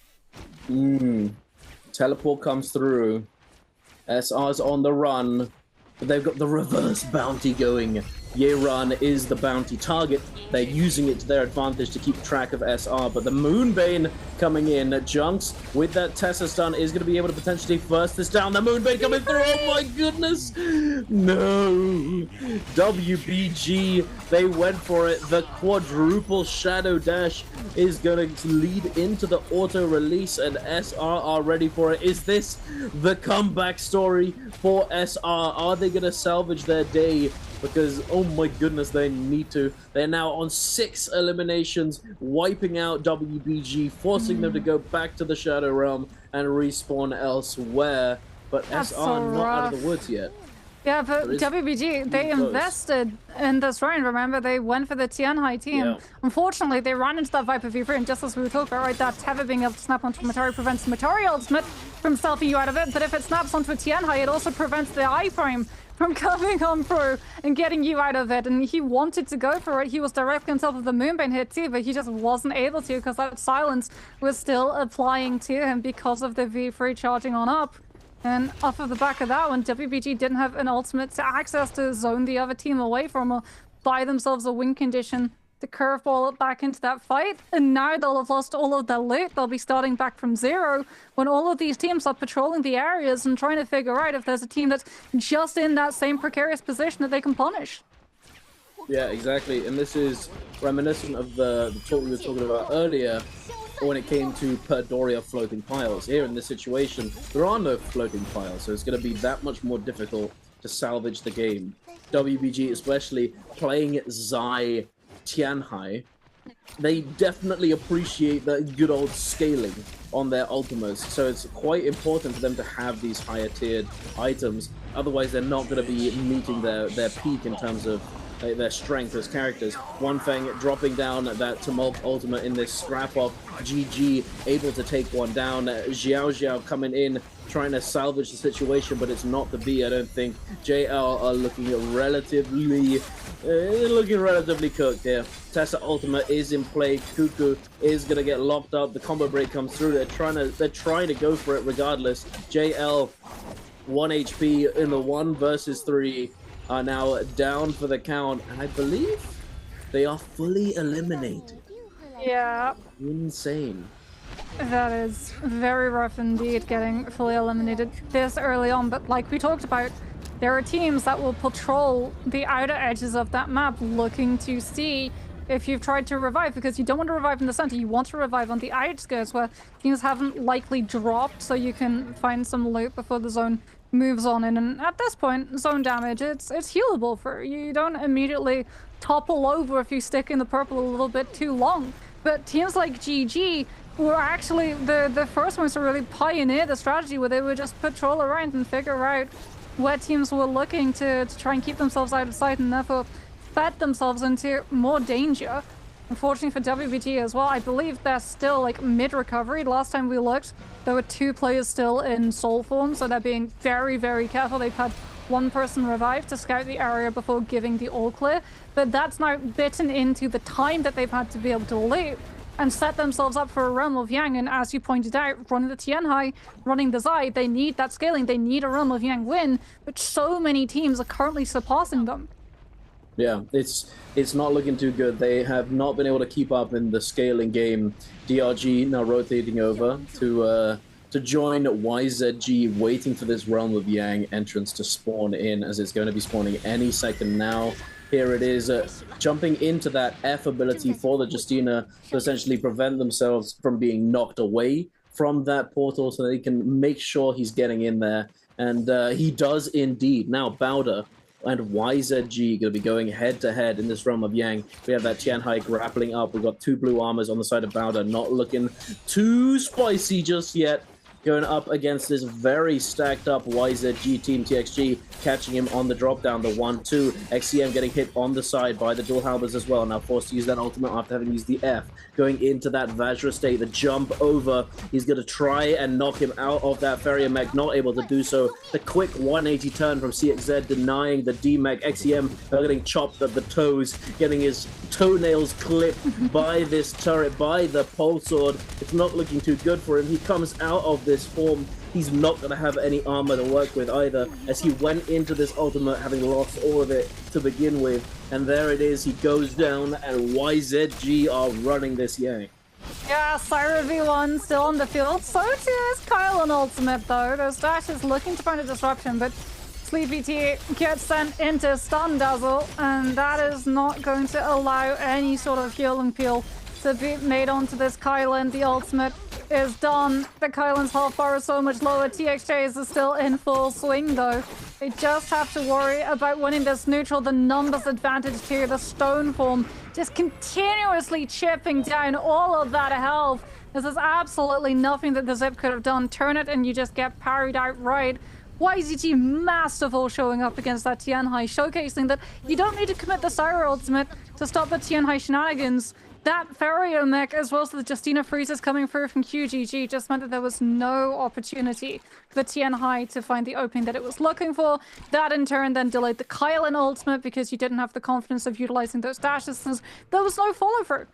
No player ever got grabbed. There was nothing that the Kylan could have been able to dash on top of. You just had to know that the Syra was holding onto her ultimate. You had to hold on to some ultimate to be able to win the second staging of that Yang fight, and it just benefits YZG much more because the Syra can help out her whole team as opposed to the Kylan, who plays very selfishly.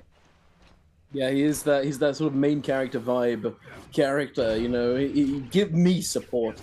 I mean, he can try, he can make an effort, but it's not the optimal peeler. It's not like it's not so like some other characters that exist. Like Takeda is probably it comes to mind, very versatile in that way, where he can do both very, very well, and that's why he's been one of the staples of NARAKA trios for such a long time. But here we've got a fight between OUG and Bowder. XEM going for a quick jump at MB, getting caught out of the air by the Yoda Hime ultimate there. Coming down, the Justina freeze as well as Sleepy T, 1 HP, gets popped on that zipping ultimate, just relentlessly being chased. OUG Jinyu in the hand. He's gonna get out of it, he's gonna tap out. OUG SS making it difficult for this Tianhai to get any value. The slam comes through. Baby U uses that F ability. He's going for the grabs. He's down a teammate. Jing is down for the count. Sleepy T is out of there. He's like, he grabs him. Ah, run away. Jumps away with a Jinyu. But nothing can be done right now. It looks as though Bowder is in for a very slow demise as the third party comes through. ASE with that Vermilion Bird's Might. It's going to make this very hard for them. Yeah, ASE coming on for with that perfectly timed third party. Don't even have to overcommit either. It's just Han with that Zai V2 still holding on to both the Matari and the Syra ultimate. As we go into the zone, ASE chasing down all of the kills that they can find. Oh my goodness. Erudition and a Zai V2 at the same time. Yeah, that is not a fun place to be in the middle of, as we can see Firefly Cage. Looks like WPG were maybe trying to grab a little bit of cheeky rage charge there, as the wings are going to be clipped by Jing, coming on through with the back-to-back verticals from this longsword. Doesn't manage to find the uppercut extension that he was looking for, but he's still got his own Zai V2 to fall back onto. But the Justina freeze! Oh my goodness! Baby you! What a dash! That is massive. And he's also got that blistering that's going to be even more valuable since they're fighting in the storm. Year-Run in that ultimate goes for the slam, gets one, but it's not looking good. He's going to have to come out of that ultimate sooner rather than later, but no, it's not to be. OUG, they're breaking the curse, Moxie. They MVP'd last game, and they're coming in, and they've got more than 1 point. Let's go. Oh no, WBG. Oh, WBG no, are just down to the lone Karumi, blue armor out into the zone. 2 eliminations, 63.6 points. They're a stone's throw away from match point, but it is falling apart. They're going to have to hope that the other team's attention is going to be diverted to other areas of the map for them to try and make a potential comeback. If they want this to be the round where they can cross into that MVP eligibility threshold, is in the meantime, Baby U, unfortunately, despite finding that absolute clutch Justina V1, has fallen down to ASE, but WBG with the Karumi Tava are going for a little bit of cheeky revive shenanigans, as if they're having 2 players reviving that body, then it does revive at double speed. You get an increased speed on that bring back mechanic, And between that, it might be enough for them to make their way, but it's going to be a marathon, as Leo is probably going to be the next one to fall. The Kurumi is able to utilize that tether and teleport his position over to Jing, and with the grapple and horizontal attack towards the end of it, preserving the momentum, WBG have done it. They made it. They clutched it up. Oh my lord, that would have been very sad if they hadn't managed to accomplish that. Yeran, extremely low HP. I'm not sure where he is, but he might be going down in a second, but we'll have to touch back on that in a moment as we're waiting. YZG in the realm of Yang, awaiting a challenger. Syra, keeping that APM up, scale rushing from pillar to pillar. TXJ, he's got that golden fan ready to go. CXZ currently the kill leader with 5 eliminations under his belt, looking at very strong indeed. SR gonna be holding off on taking this spirit well again, extending the effective duration. And looks like WBG have fully recovered. Blueberries, but they're alive nonetheless. Yeah, YCT, I was going to say, if they get it for free, like, they'll be happy, but they'll also be a little bit miffed because they need the elimination to get closer to a WBG. Currently up at ASE, last possible minute. Enter through the portal in the hopes of going up against a less stacked team. Unfortunately, they're going up against YCG, who are absolutely stacked to the teeth. TXJ with the legendary fan looking for the charge. The RMB is also trying to scale rush on through. Gets caught up by the erudition.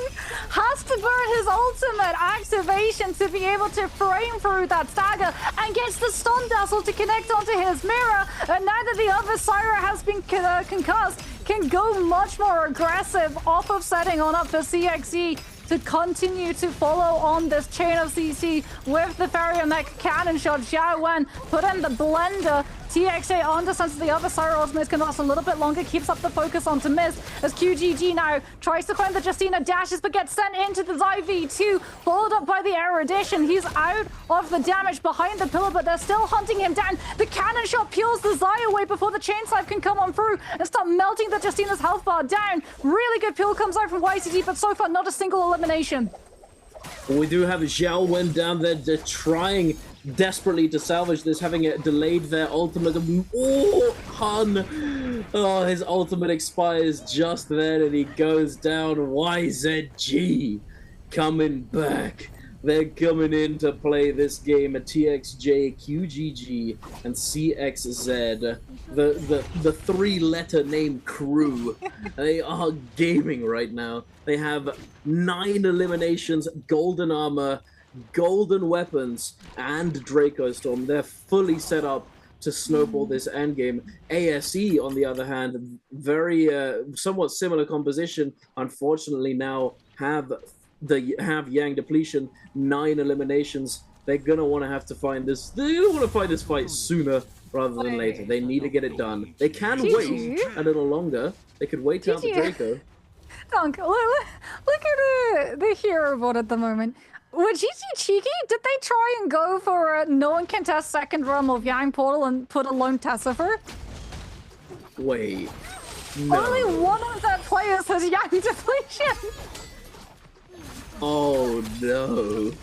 Is that actually that would explain why there's only one of them with Yang depletion actually. What? Or perhaps maybe they all 3 of them tried to get in and they just mistimed it. Maybe they couldn't get there in time. It's also possible. That or they had a couple of eliminations that hadn't quite gone below the 2-minute Soul Bloom timer. But ASE very much having a timer in mind currently with that Yang depletion that they've been afflicted by. OUG trying to break away Baby U with this fan. Not looking for the damage, just looking to be able to set those scale rush charges a little bit faster than some of the other weapons. Missed, we knew he had erudition previously.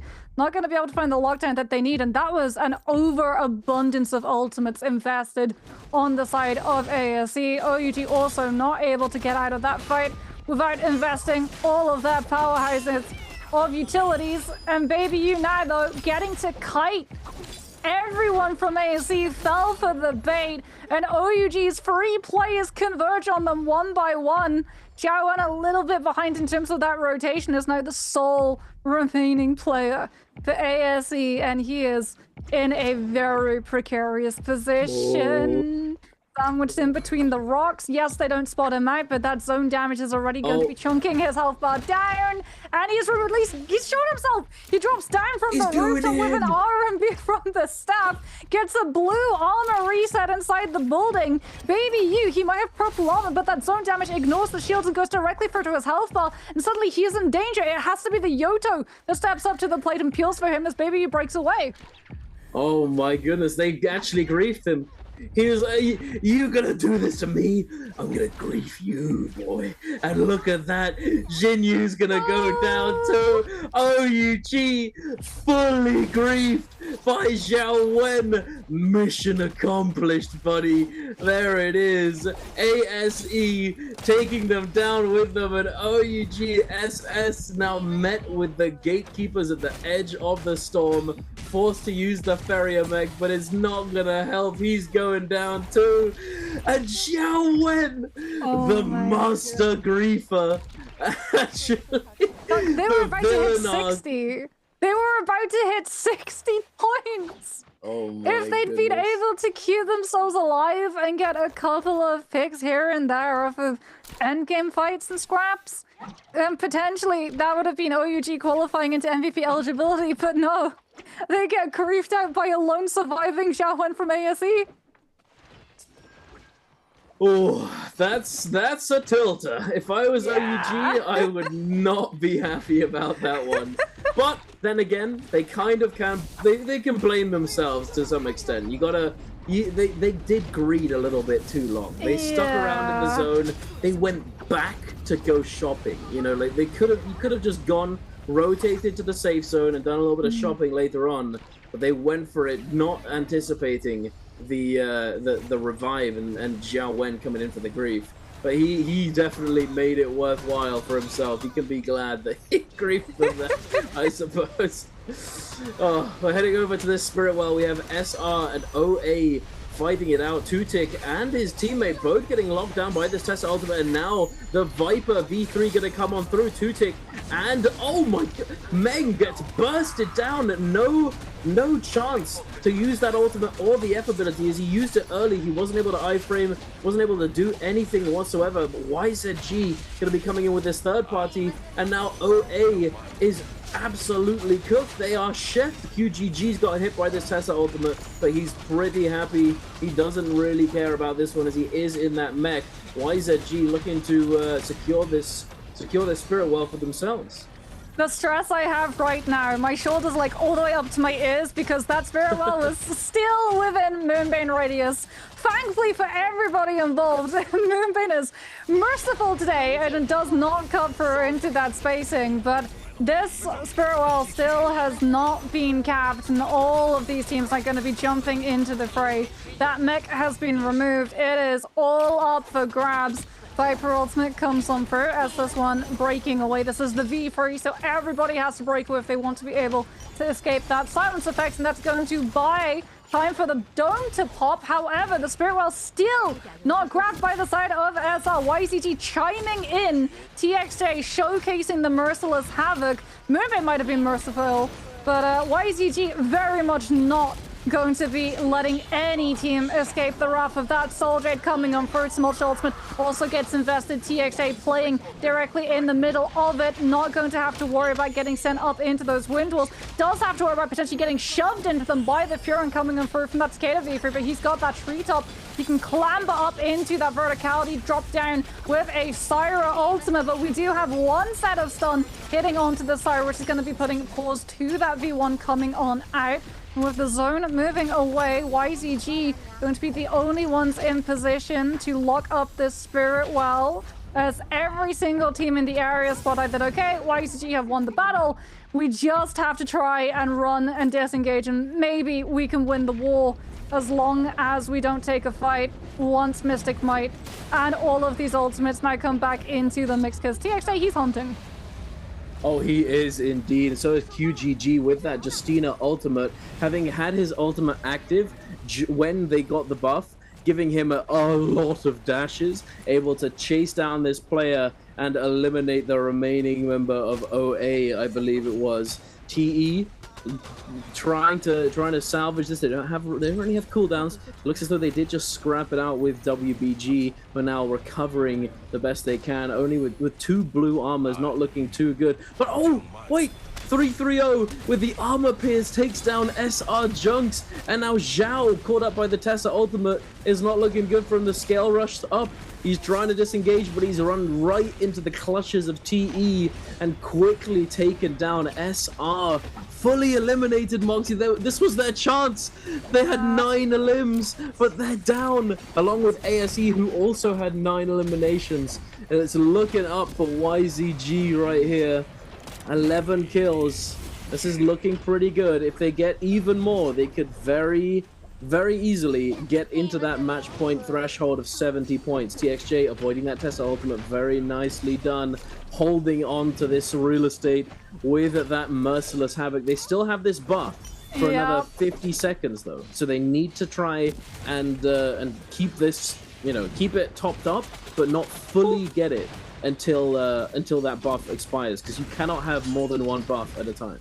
GG's making a play. They got 1 parry onto TXJ. Vartra's grip came into the mix for TXJ to be able to hold on to that staff, so Merciless Havoc still going to be in the mix. CJS, though, gets the parry and weapon removal from the hands of QGG, who hops into that Farrier mech. Saw his health bar going lower and lower and lower. Mystic Point still, like you said, going to be on the board for YZG with that damage reduction coming on through, but the Venom tip on those repeater crossbows, melting down the health bar of the players stuck within this mech. Unfortunately for YCG, or rather fortunately for them, it's only going to be done if the players are inside of the dome with them, and that does leave them susceptible to a lot of damage coming through from that staff soldier. GG's LXL drops on in with the Viper V1, sends them directly behind those wooden barriers. TXA now makes the play. Mystic Might has expired from the hands of YCG, so they can try and cap out the Spirit Well now in full. As TXA with this Syra V1 beams down LXM. GG still in the area, trying to keep themselves present on this point so that it does not get capped out and allow YCG to go back into that double ultimate cycle rotation. Another Viper ultimate has come out onto the field. This time it's going to be from the side of TE, who drop into the late recontest. Pete gets frozen on up, has to invest the test. Combo Breaker sends out the ultimate to the Wuchen teleport from TE as they get lower and lower and lower. YZG don't turn their attention onto them. They're still scrapping on out with GG with the Merciless Havoc getting so much damage, as well as that knockback potential. CXE has gone down in the interim though, and WBG moving into position are going to make it incredibly hard for that revive to come on for Swift Cut. Going to be showcased for Yiran with that Katana, but they're not going to be holding that position for long. They see the TE with that Tessa Viper Wuchen put themselves back into that Spirit Well, and the Tianhai team not wanting to risk in case it's that V3 back on off to make sure that the Tianhai is not within LOS of the ultimate. You can utilize the Vajra state as we've still got Spirit Well cap, but the fight has moved away from it again. It has. What is going on right now, Moxie? This is just the most back and forth fight we've seen for a while today. The 3-3-0 with that musket, ADSing, trying to find those hits. He's got that armor pierce. Can he find it? Can he find the shot? Desperately throwing down these wind walls. He's gonna go uncontested, but it looks as though the Spirit Well, there it is, finally despawns. No team was able to capture the Spirit Well and claim the buff for themselves. Unfortunate to say the least. YZG now down a member, having lost that Farrier, unable to resurrect him amongst all of the chaos. GG standing strong, 3-man strong. TE with 2, YZG with 2, and WBG with 3. It's looking pretty good for WBG, I must say, as they do have that Tianhai ultimate. They're gonna have that Zai ultimate with all the fire damage that comes with it up and running by this by the time that this zone fully closes in. YZG still holding strong at the top of this structure. The Syra ultimate ready to go. They have that Merciless Havoc and the Dragon Roar, so they could definitely control the space if they manage to get down there and get those Jades working for them. But it's gonna be hard because if WBG and GG are holding it, like, is holding on to it for dear life right now. Yiran going up and down, pulling out the cannon. Let's see if he can find a little bit of poke damage, but Gets grappled out the air. Yeran going up again, trying to find something. He's trying to stay out of line of sight, but he's not able to get in the air just yet. He's struggling. He's struggling so hard. Yeran going up and down.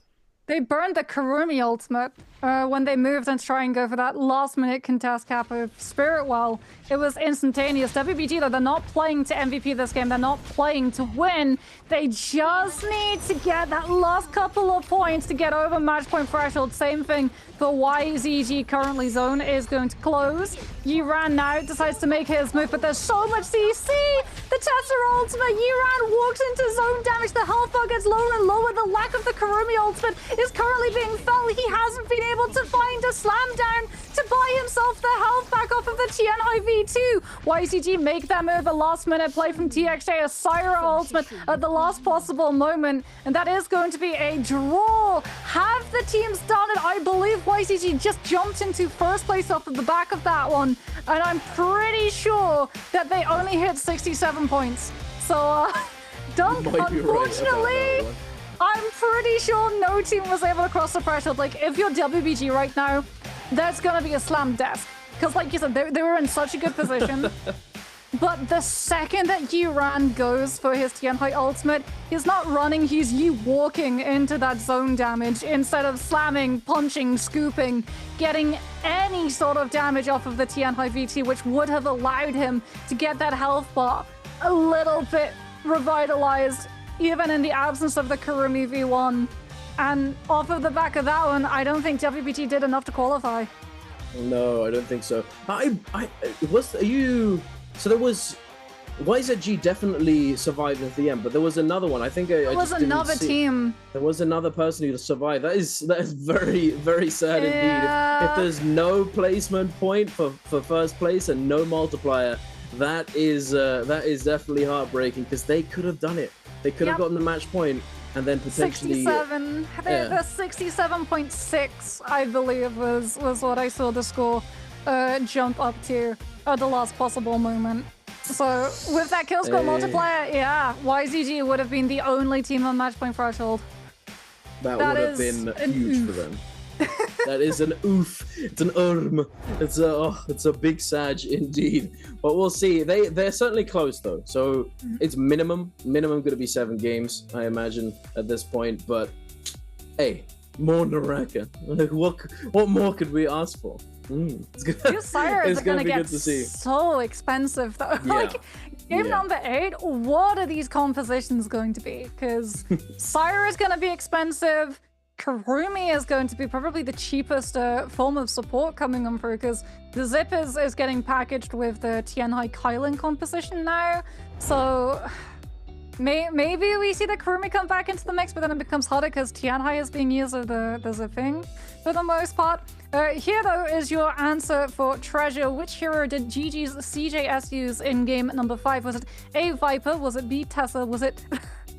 Well, we know it wasn't C, Lani. Or was it D, Syra? Get your answer into chat and keep your eye on your whisper box to make sure that you do not miss out if you are the one who is picked for that Spring Split random gift.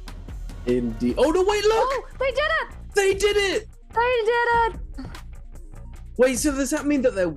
Wait, I don't know. They must have picked up a few extra kills at the end, or it wasn't actually a draw. I don't know. It wasn't a draw and they got the multiplier? It could have been that it wasn't a draw. I don't know. We'll see shortly, I'm assuming, as we'll have the leaderboard popping up soon. WBG 5.4 off of match point. Desk slam indeed. Very upsetting. Straight up desk slam. It was perfect.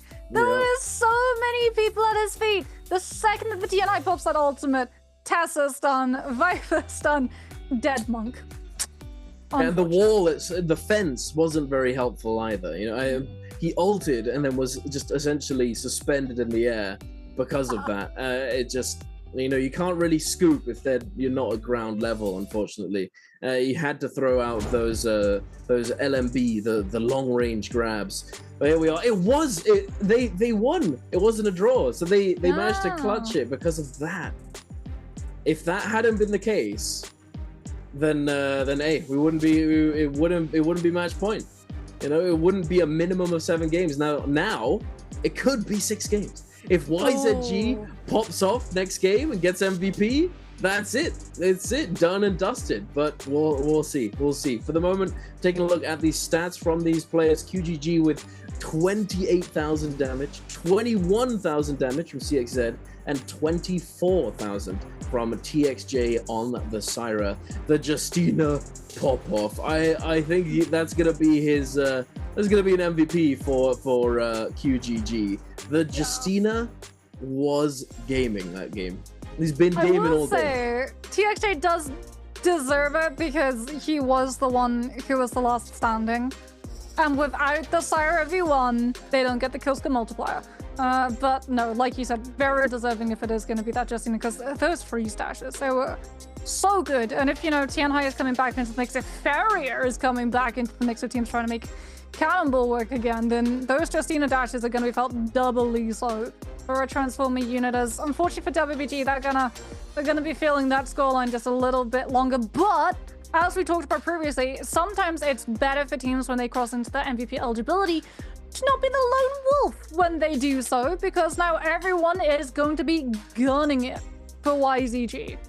Yeah, absolutely. And I believe that also means that YZG is going to be going down into that 3rd round selection, the 3rd phase. So if they want to go for this MVP, they're going to have to dump their hero points on their Syra comp, because otherwise, you know, securing an MVP with anything else at this current time is a lot harder. It's not as easy as it once was.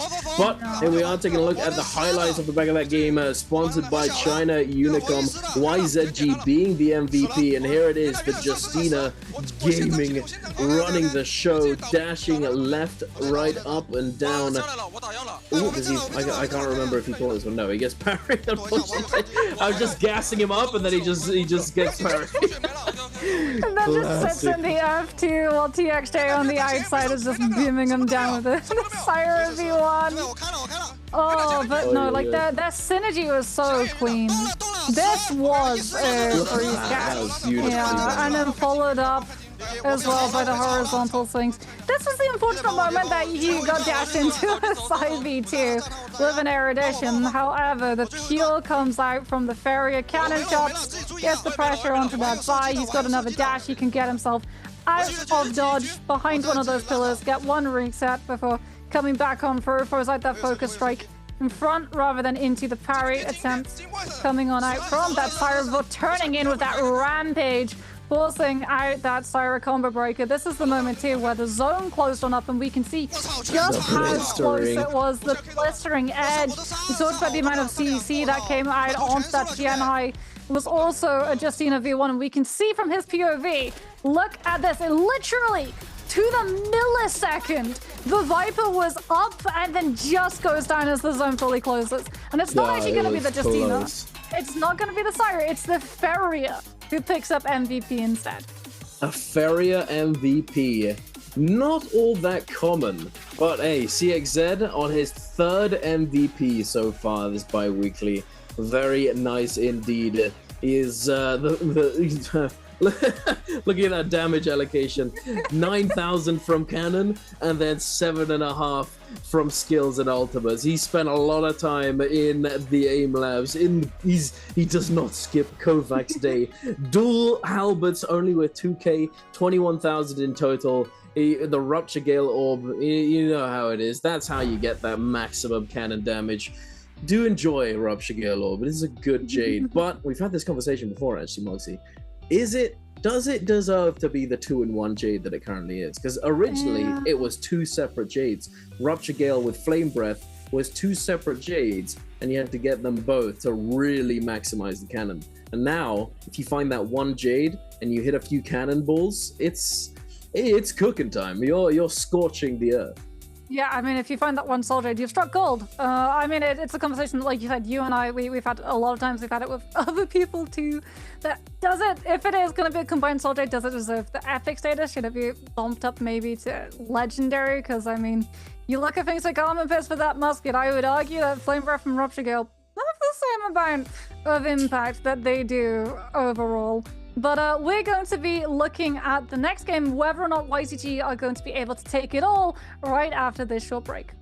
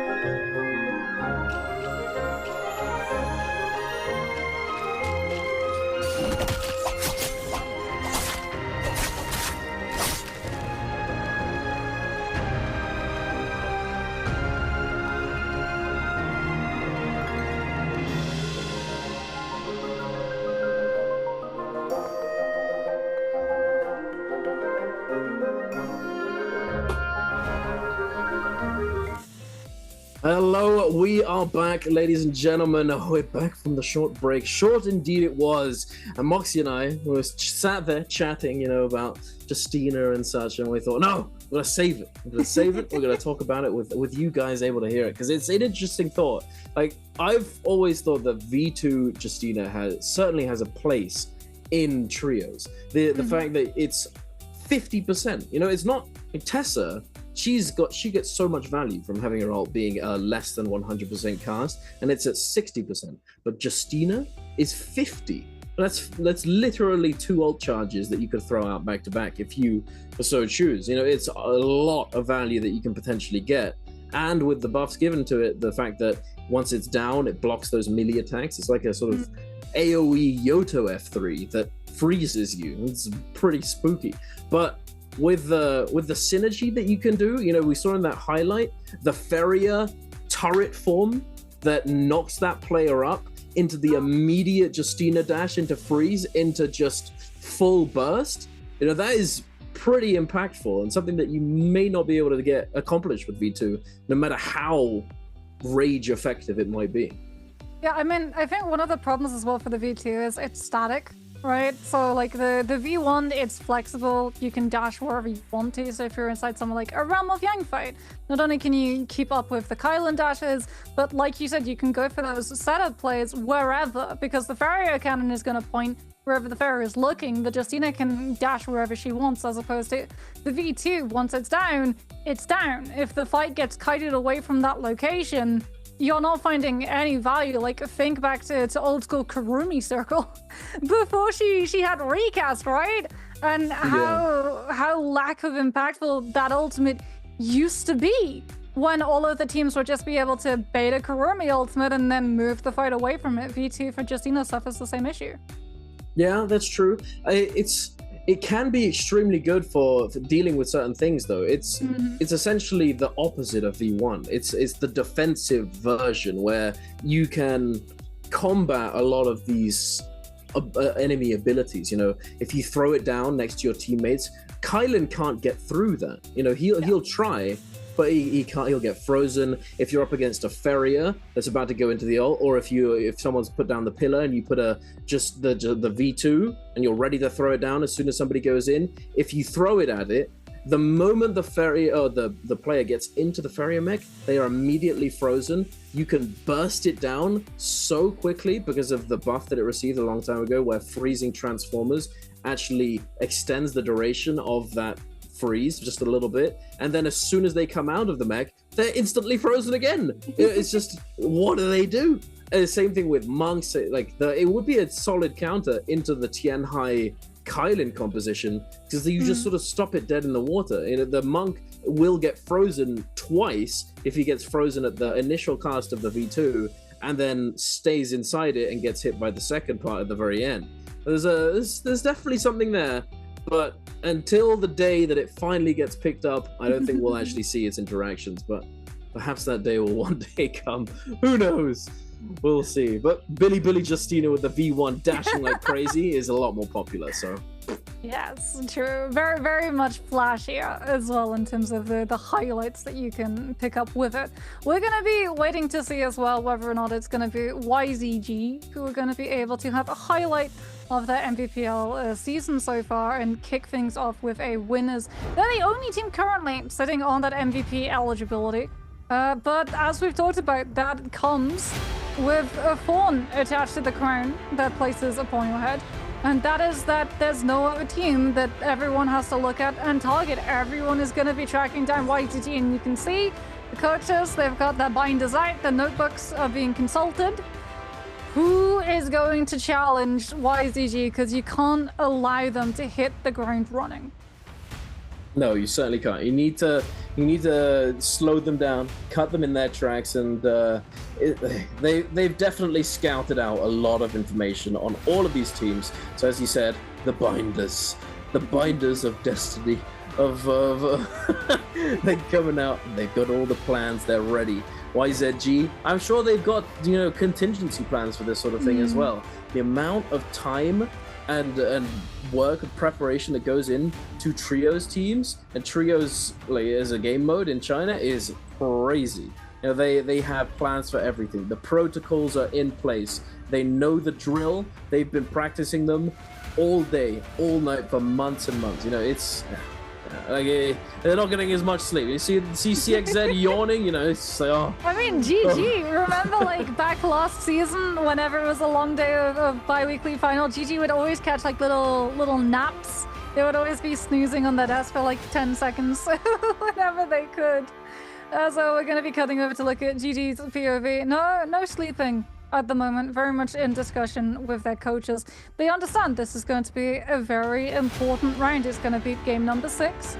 You want to be hitting MVP eligibility now. You do not want to be leaving it last moment to game number 7, because then you only have one opportunity to walk away with that bi-weekly final, as it's only applicable for you ending the day early the game after you've crossed that threshold, which is why YTG are the only ones who have the potential to do so. It doesn't matter if WBG cross the threshold this round, they have to go another and hope that YTG don't crown themselves the winner of this one if they want to be able to walk away with the win.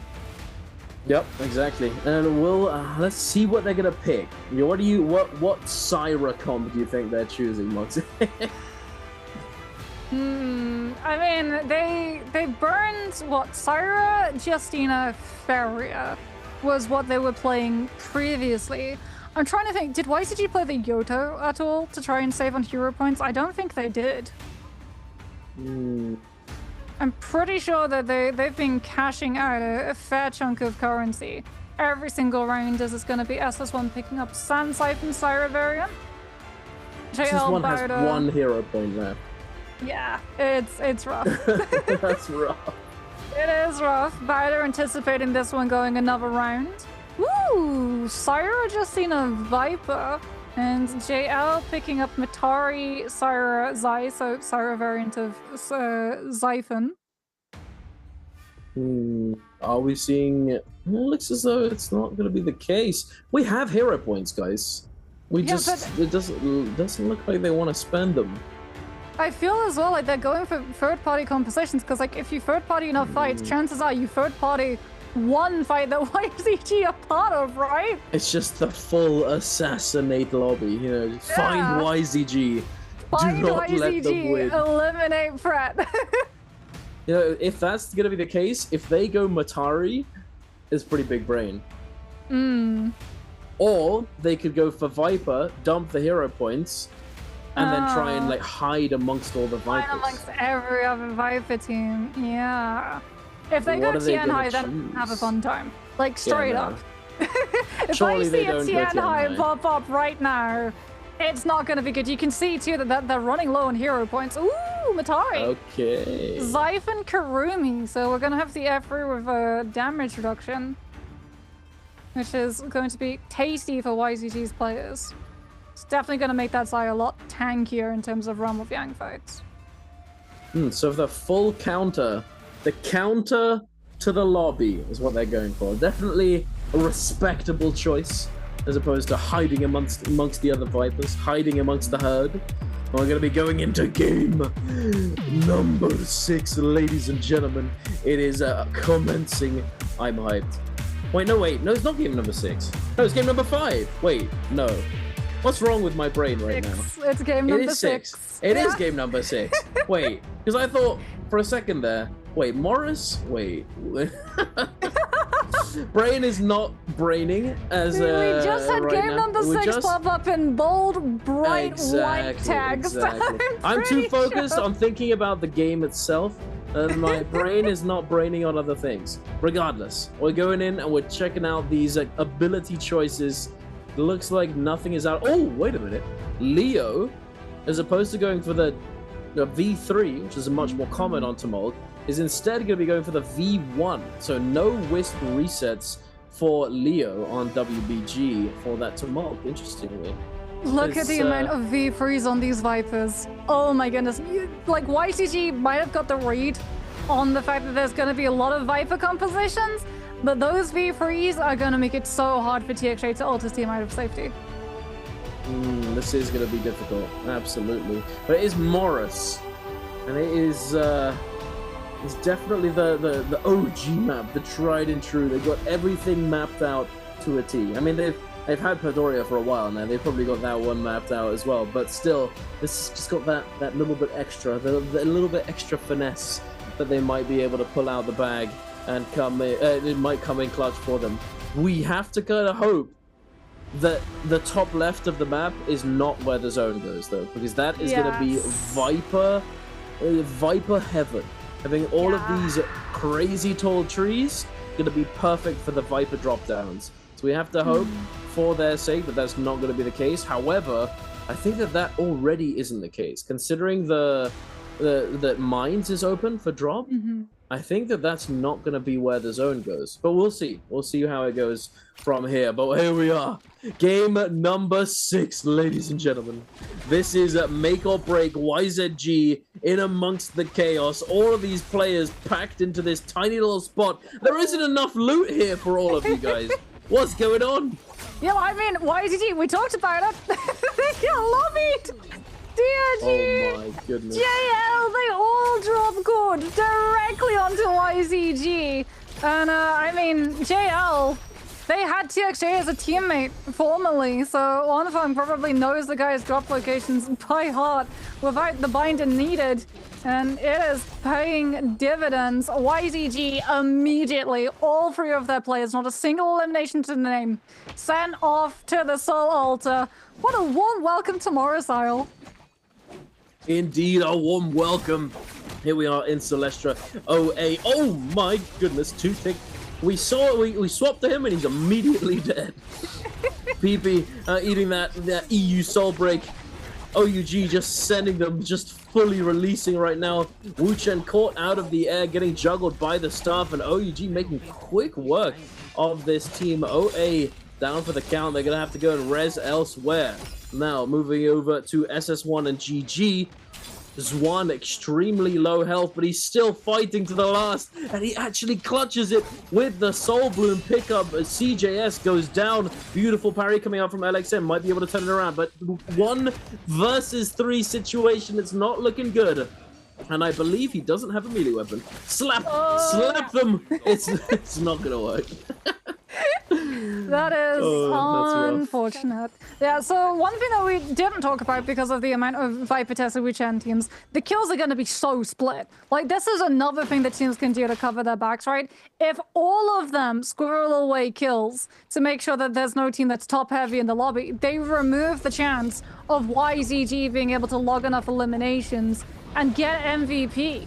So, very smart plays coming on out. OUG going to be dropping a Moonbane directly over money spots. So, Artisans Grove going to be fully locked down. Going to have to win out these fights very quickly, though. They went head-to-head against the Wuchen team. We just saw the teleport come off into the mix. But SR, because of those nerfs to the distance that Wuchen can travel, not out of the woods entirely. They're going to have to kite all the way into Celestia and try and lose their pursuers amongst all of the scenery that is provided by these alleyways. As we can see that YZ, oh my goodness, they rezzed around Shipwreck, and JL now are directly behind them. TXJ, it looks like, has split away from the rest of his team and is drawing JL in a wild goose chase in the hopes of, with that Matari ultimate, prolonging the kite as long as possible and buying his other teammates a chance of safety to get away, to put more distance between themselves and JL in the hopes of being able to recover this. YZG are trying to play the long con, but if JL have anything to say about it, this is going to be a very short story in the passage of YZG's time on Morris Isle. Indeed, the Matari was not able to kite super far, and we're going to have to wait and see where the rest of YZG's players ended up. Yeah, I think it was just they had to let him go. They had to leave him up as a sacrifice for the greater good. Cut off the arm to save the body, and they may be able to bring him back later on. At WBG now, up in the north, up next to Sunwing, SS1 trying to kite away. Water fully grappling, Year-Round chasing after him, but not very much health to work with. And we'll see if they catch up to him. For now, we're going over to TE and ASE. Peak beaming down, missed, being juggled around. He's trying to get up off the floor, finally able to do so. The Viper ultimate is going to come out. The Tumult there, he is going to be able to iframe with the Tumult F. Very nicely done, denying the pressure from ASE. The parry comes through. Peak gets hit by a huge amount of damage, but immediately able to combo break away. But ASE, they've turned the tables. There it is, the Justina freeze coming through, and Peak goes down. TE sent to the soul realm, the spirit world, and ASE are 3 kills richer, 3 eliminations under their belt. Now, WBG looks as though they closed out their fight here in Sunwing, sitting on only 1 elimination. One Tumulcle for 1 kill. I'm not sure that's how it's worth. Send it. Yeah. So about 2 rebirths. Ooh, both the Siren and the Takeda are down Soul Bloom. Not Soul Bloom, down Rebirth. That is rough. Not ideal. Because WBG, like, they're still ever so close to that match point threshold, but we've seen the likes of GG literally be 0.5 of a point off qualifying into MVP eligibility on game number 7. So no confirmation that WBG are going to be able to hit those 70 points necessary to elevate themselves alongside YZG, who in the meantime, by the way, were able to get their hands on a Rebirth charm. So TXJ is back on Morris Isle. YZG are 1 teammate richer, is now going to be looking at SR potentially going head-to-head against OUG. Jinyu comes on pro. Both Viper ultimates going off at the same time. Which one was first? Jinyu is the one that gets CC'd out both by the Viper and that Tessa ultimate. Wuchen investing those wind walls, however, will be able to peel for Jinyu. And now it's going to be SR on the back foot, down one of their players. Rico sent packing. Tessa not having both the combo breaker and an ultimate cast, going to be trying to turn it around with that urn grab up, but you can see that OUG have 3 players against 1. It's just a matter of time, and they will be able to find the elimination and the team fight one. That is rough. SR, it is just, it's not their day today. They did not come out and have the day that we all expected from them, unfortunately. Sitting in the middle of the pack, you know, it's rough. It's rough out there. It's still salvageable, theoretically. You know, it is still salvageable. However, it's going to be a very steep cliff to climb. But the YZG are playing it slow, looting around, but that might quickly turn into a fight. So you got ASE and JL all close together. What's going on? looked like JL Kukutu was part of ASE, but no. I was a little confused there. YZG immediately drawing the attention of ASE. They're going to be running after them, grappling away instantly. Looks as though the weakness is sniffed out. I don't think they're going to opt to go for this one. JL is still behind them. It's a bit sus. I'm not sure about this one. There's a lot of things to kite around as well. Not sure they want to go for this fight. Plus, Realm of Yang is going to be spawning in relatively soon.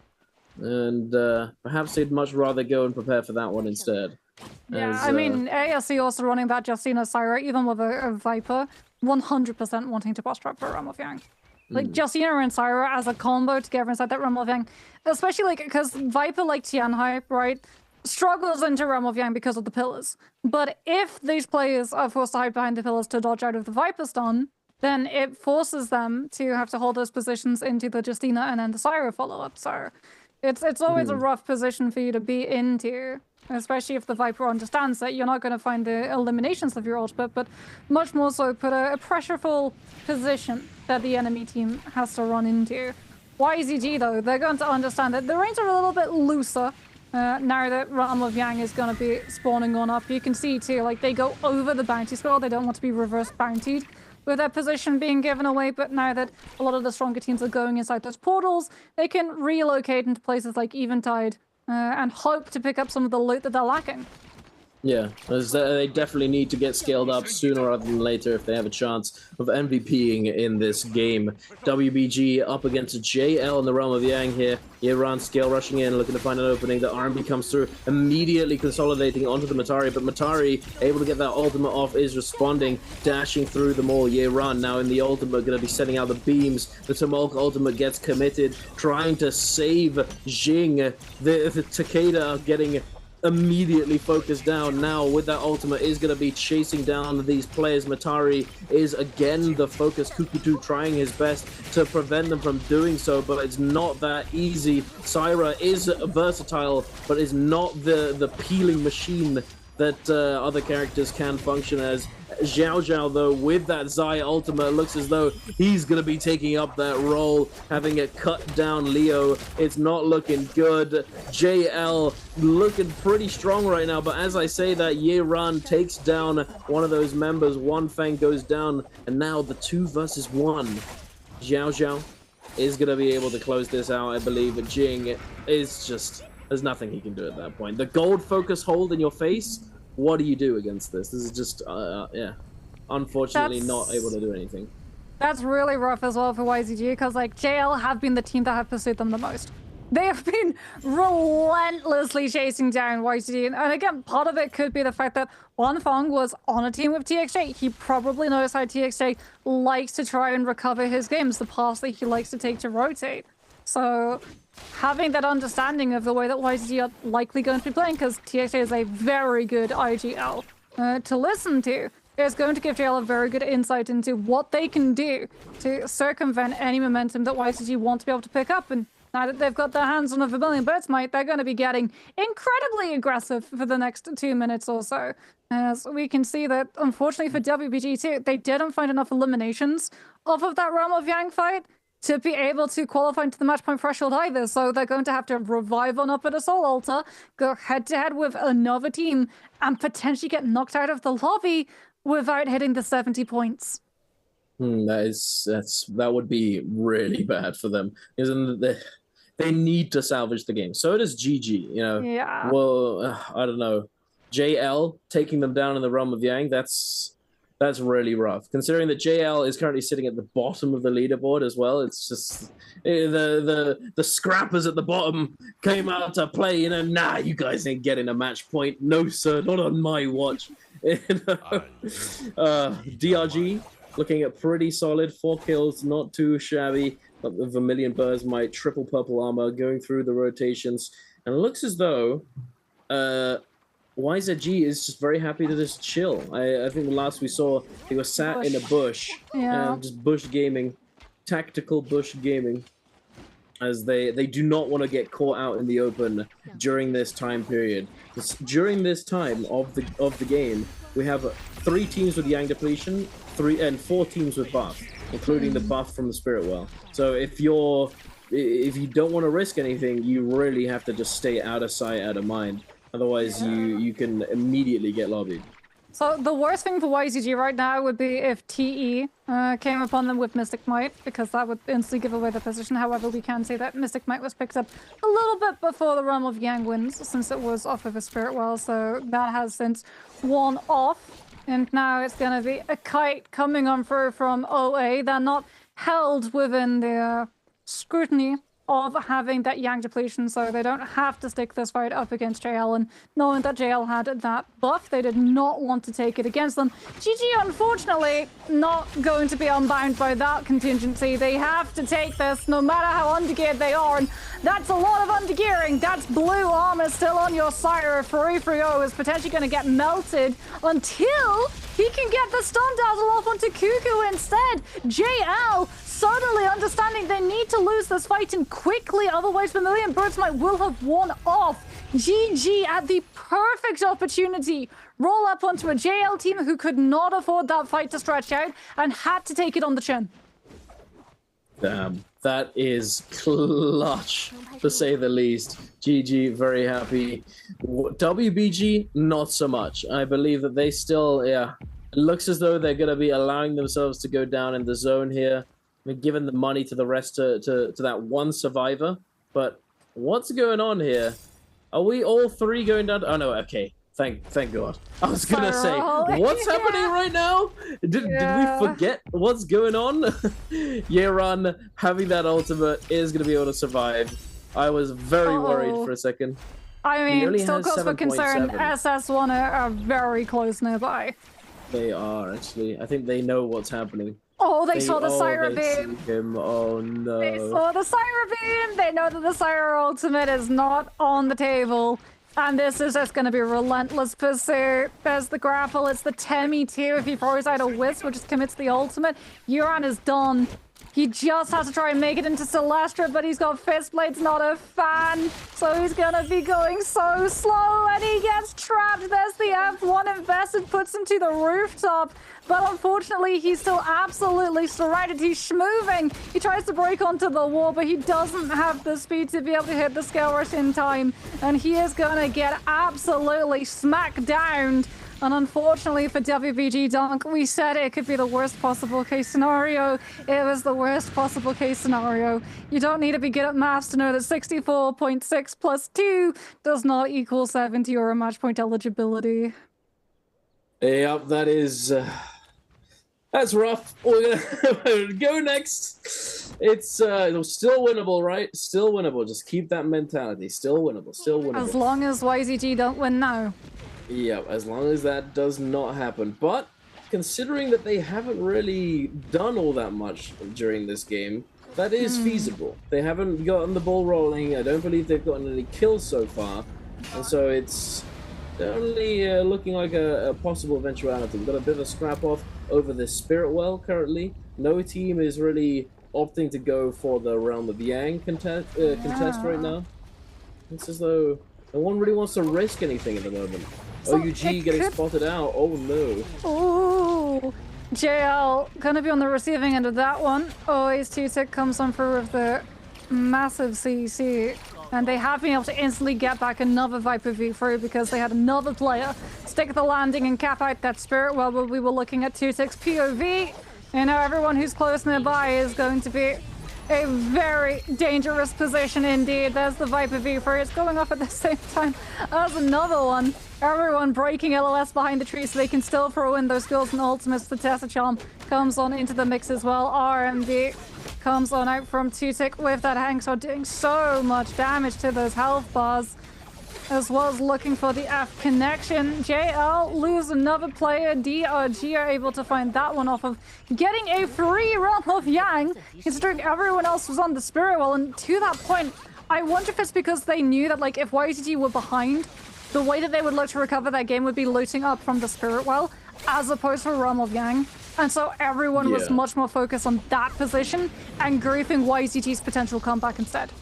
Yeah, yeah. We did see them in the mix as well. They turned up, saw what was going on. Oh, hell no.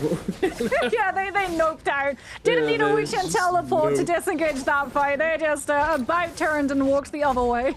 Yeah, absolutely. They did not want the smoke there. And it looks as though OA are in a similar position. They have this buff, but getting focused down.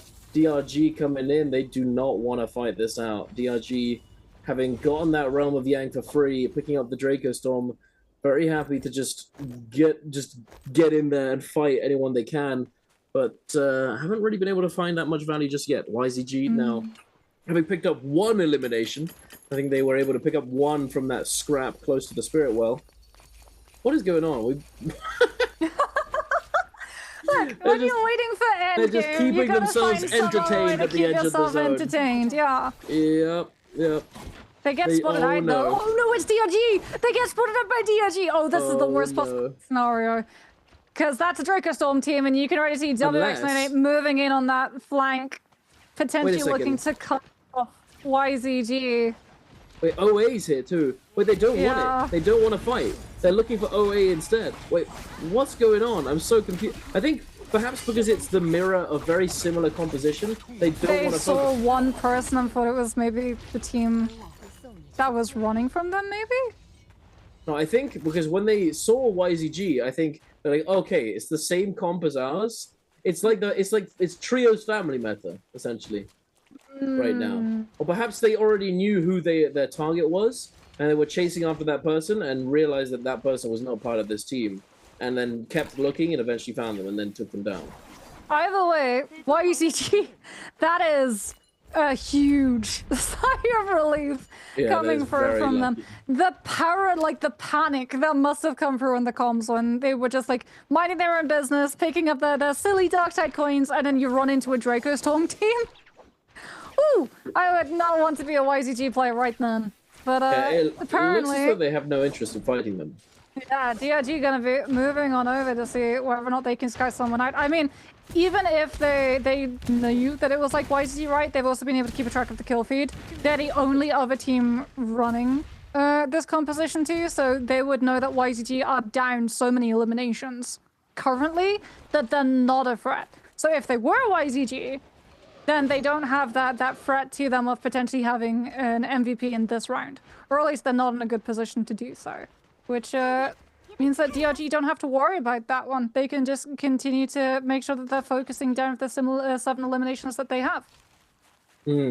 It's also possible that because they know that that's the only other Zai team in the lobby, that they don't want to fight them because it is counterintuitive. You know, if you're the unique team, we've talked about it a lot today. If you're the unique team, then you're going to get focused. They don't want to get the focus themselves.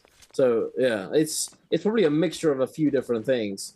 And it's gonna be so funny though, because they're like on 60 points currently right now, Dunk.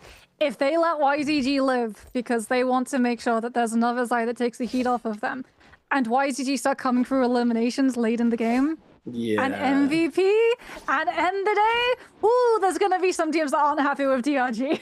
Yep, that is very, very being true. WBG. Yeah, they would certainly be kicking themselves if that ended up being the case. But so far, that's not the case. One kill under their belt is not MVP material just yet. We'll have to see if they can pick up more going forwards. But they've still got one on blue armor. I think they might be rotating over to the Spirit Well, see if they can find some action there.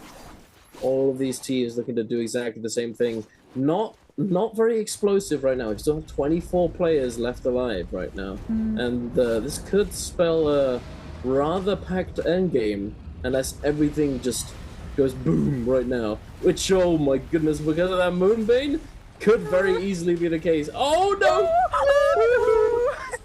You know what? Moonbane heard that if you want Spirit Well, you have to be on that point, and he was like, you know what?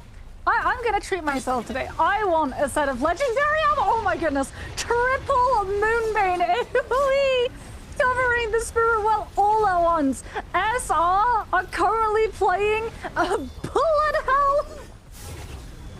June.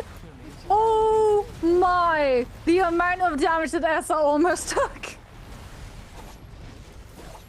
Okay. We're taking risks right now, and I can respect it. SR, they just don't care right now. It's just like, oh, if we don't get this, we can't come back. So we gotta go for it. And they get their hands on the Draco Storm, and this could actually be what they need. They could snowball this end zone. They could get an MVP. They could get a big game, and who knows? They might be in contention for to win the day, or at least come higher up on the scoreboard by the end of it. So we'll see. Maybe this is what they needed. TE, it looks as though they might be the focus of SR. Peak.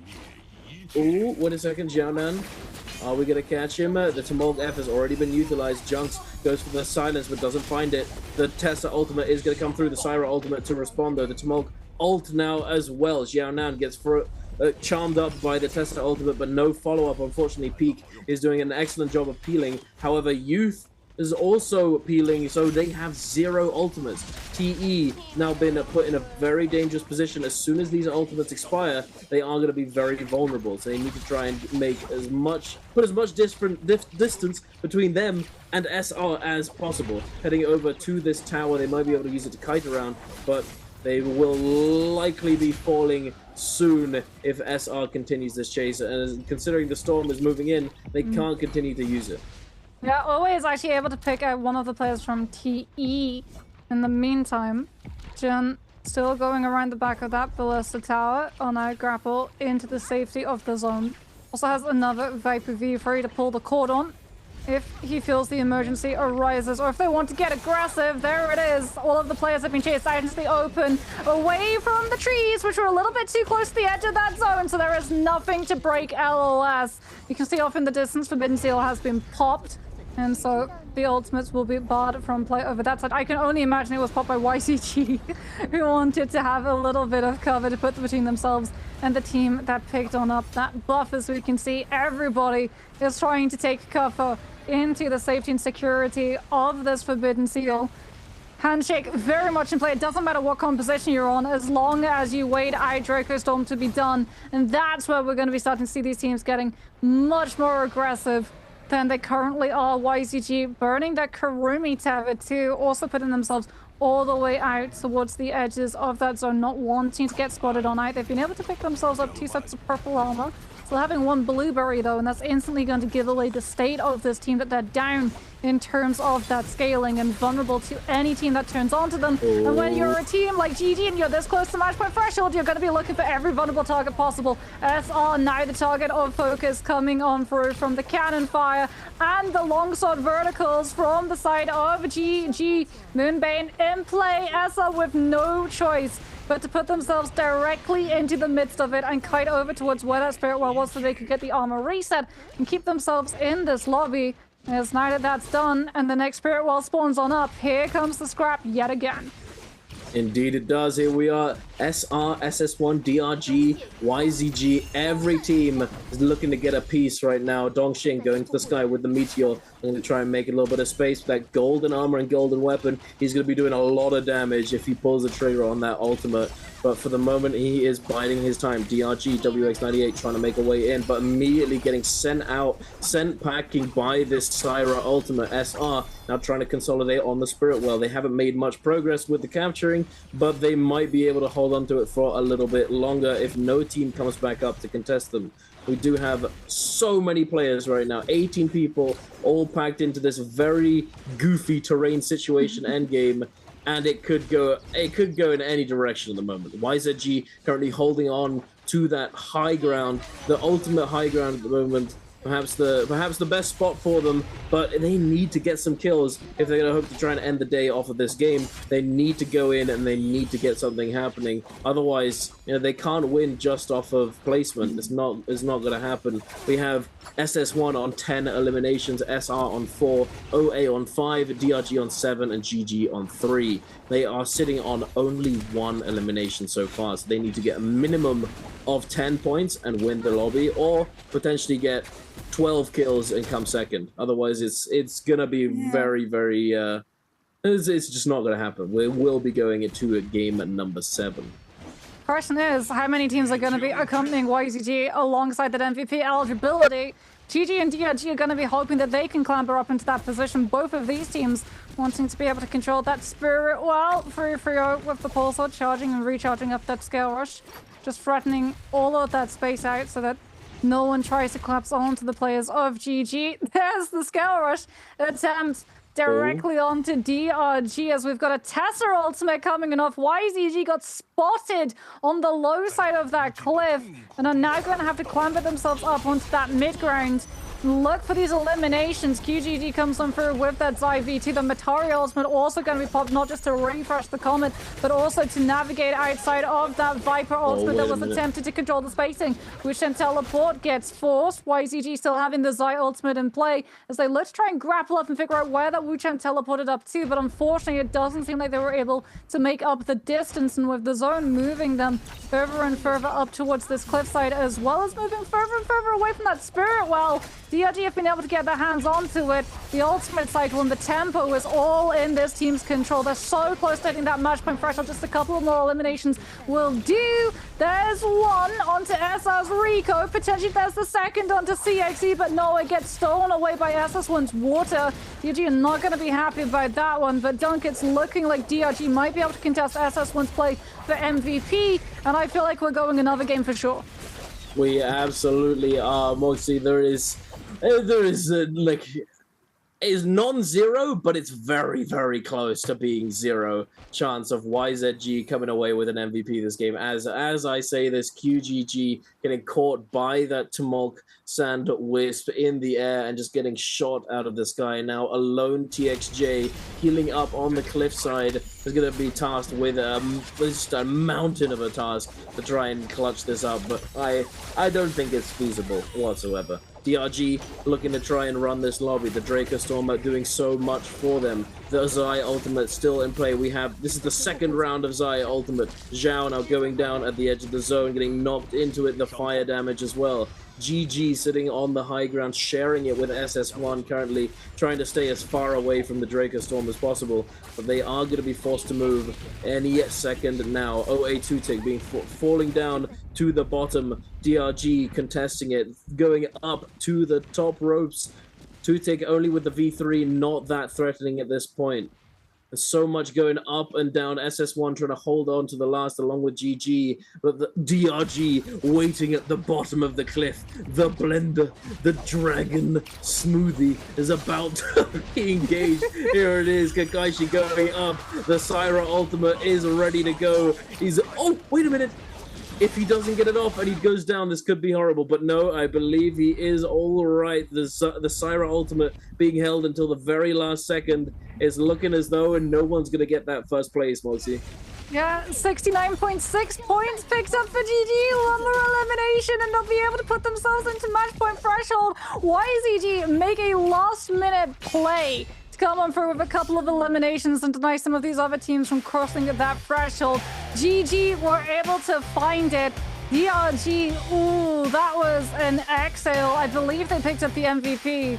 But like you said, Dunk, because we had so many Syra still in play, you can see the clasp of the hands are trying to figure out whether or not they got enough points to cross past that 70. We know that GG did, but it is going to be a knife edge for DRG to be in that same boat. We'll have to wait and see. I feel like every game today, it's been, well, how close was that? Ooh. You know, we can never really be sure. Everything's always up in the air, as it does really come down to those last few seconds. So it can change it all. You know, flip it on its head. Did they get the MVP? Did they get the placement points? Is it going to be enough, etc.? So we'll see. But GG, as you said, is going to be getting into that match point, meaning that there are going to be minimum of 2 teams who could end the day, end the series in the upcoming game. If they don't, then we're going the full distance and going all the way to 8. You know what's going to be really funny as well? DRG are going to be kicking themselves because those, like, if they're not past 70, even if they didn't have the kill score multiple, I think if they got like 1 or 2 more kills, they would have been able to make it. And the team that denies them getting those 1 or 2 extra kills is YZG.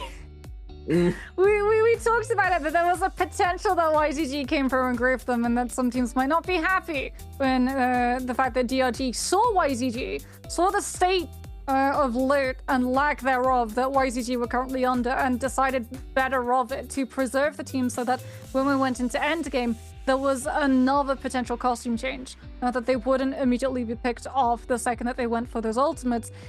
But by preserving YZG and not looking for those eliminations, if there are a couple of kills out of that 70 points. Oh! Yeah! Oof. One elimination would have done it. And YZG stole 2 out from underneath DRG's nose. Oh, that is going to be so tilting. VOD review tonight is gonna be rough. But the thing is, though, at the same time, you could very easily make the case that if they had taken them down in that point, that they wouldn't have gotten to the place that they were at the end. Because if they were the lone Zai comp, they could have gotten focused down and lobbied before they ever got to that end game. So it's hard to really say. To play devil's advocate to that point, remember, YZG, they were playing hide and seek simulator for like the majority of those final zones. So even if, you know, you weren't actually the only Zai composition, a lot of the time you were the only Zai that people saw. So yeah, that's true. Yeah. Dunk, but yeah, DRG, it's gonna be a rough one. It's gonna be a rough one for WBG too, who actually probably had it worse than DRG because they had to marinate in the fact that they were 3 points off qualifying into MVP eligibility. But hey, you wanted to make sure that you're keeping up with your A game. Which team got Mystic Might in game number 6? Was it A, DRG? Was it B, SS1? Was it C, OA? Was it D, TE? Get your answer into chat. Keep your eye on the whisper box in case you are the lucky winner. And you'll be able to walk with a spring split random gift, because Dunk, we know we're guaranteed to go another one, but hey, we might go another one after that too. We might indeed. Here we are taking a look at the scoreboard off the back of that game. DRG with 15.5 points total. Massive from them. SS1 on 13.5. JL with 10.5. GG with 9.5. OUG with 7. OA 6.5. 6 for YZG. Big Sag for them, unfortunately. It is what it is, you know. I think they banked so much on recovering in that end game, but it's just it wasn't to be. They weren't able to find the angle. They couldn't find the loot to really give themselves the edge and give them the agency to just go in and take fights. And because of that terrain situation, I think that may have been made it even worse for them. They were able to stay out of sight, but they weren't really able to get a proper lay of the land and lay of the end of the zone and understand what was happening. So if they had, perhaps they would have been able to pick up a few more kills in the end. Yeah, well, we can have a look and see the state of the leaderboard as we head into game number 7. This is the last possible chance for these teams to platform themselves past those 70-point threshold and put themselves into MVP eligibility. Otherwise, it goes down to game 8, and the team who has the highest overall amount of points picked up, and it's still not secure. For YZG will be following them into MVP eligibility. DRG and WBG, like we said, that's going to have to be a reset, like immediately. We've seen from WBG only picking up 2 points. If they have another 2-point game and another 3.5 game, that's still not going to be over the threshold. Yeah, that would be pretty rough for them. But here we are taking a look at some of the highlights on the back of that game. Brought to you by China Unicom. DRG popping off in the realm of Yang. I will say the strategy and the ultimate usage timing from so many of these teams has been impeccable. We've seen it come out time and time again. Counter the Viper ults, just beautifully done. Focus slide being a menace here as per usual, but it's just not enough. His teammates were both full HP essentially, so it was not enough to save them that fight. But DRG here, WX98 with the staff, with the drop down. Ooh, the dash doesn't find it. See, the dash is just so crazy. The dash empowered in this tight little space, it's surprising that he didn't hit that, to be honest. Oh, the buttery rocks. It wouldn't be an Nbpl broadcast if we didn't talk about focus light and buttery rocks, and you can hear like DRG going crazy on the comms. They got so close. Really good stuff coming through from them, utilizing that Draco Storm. Unfortunately for them, though, like if it had been on flat ground, this Draco Storm would have been a lot more impactful because that AoE damage would be hitting way more players. Because of the verticality, it really did affect all of that additional AoE damage, and you can see here at the moment, like, all of these teams are having to hold on to those ultimates. You can see Kakaishi, I remember you calling, like, Kakaishi getting lower and lower and lower, and then potentially getting caught out by that Tumultuous ultimate, but not wanting to burn his V1 because he understood that he had to preserve it to try and win the heal-up situation and secure that kill score multiplier, which could have been the difference maker for DRG to be able to cross into the 70 points too. It is going to be that Syra picking up the MVP, but I mean, the DRG, it's not the price that they wanted. No, it isn't. They definitely wanted to get into that match point threshold, but they just weren't able to do it. Less than a point. 0.8 was the difference, and they just weren't able to manage it. It is what it is. It is unfortunate, to say the least. Here we are taking a look at the stats for Kakaishi. 2 MVPs so far this bi-weekly. 18.6 thousand damage, and 10.1 thousand of that came out from the longsword, surprisingly, and only 3.5 from the skills and ultimates. Rather a rare sight to see from a Syra here in these MVP statistics. Usually we see a lot more come out from that skills and ultimates, but no, he was longsword gaming in that one for sure. That is a lot of damage from the longsword as opposed to relative to the ultimate, that is. Looking ahead then at game number 7, because we have 2 teams on MVP eligibility. GG being one of them. We saw what happened when YGG were the only team on MVP eligibility, like them just getting dropped on. Like an absolute piano from 5 stories at the beginning of that game, really screwed with the game plan moving ahead. So now that GG are joining them, I'm sure we're going to be seeing a little bit of an ease off in terms of that one, but whether or not Game 7 is going to be as brutal a start, we'll have to wait and see. We'll be back with it after this break.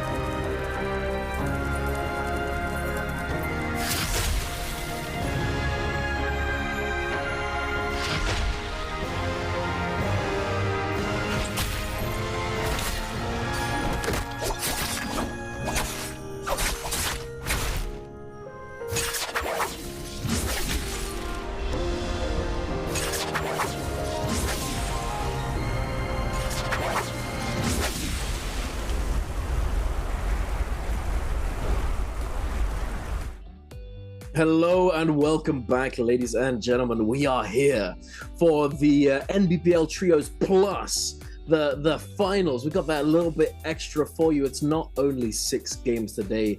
It is 6 and a little bit, or perhaps 2 more. We'll see. But going into this game number 7, we have 2 teams, two teams ready to take it all for themselves. But are they going to be able to do it is the question. Because if they can't, then we're going to game number 8. What do you think, Moxie? Do you have a prediction? I think GG are really known in terms of where their drop locations are. However, even though their drop locations were known last year, no one really wanted to challenge them. So I feel like for a lot of the teams, especially if they're lower down in the leaderboard, you might try and drop GG, but then you might also give kills away to GG early on. So who knows? Maybe GG are going to go for the ultimate curveball and drop where we least expect them to. They've done it in the past. Go for the conditioning play of you expect them to drop on XYZ, and then suddenly they're dropping on CDA. Yeah, I mean, and then on Holleroff game earlier on today, they didn't drop where we expected them to either. So perhaps they're changing things up. Who knows? But hey, YZG and GG, it's your time. Are you gonna let it slip, or are you gonna take it? We need to see. I need to see right now, because I want to know whether or not this is actually like, is it clutchable? Because the GG hasn't gotten a single MVP today, no? No. Is this their time? When they actually need to get the MVP, can they do it? And they're also the masters of endgame, so if they take a slow start, they could very easily, based on their track record, they could come in and pop off in that last few moments of the game. But considering they're very consistent, but they're not the sort of pop off team that's getting MVPs left and right. They're very consistent, but getting an actual MVP and making sure that they get the most points possible isn't usually their go-to. You bring up an excellent point, actually, by calling them the Kings of Endgame, and the fact that we haven't seen them MVP. Like, they've made it to MVP a lot of times, but because so many of these teams are making it to Endgame and then having a hero, like not even a full team, but having a hero who can disrupt a team's win condition, even if that team has the Spirit Well buff, we're not really getting to see GG be the only team controlling endgame, which is what we saw in 2024. When GG were in an endgame, they would always find a way of turning the tempo onto it. It was TE, XCG, FPX, and GG have always been the best at playing into those endgame situations in the past when they've had their seasons. But now that we're seeing all of these teams being able to coordinate around Spirit Well, even sometimes coordinate hits onto the team who picks up the Spirit Well buff if they're not too careful and over-aggressive, then we're starting to really see GG lose one of the main tools in their kit to securing their wins. But we shall see. It's gonna be spicy. The first round selection, ladies and gentlemen. Bowder, JL, ASE, SS1. Second round, SRTE, OA, and OUG. And then the last round, of course, WBG, DRG, YZG, and GG. If you're in that match point contention, you go to that last round selection. Do they have the hero points, Moxie? Because it's gonna be cutting it close. I think they might not have the points.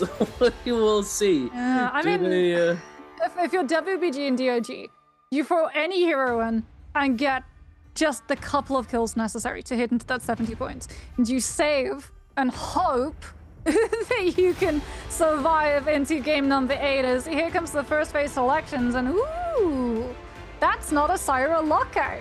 Zip, Kylan, and Tianhai are going to be made more expensive moving forward, which is excellent news for the teams in second phase. But we're going to see Cannonball with the Justina come through for OUG. Syra immediately bagged for OA and SR. And TE going to be going with the third-party composition of the Tessa Viper entry champ. But this, let's be honest, this is where both of our attentions lies. YZG, 4 hero points. What can you afford? I'm not really sure. Oh, okay. So GG can. They got the cash to splash. They're just sending it out there. They've got the money. They're gonna invest. They're not going for the Syra, but instead the Tianhai. Now, YZG, what are you picking?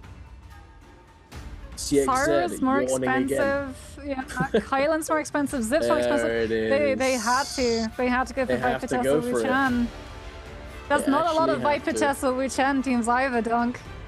Because like no, teams in phase 1 and phase 2 did not pick those compositions.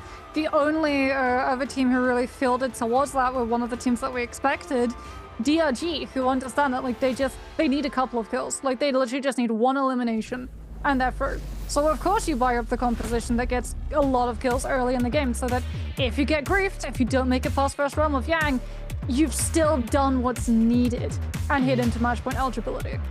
Yeah. I think also this is going to be very hard for YZG because now that they're in the hot seat, you know, everyone knows that they were third round selection, and everyone knows as well what was picked up in terms and what had its hero points increased. So they've probably been able to keep track of what's being picked and etc. So they're probably able to deduce that YZG is going to be on a Viper comp, and there are only 3 of them in the lobby. Yeah. So they might be in for a bad time. These Viper teams, these Attack on Titans might get focused down, but they are in a relatively decent spot to go for those assassination attempts because there are quite a lot of those mugs in the lobby right here.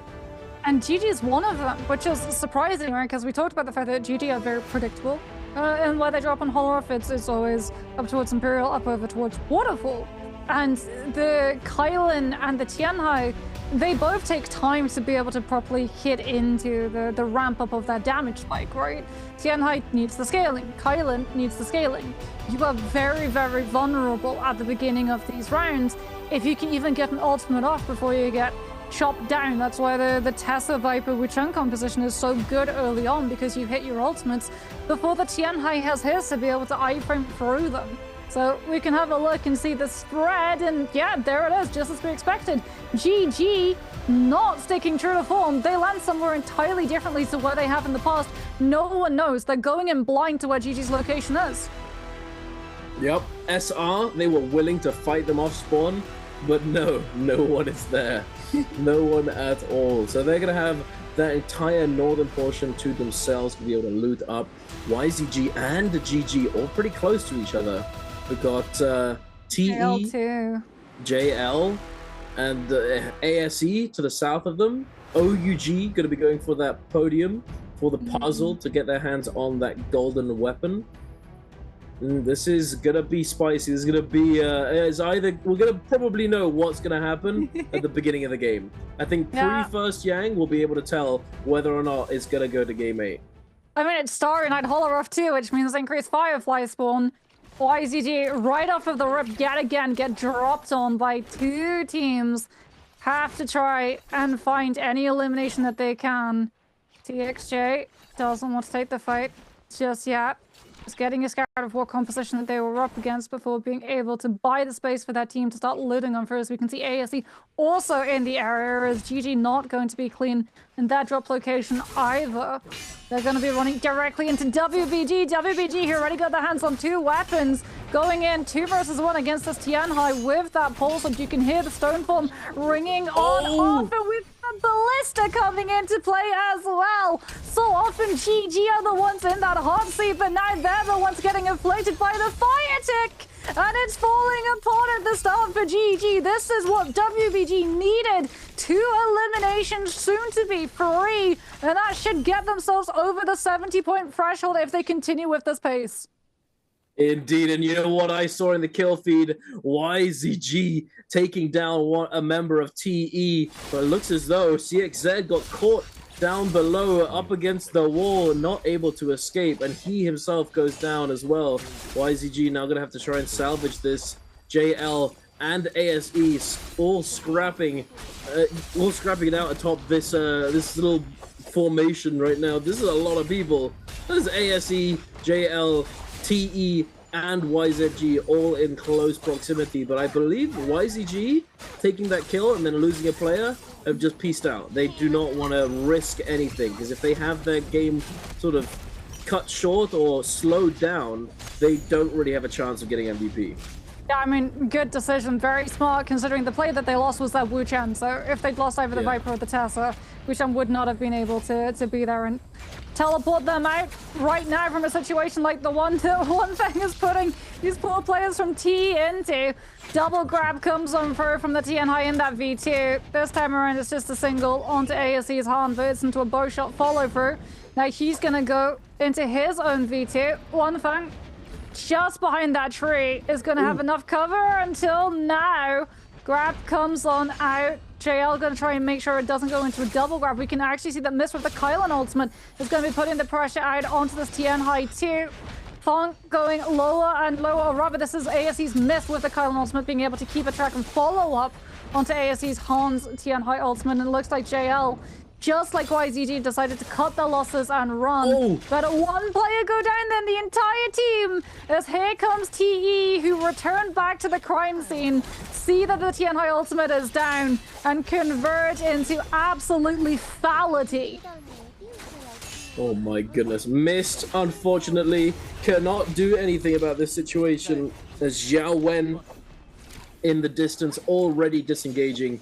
It's not worth it. Let's just get out of here. Live to fight another day. They can come back later on. They did manage to get a kill. You know, one. It's not too bad, I suppose. JL on 4. WBG on 5. But let's take a look at YZG right now. They've managed to loot up a little bit. Purple armor for TXJ. That's not the focus for the moment. The focus is Bowder fighting in the caves over here, up against OA. OA with only white armors. It looks as though this is their recovery spot. They've decided to come over here and try and recover their game after having died and come back to life. But look, we've got a fight coming out between OUG and YZG. TXJ caught up against this door, but there's actually a perfect place to ult right now, because there aren't very many ways to leave this place. There's 2 ways in, 2 ways out. And the Wu Chen is going to come. With a Wu Chen teleport. Yeah, 3 ways if you include Wu Chen. But unfortunately, that Wu Chen teleport has been removed, and OUG still having Justina dashes to be able to play around it, have been able to collapse onto YZG's location. What a parry from TXJ! Man is an owl confirmed. Unfortunately, he does get frozen up by another Justina dash, and they have lost CXZ. So even if the Wu Chen teleport was up into the mix, it would not be currently able to employ. Tessa, still though, going to be standing into that enchantment coming on through. Combo break as well. It's going to be able to cover TXJ. They're able to turn onto OUG with enough time left to stick the revive onto CXZ, which is absolutely crucial given the fact that he'd already burned his rebuff charm. That was beautifully done. I was just watching so intently at what TXJ was doing this fight. This was very, very clean. So many different, so many little finesses that he did in this fight. Beautifully done. The fan, wind, the LMBs after the dodges on fan, using it perfectly, spacing extremely well.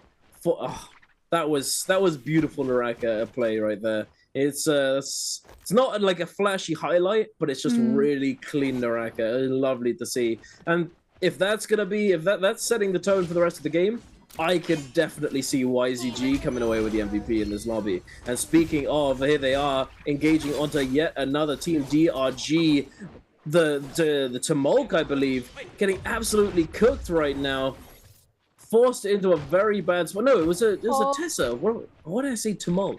I don't know why I thought that was a Tumulk, but it's a Tessa. Dongxing teleporting away. His Wu Chen is going to be able to take them to safety. They do have Viper and the Tessa ultimate, I believe. Is it going to be enough to deter this onslaught? TXJ getting caught by the Tessa ultimate, now popping ultimate himself.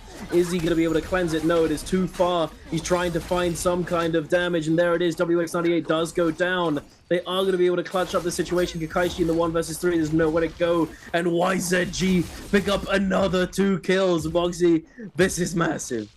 YZG though, hard on the heels. Unfortunately, not close enough to the fight to be able to interrupt it when the kills are potentially still there. And YZG, understanding that there was a team directly behind them, cut over towards Ballista Tower to utilize it as a deterrent. TXJ as well being able to keep himself alive. The team left all of the soul bombs of the eliminations that they were able to find for the Vipers, so that TXJ was instantly able to recover and keep this legendary fan in play. The only legendary weapon currently on the board that has been picked up either by YCG solving puzzle, or more than likely, given the location that we saw them drop from, TXJ parrying it out of a player's hands and getting his mitts on it that away. As we're going to be seeing the first realm of Yangs spawning on through. YZG, like you said, in a very good position to put themselves into that MVP position.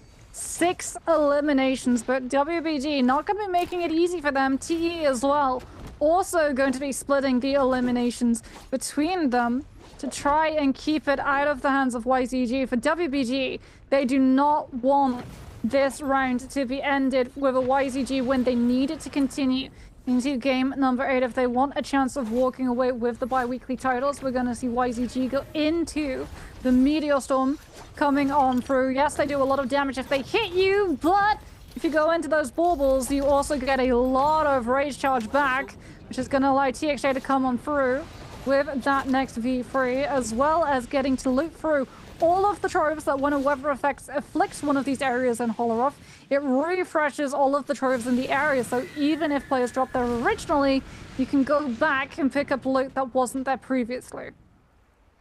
Absolutely. And it's also very fortunate that that Spirit Well has Draco Storm attached to it. So they're going to be running around as Viper comp with Draco Storm, a massive buff for them to have if they're looking to snowball this game and secure that MVP. But we're heading over to this Realm of Yang. GG up against OUG 3-3-0, looking to get that grab, the jump into the grab to try and deny the Farrier mech, but unfortunately not able to do so. 3-3-0 are throwing out those hands, trying to distance himself from the Farrier. Does find one. Is he going to be able to get the slam? He does indeed before the turret form comes out. Breaks line of sight with the pillar as well. Going to be able to heal yet again, getting another slam. But, oh my goodness, I don't think it's really going to matter. Jin Yu is down. The Farrier was too preoccupied with dealing with the Tianhai that wasn't able to peel for his teammate. And now it's just gone. It's an absolute shambles. GG are running this Yang and it's already over. 1 versus 3, even though he's got the fan to scale rush away, there is no shot he's making out of this one alive and kiting for an extra minute.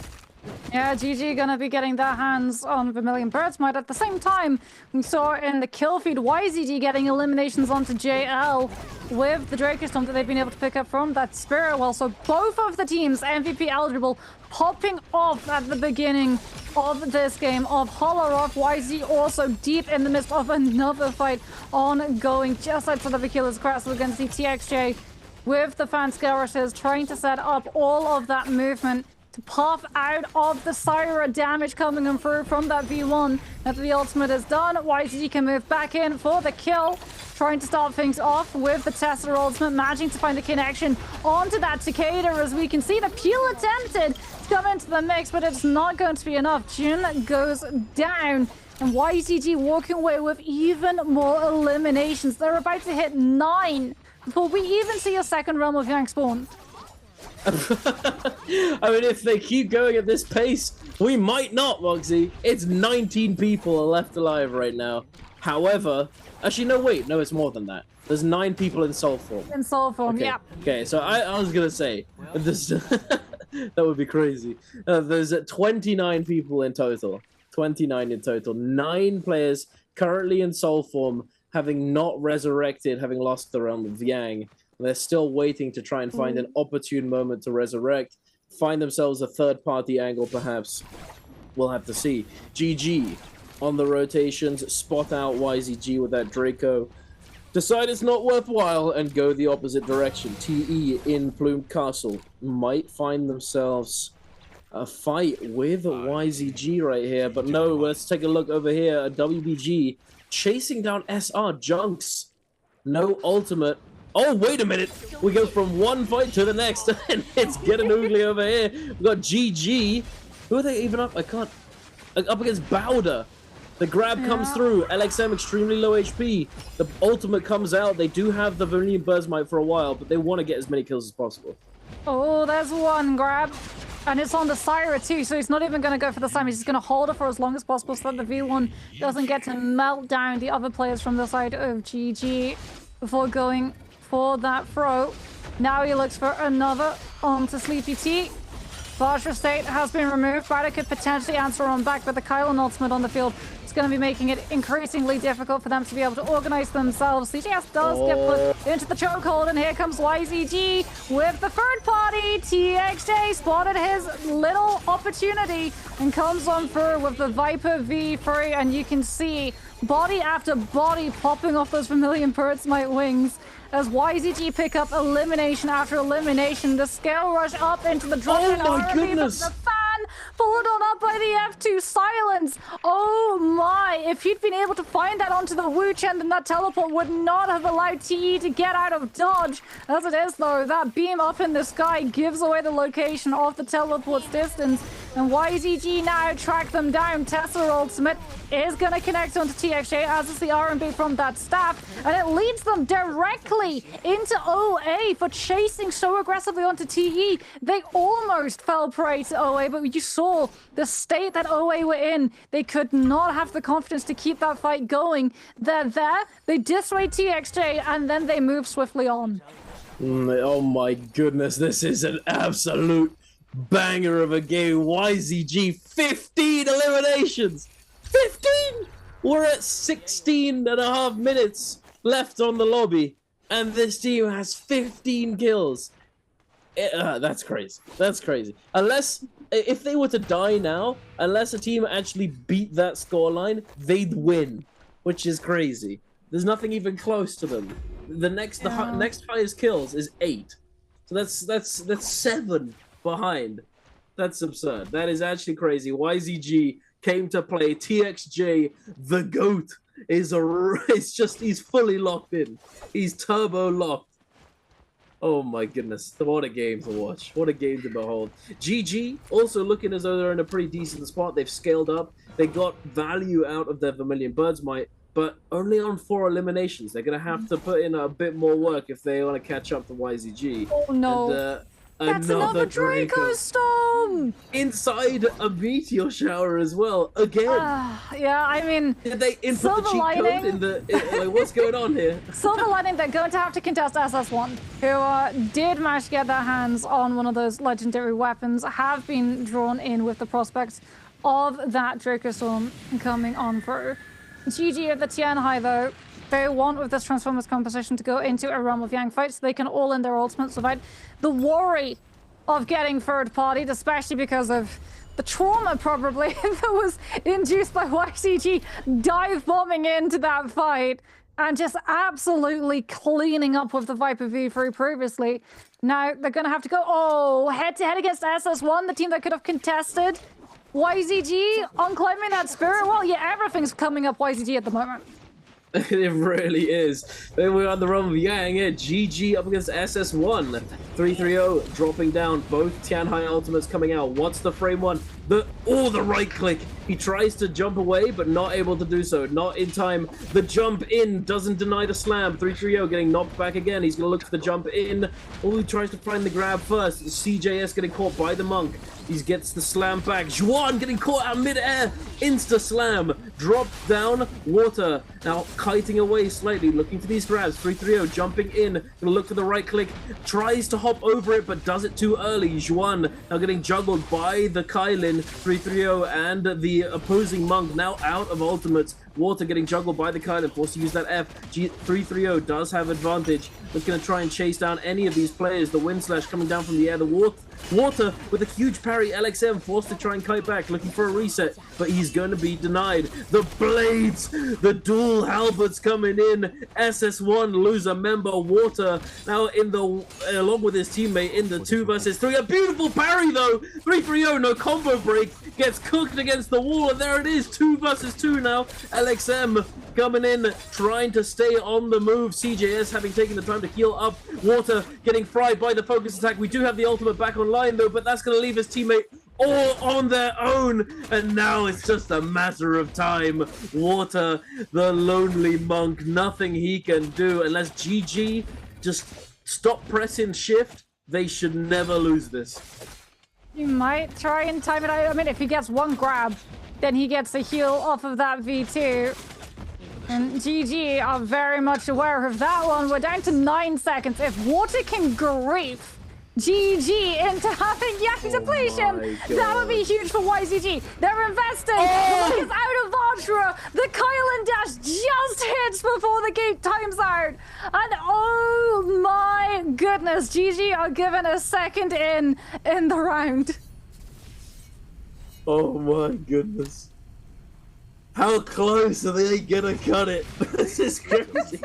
They're on 7 kills though. 7. That's a good start. I'm pretty sure Bowder though, or rather not Bowder, yeah, YZG I was gonna say, because the one team that was in the area SS1 who could have contested that Spirit Well and forced YZG into picking up early, they went into a Realm of Yang.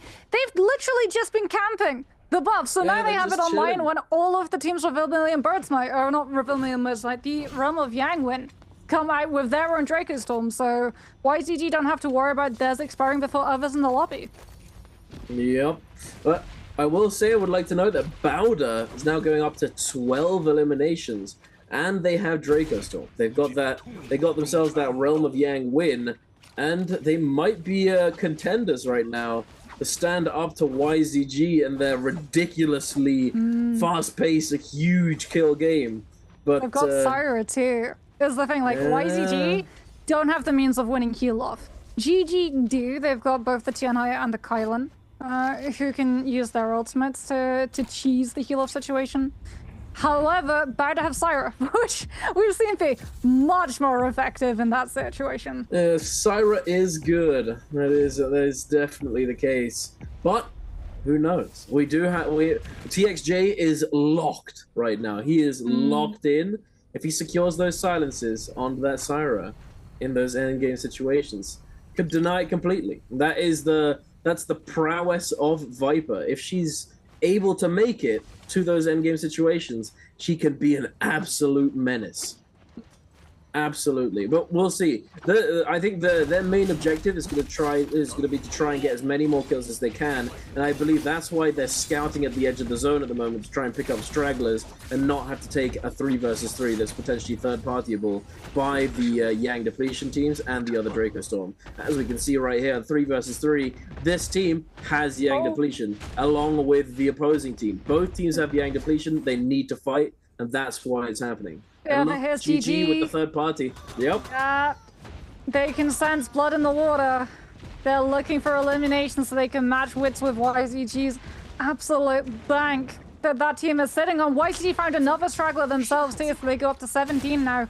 A 20 bomb potentially before we even see the next Spirit Well would be an insane way to end the day. As Frio still has the Tianhai ultimate, goes into the zone looking to land these last hits. So even if these players die to the zone damage, GG still get to claim the elimination. OG Jinyu forced into burning that Yodo V3, having to just utilize the teleports from the Sword Slashes to navigate his way into the zone.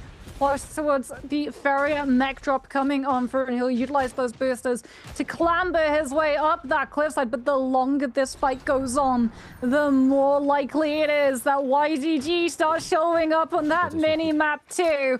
And then, Dunk, we have all teams left in this lobby converging in one very small space with a Fawny roller, very much the Chekhov's gun of this situation.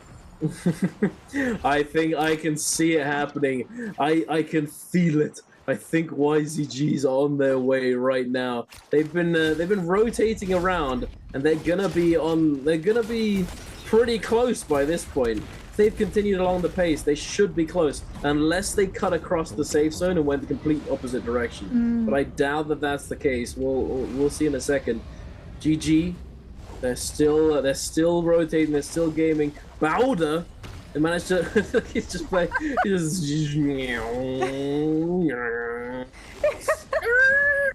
Jing's having a great time right now. Dragon Lake, mate. Come on. Zem's just looking up and like, what are you guys doing? You guys, what are you doing? He was charging up Dragon's Roar. He was doing the exact same thing. He was charging up the first frame of the meter dump, as we can see that YZG have shown up on the scene, and it's looking a little bit criminal right now. TXJ coming on through with that Viper V threatening out the space. They've been able to find another elimination onto players of OUG. They've spotted out the lone Jin Yu, who is going to get absolutely melted. Committed that Viper V3. It's the Phoenix Blast coming up from QGG's longsword. Do they check the bush? Oh, the F2 does not hit Baby U, but they do spot out the player, and now the hunt is on. YZG 17 eliminations and counting. It's going to be up to Bowder to put a stop to this team and make sure we go to game 8. I'm not gonna lie, Moxie. I don't think that's happening. YZG 17, and they're not slowing down. Baby U is next on the chopping block, and there it is. They pick up their 18th elimination. 18. Bowder are in a good position though. They have been waiting to take this Draco Storm Spirit Well, so they could roll up and just, you know, they could just cut them down and then overtake them in kills and get to endgame. However, as we saw earlier in game number 1, a team with Draco is not invulnerable.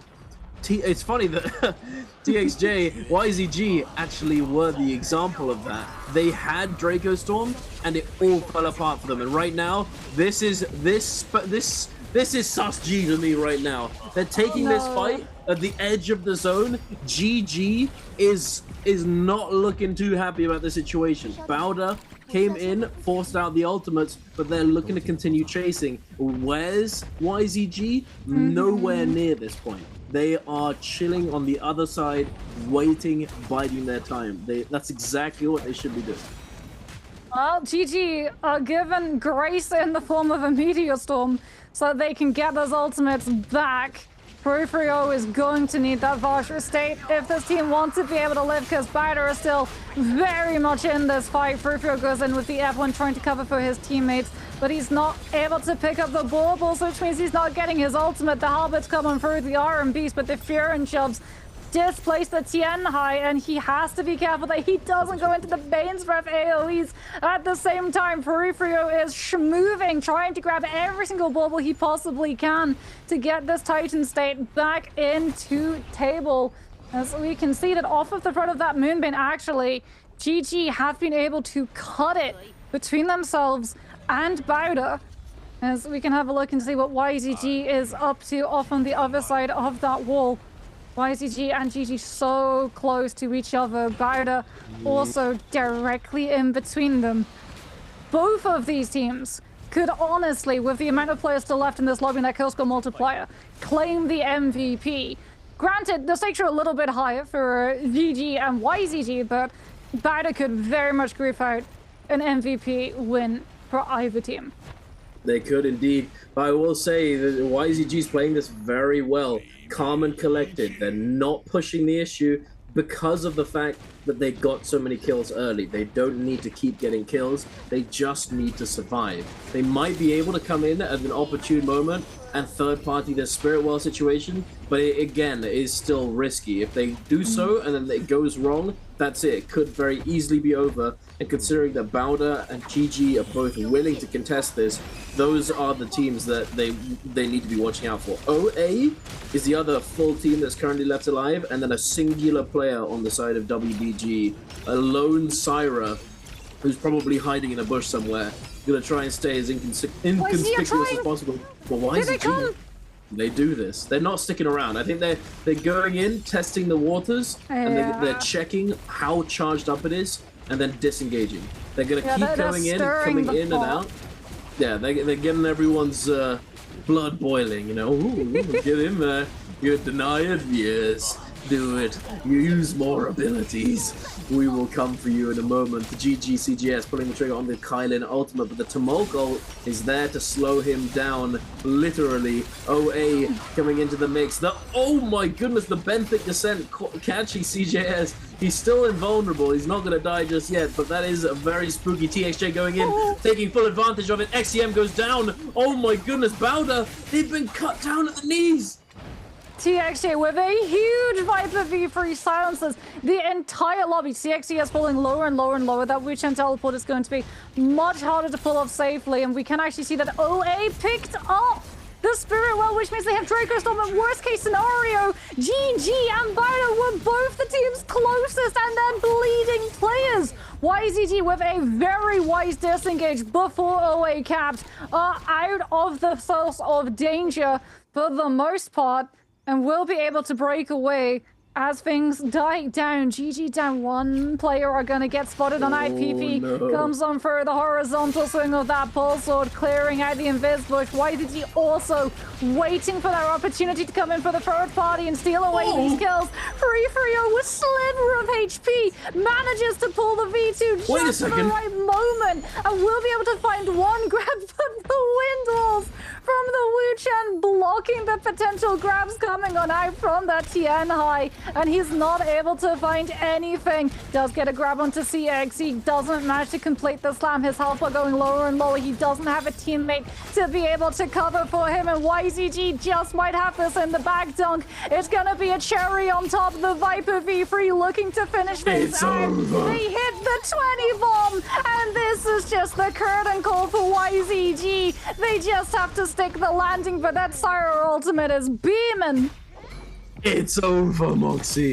They played this like actual gods. This is probably the best played game by a specific team I have seen in a very long time. It doesn't matter they didn't get first. They win for sure. This is guaranteed MVP. 21. There it is. YZG. TXJ leading them. Absolutely goated. Take it.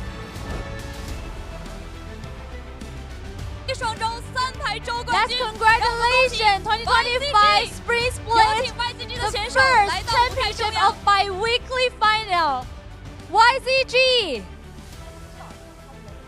在开启赛点后，第6把卧薪尝胆， After 第 you 7把 guys 用 just 红尘湖 over 大杀 the 四方。 match 这个周 point, 冠 you 有勇 guys 有 really 谋 strong 敢 in the 打 rest of the 敢拼， game. 恭喜 YZG！ So congratulations again, really strong.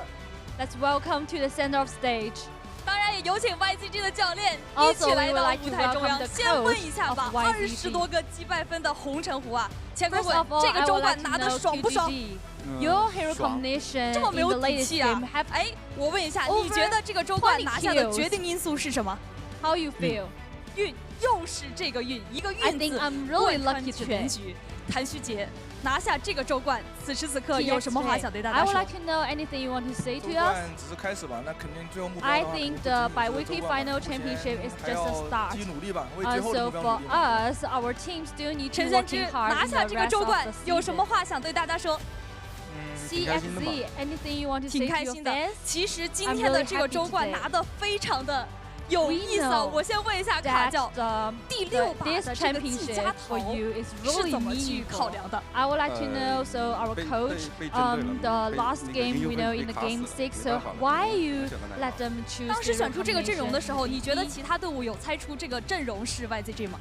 I think 应该 I 能 just 猜出来 want 吧，因 to 为 have a 3 strong 池 hero 一个 combination 选 and 题 let 家， them 然后 just 没有 finish 不带希拉 the 的，估计只有我 matches 他们 today. 知道 And I 应该 think 有，应该至 maybe 少 a lot of 有 teams 3、4队能 like 猜出来 they 是我。 already guessed that 有想过第7把的红尘湖能拿这么多个 this 击败 hero 分吗？ combination is from 想过，之前我 YZG. 们练红尘阵容 I 的 would 时 like 候， to 就 know 是在 so 讨 for 论 you 说 guys 终结比赛 do 最 you 好的一阵容有可能就是红尘。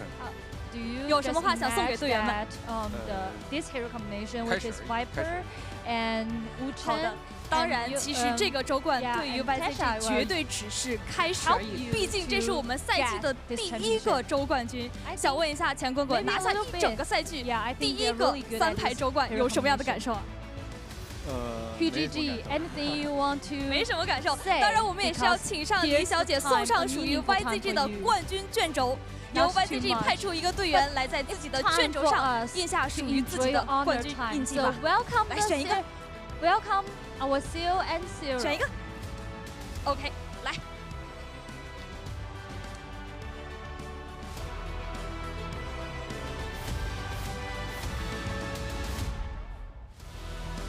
来，我们先拿起印章，对镜头展示一下。 It's your Sparrow, and now it's still here. 让我们的摄像机展示一下属于 YZG 的烛龙印。 Your logo here. Okay, now it's time to stand. 可以的。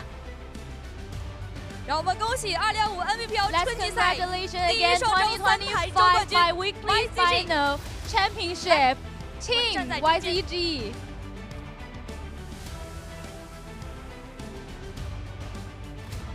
当然，其实拿下这个周冠，我们先把话筒给谭旭杰。这个问题我一定要问一下谭旭杰。无数次拿下赛点，但是这个周冠是不是最快拿下的？ I want to ask TXJ, is this 竞赛点能不能夺冠，肯定还是看这一把能不能 下把能不能最高分嘛？那主要就是看这下把的状态。那 I think the main point is 看平常的训练嘛，只能说是。其实，在开启赛点之后的一局，随之而来的成都积极也开启了赛点。第6把的时候没有拿下，当时是一个什么样的感受 ？Because we know that after the game 6, 只有自己一个队进赛点的话，其实比较容易被针对。 Also passed the match point, so how's your feeling 不太容易 when 直 you 接进赛点 didn't 夺冠的，所以 get 已经准备好就 the 是 MVP 那 in 一 the 把 game 看 6? 情况嘛。 就选个 I 比较 think 不吃分的阵容， it's 先 like 给 in 他过 our 渡了之后再去 imagination 选 because 择 it's 下一把 hard to say 拼杀 after 嘛， we 还有2 pass 把 the 机会 match 嘛。 point 虽然 that 这 we 把 will get 没最 MVP. 高分，其实下把还是 So 继续有 we 机会的， already 阵容都留着。 prepare 那问一下 to 选手 fight for like 想问一 till 下， game 8. 今天的周冠打下来之后，你觉得今天最大的功臣是谁？ Who you really want to thank 因 to? 为为什么？ I think both 就 of 今天 my 像没事情 teammates. 一样。 哎，现在已经站在周冠的舞台上了，还觉得迷吗 Because I think 有点 I don't have 还 really 有 good 点 status 我想 today. 问一 I'm 个 really 非常有 sleepy 意思的 today. 事情啊，因为我们在 I would like to 这 know 个这个 funny 赛季来到 things 之前的 today, 转会期，其实流传着一些 YZG, 小小的 because we 故 know 事。 that 当时在转会期的时候，其实很多队伍都 before 非常的想要 before the 谭旭 opening 杰， ceremony, 为什么坚定不移的 of 最后 this 选择了 YZG？ season, a lot of players you 也 change 没有什么为什么嘛，就是单纯 change a 的 lot. And I would like to know, so 这个队伍 TXJ, 力 why 量 you just 就来了呗。 choose the YZG? 我记得其实，在很古早的时候，很多个 It's 赛季 not 之前 too 有一次 much 采访过 reason, 谭旭 but 杰 just，当时我 I 问 think 过， I 如 can 果 go 可以让你在 100% Nbpl well. 所有的选手去挑选2个队友的时候，你有 I would like 说 to 过 know, 特别想选择 TXJ 钱坤 because 和 we know 陈全之 BBB, 真的和他们去 need 作为 to 队友的时候 rest 打下来 because, 什么样的感受？ He's healthy. 大家都在朝着一个 health problem. And I would like to 有点 know 坑 when the 还有 time 点 you 坑 wanna choose 问一下 these 钱滚滚 two players 这一 as 个 your 赛 teammates, 季 how you feel? 这2个队友，你觉得 I 配 think 合下来什么 they 样 are 的 not 感受？ really good. 呃， How do you think about your 有点坑，谁 teammates? 最坑？ QGG. 我在坑。你最坑， I think 太有 I'm 意思了。 the 当然，其实还是要 worst 最后一个 in my 问题吧。这一个赛季的 YZG 已经是一个全新的阵容 We could，全新的面貌了。 This 目标 year 是什么？ for 谭旭 YZG 杰 is a 肯定是 like 说冠 new 军嘛， phase 能 and 尽 also 可能 you 拿下 guys 更多的冠 everything is 军，就 new. 是 And I would 最 like 终 to 目标 know 嘛，因为 your ambition this year. 只有冠军目标。是的， I 尽 think 可 for 能的 all 拿 the 下 esport 更多 players, 的 the 冠军。 only 但是我 ambition 相信 is the 我们 championship. 之前有一个非常让大家印象深刻的名场面，就是谭旭杰举手名场面。但是这个冠军拿下之后，此时此刻 YZG 的选手可以放心大胆的去举手了，因为你们已经站在了周冠的舞台上。同时，还有什么话想送给今天所有同场竞技的所有的选手们呢？ Now you have anything you want to 希 say to other 望 teams? 大家都能努力训练，拿下自己的冠军。I 最后 wish 一把的这个 everyone 大杀四 in 方的红征 NBPL, 服， every 给我 esport 们 player 一 just 整个 working 赛季 hard 都 and 带来了一个 wish you 非常 guys 热血的 one 开 day 始 will get。恭喜 your 2025 championship. Nbpl 春季赛第一双周3 Thank 排 you, 周冠军 YZG, and let's YZG。 congratulations again 2025, the first bi-weekly final championship of Churros Game, Team YZG.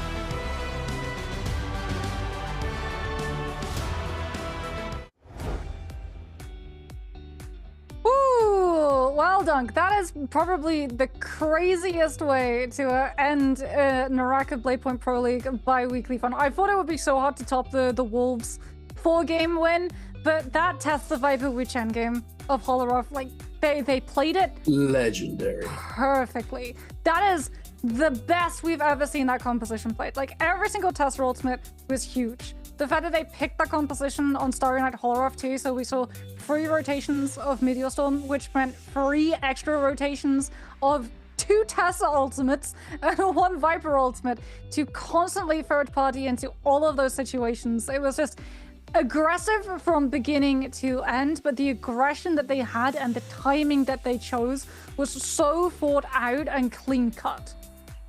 Yeah, it was. Even as the Attack on Titan call, even as the Viper Test Wuchen, even not considering that was probably some of the best NARAKA we've ever watched. We've ever had the pleasure to witness, because that was perfectly executed at all points. The fact that they played that end game so well is that they basically made it so that OA got the buff. Now, there's no way of telling necessarily whether or not they actually knew that was OA, but it's like it was very well orchestrated than what they did. And then once OA got the buff, they knew that OA was going to run off in a certain direction and go for kills, and they, at the perfect moment, came in and 100-0'd somebody within a second, and they fully bursted somebody down. And OA's buff pressure just went boom, just gone. It was over. They might not have actually won in terms of placement at the end. They did come short, but that would have been just the cherry on top of an enormous sundae. That was delicious. That was beautiful to watch. Yeah, I'm sure we'll get to see it in the replay too, because GG were in such a good position to pick up that buff, like you said. And then we don't really get to see it. There's a Tessa ultimate that gets thrown in, and for a second I'm like, there's no way that's YZG. It's got to be another team. I'm like, no, YZG are the only ones with a Tessa. So they threw a Tessa ultimate in just to disrupt GG's Tianhai ultimate so that they couldn't use it to consolidate their presence on the Spirit Wall. And like you said, they engineered the situation so that OA, a team that had heroes who previously hadn't been getting picks, meant they were the ones that got the buff. So even if OA outlasted YZG with the eliminations that they had, with the ranking points that they had, would still be able to confirm that they were the only ones who could MVP. Because you can see GG, they had 9 eliminations. YZG were watching like a hawk that kill feed to understand, do we have to step up and play more aggressively? You could tell if they've been forced out of their comfort zone, if they had to commit to fights because they felt like they had to prevent kills from going towards other teams. But like you said, they played the timing perfectly. They knew that they were sitting on so many eliminations, no one else in the lobby got anywhere close. So they could decide when they wanted to opt into those fights and when it was better to not. Yeah, absolutely. And we're going to take a look at these beautiful highlights of the back of that game, brought to you by China Unicom, YZG, and their perfect game. Absolutely insane. QGG, the scale rush flying in. This fight was just insane. This was so well done. We'll get to see it from the Tessa's perspective. I've been watching it from THJ's perspective when we watched it live. Oh my goodness. The perfect timing on that Tessa ultimate as well, and then they just bait the Yoto into just getting out of the way. The Yoto in every scenario should realistically try and go and just stand next to the player that's gonna get parried or that's gonna get stunned, but he doesn't. He manipulates him, he conditions him, and he pulls him away, and it wins them the fight. It's insane. It's actually insane. This third party as well, they've been floating around this area waiting for something to happen, and they come in at the perfect timing. Insane. Yeah, remember that was GG. GG with a million birds might have had so much time left. This was the moment that they picked up OUG. And you can see the commitment of the Viper V3, just understanding to confirm those kills, that they don't have to worry about not having the ultimate into the fight next, because they can manipulate the situation around them. We can see them here getting to put the pressure onto OA, a team who had the buff get the Wuchen teleport into the zone so that they don't get followed, get a full drop down into a Phoenix Blast to keep up the spacing distance between themselves and the other teams. Like, they did such a good job, and I know for sure that every single team's coach is going to be looking at the POV from YZG to determine how they want to play that composition, how they want to play Holoroth in the future rounds to come. Like 100.4 total points coming through, a 23.5 game score coming into the mix for YZG. Absolute massive stuff for this team. Actually insane. Oh my god. I'm just reeling off of that game. I'm not gonna lie. It's just, I don't know what to say. It's just awesome. It was just a great game to watch. You sat there in awe, just spectating these absolute goats, just showing up everybody. DRG, unfortunately, in that game number 7, only got 1 point. OUG on 8, WBG with 9. GG, they were looking pretty strong, but it was looking really good for them, but it just wasn't YZG in that game. They just couldn't. YZG was just dominating everything and taking all the kills for themselves. And look at that, TXJ with the highest total kills. Hey, this is the undisputed GOAT right now. I think he's getting to play the Tianhai too as well, because like one thing that we didn't really get to mention when he was on JL last year was what an absolute cracked Tianhai TXJ has, because when he moved over to JL, they picked up Wanfeng, and Wanfeng was playing the Tianhai instead of TXJ. So now that he's on YZG, he's getting to play the Syra, do the big boom damage with the laser beam. He's getting to play the Tianhai, do the big boom damage with the ground slams, and setting up for his Kylan to be able to follow through. And we talked about some of these teams like struggling with rosters and finding that synergy. YZG have hit the ground, not running, but absolutely sprinting. That is a dominant MVP coming on through from game number 7 that will be remembered in years to come when we talk about NARAKA esports. Yeah, that thing is, it's crazy because it's such a huge contrast from game number 1. Because game 1 today, they did not have that performance, and then they got Draco at the end and fumbled it, and it was just over. You know, they just died with Draco in endgame. It's just seemingly unheard of. But then in this game, I guess they just needed to warm up and just get it going, you know, and then finally they just ascend to their final form and just destroy everybody. Oh, my goodness. the placement too of Meteor Storm over and they got the Draco as well twice, and then they got 2 Draco Storms too. Like, sometimes NARAKA favors you. You can tell it looked very favorably on YZG today, as we can see there it is, cemented. Oh, it's Edward was able to walk away with the solos win yesterday after 8 games of play. A little bit of a shorter day, but still a marathon for YZG to be able to come out on top of, as we can have a look and see what the next little bit of the calendar is going to be looking like, because Dunk, this is just the beginning. This is just bi-weekly 1. We've got the beginning. More. We've got patch changes coming through. We've got reworks coming through. We've got a new weapon that's going to be dropping. We've got a new battle pass which is going to be dropping. All in all, until we get over towards the solo grand finals and trio grand finals, which are going to be waiting for us at a very, very end of a long tunnel. Yes, indeed, and we're ready. I'm ready for that Taka rework, ladies and gentlemen. Let's see it. Give it to me. Sadly, we won't be finding out what exactly is going on with him until a later date. However, the Taka Extreme hairstyle was released today. We have footage. We know what it looks like. Go and check out the official NARAKA YouTube channel, as well as the NARAKA Discord, for all these goodies, all this like information, events. The NARAKA BLADEPOINT Twitter as well, also a very good place to be, a very good channel to be following. Very good. If you're into NARAKA and you want to keep up to date, do all of these things, and you will not be sorry. But here we are taking a look at the groups for the upcoming week, as they do get shifted around a little bit. And here we have the map rotation as well for solos on the first day of next week, so 3rd of April it's going to be, to Biweek 2, day 1 solos. I'm pretty sure that's exactly the same map rotation and daytimes and night times that it usually is. It hasn't changed at all, but as a quick reminder, there it is.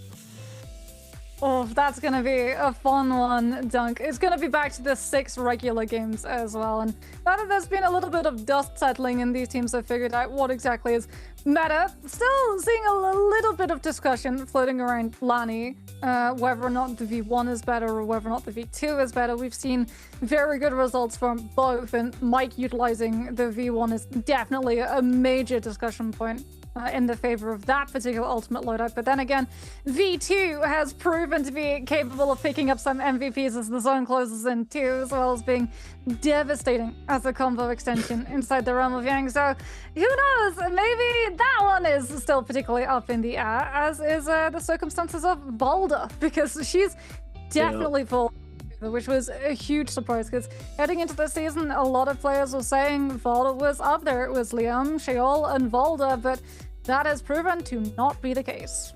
No, not at all. I believe it could potentially be stemming from the fact that although she received a nerf to her solo ult variation, so the shield was made smaller.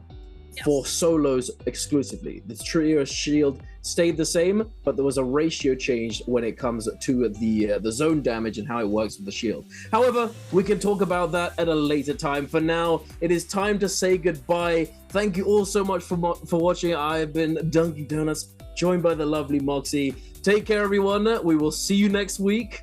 See you there.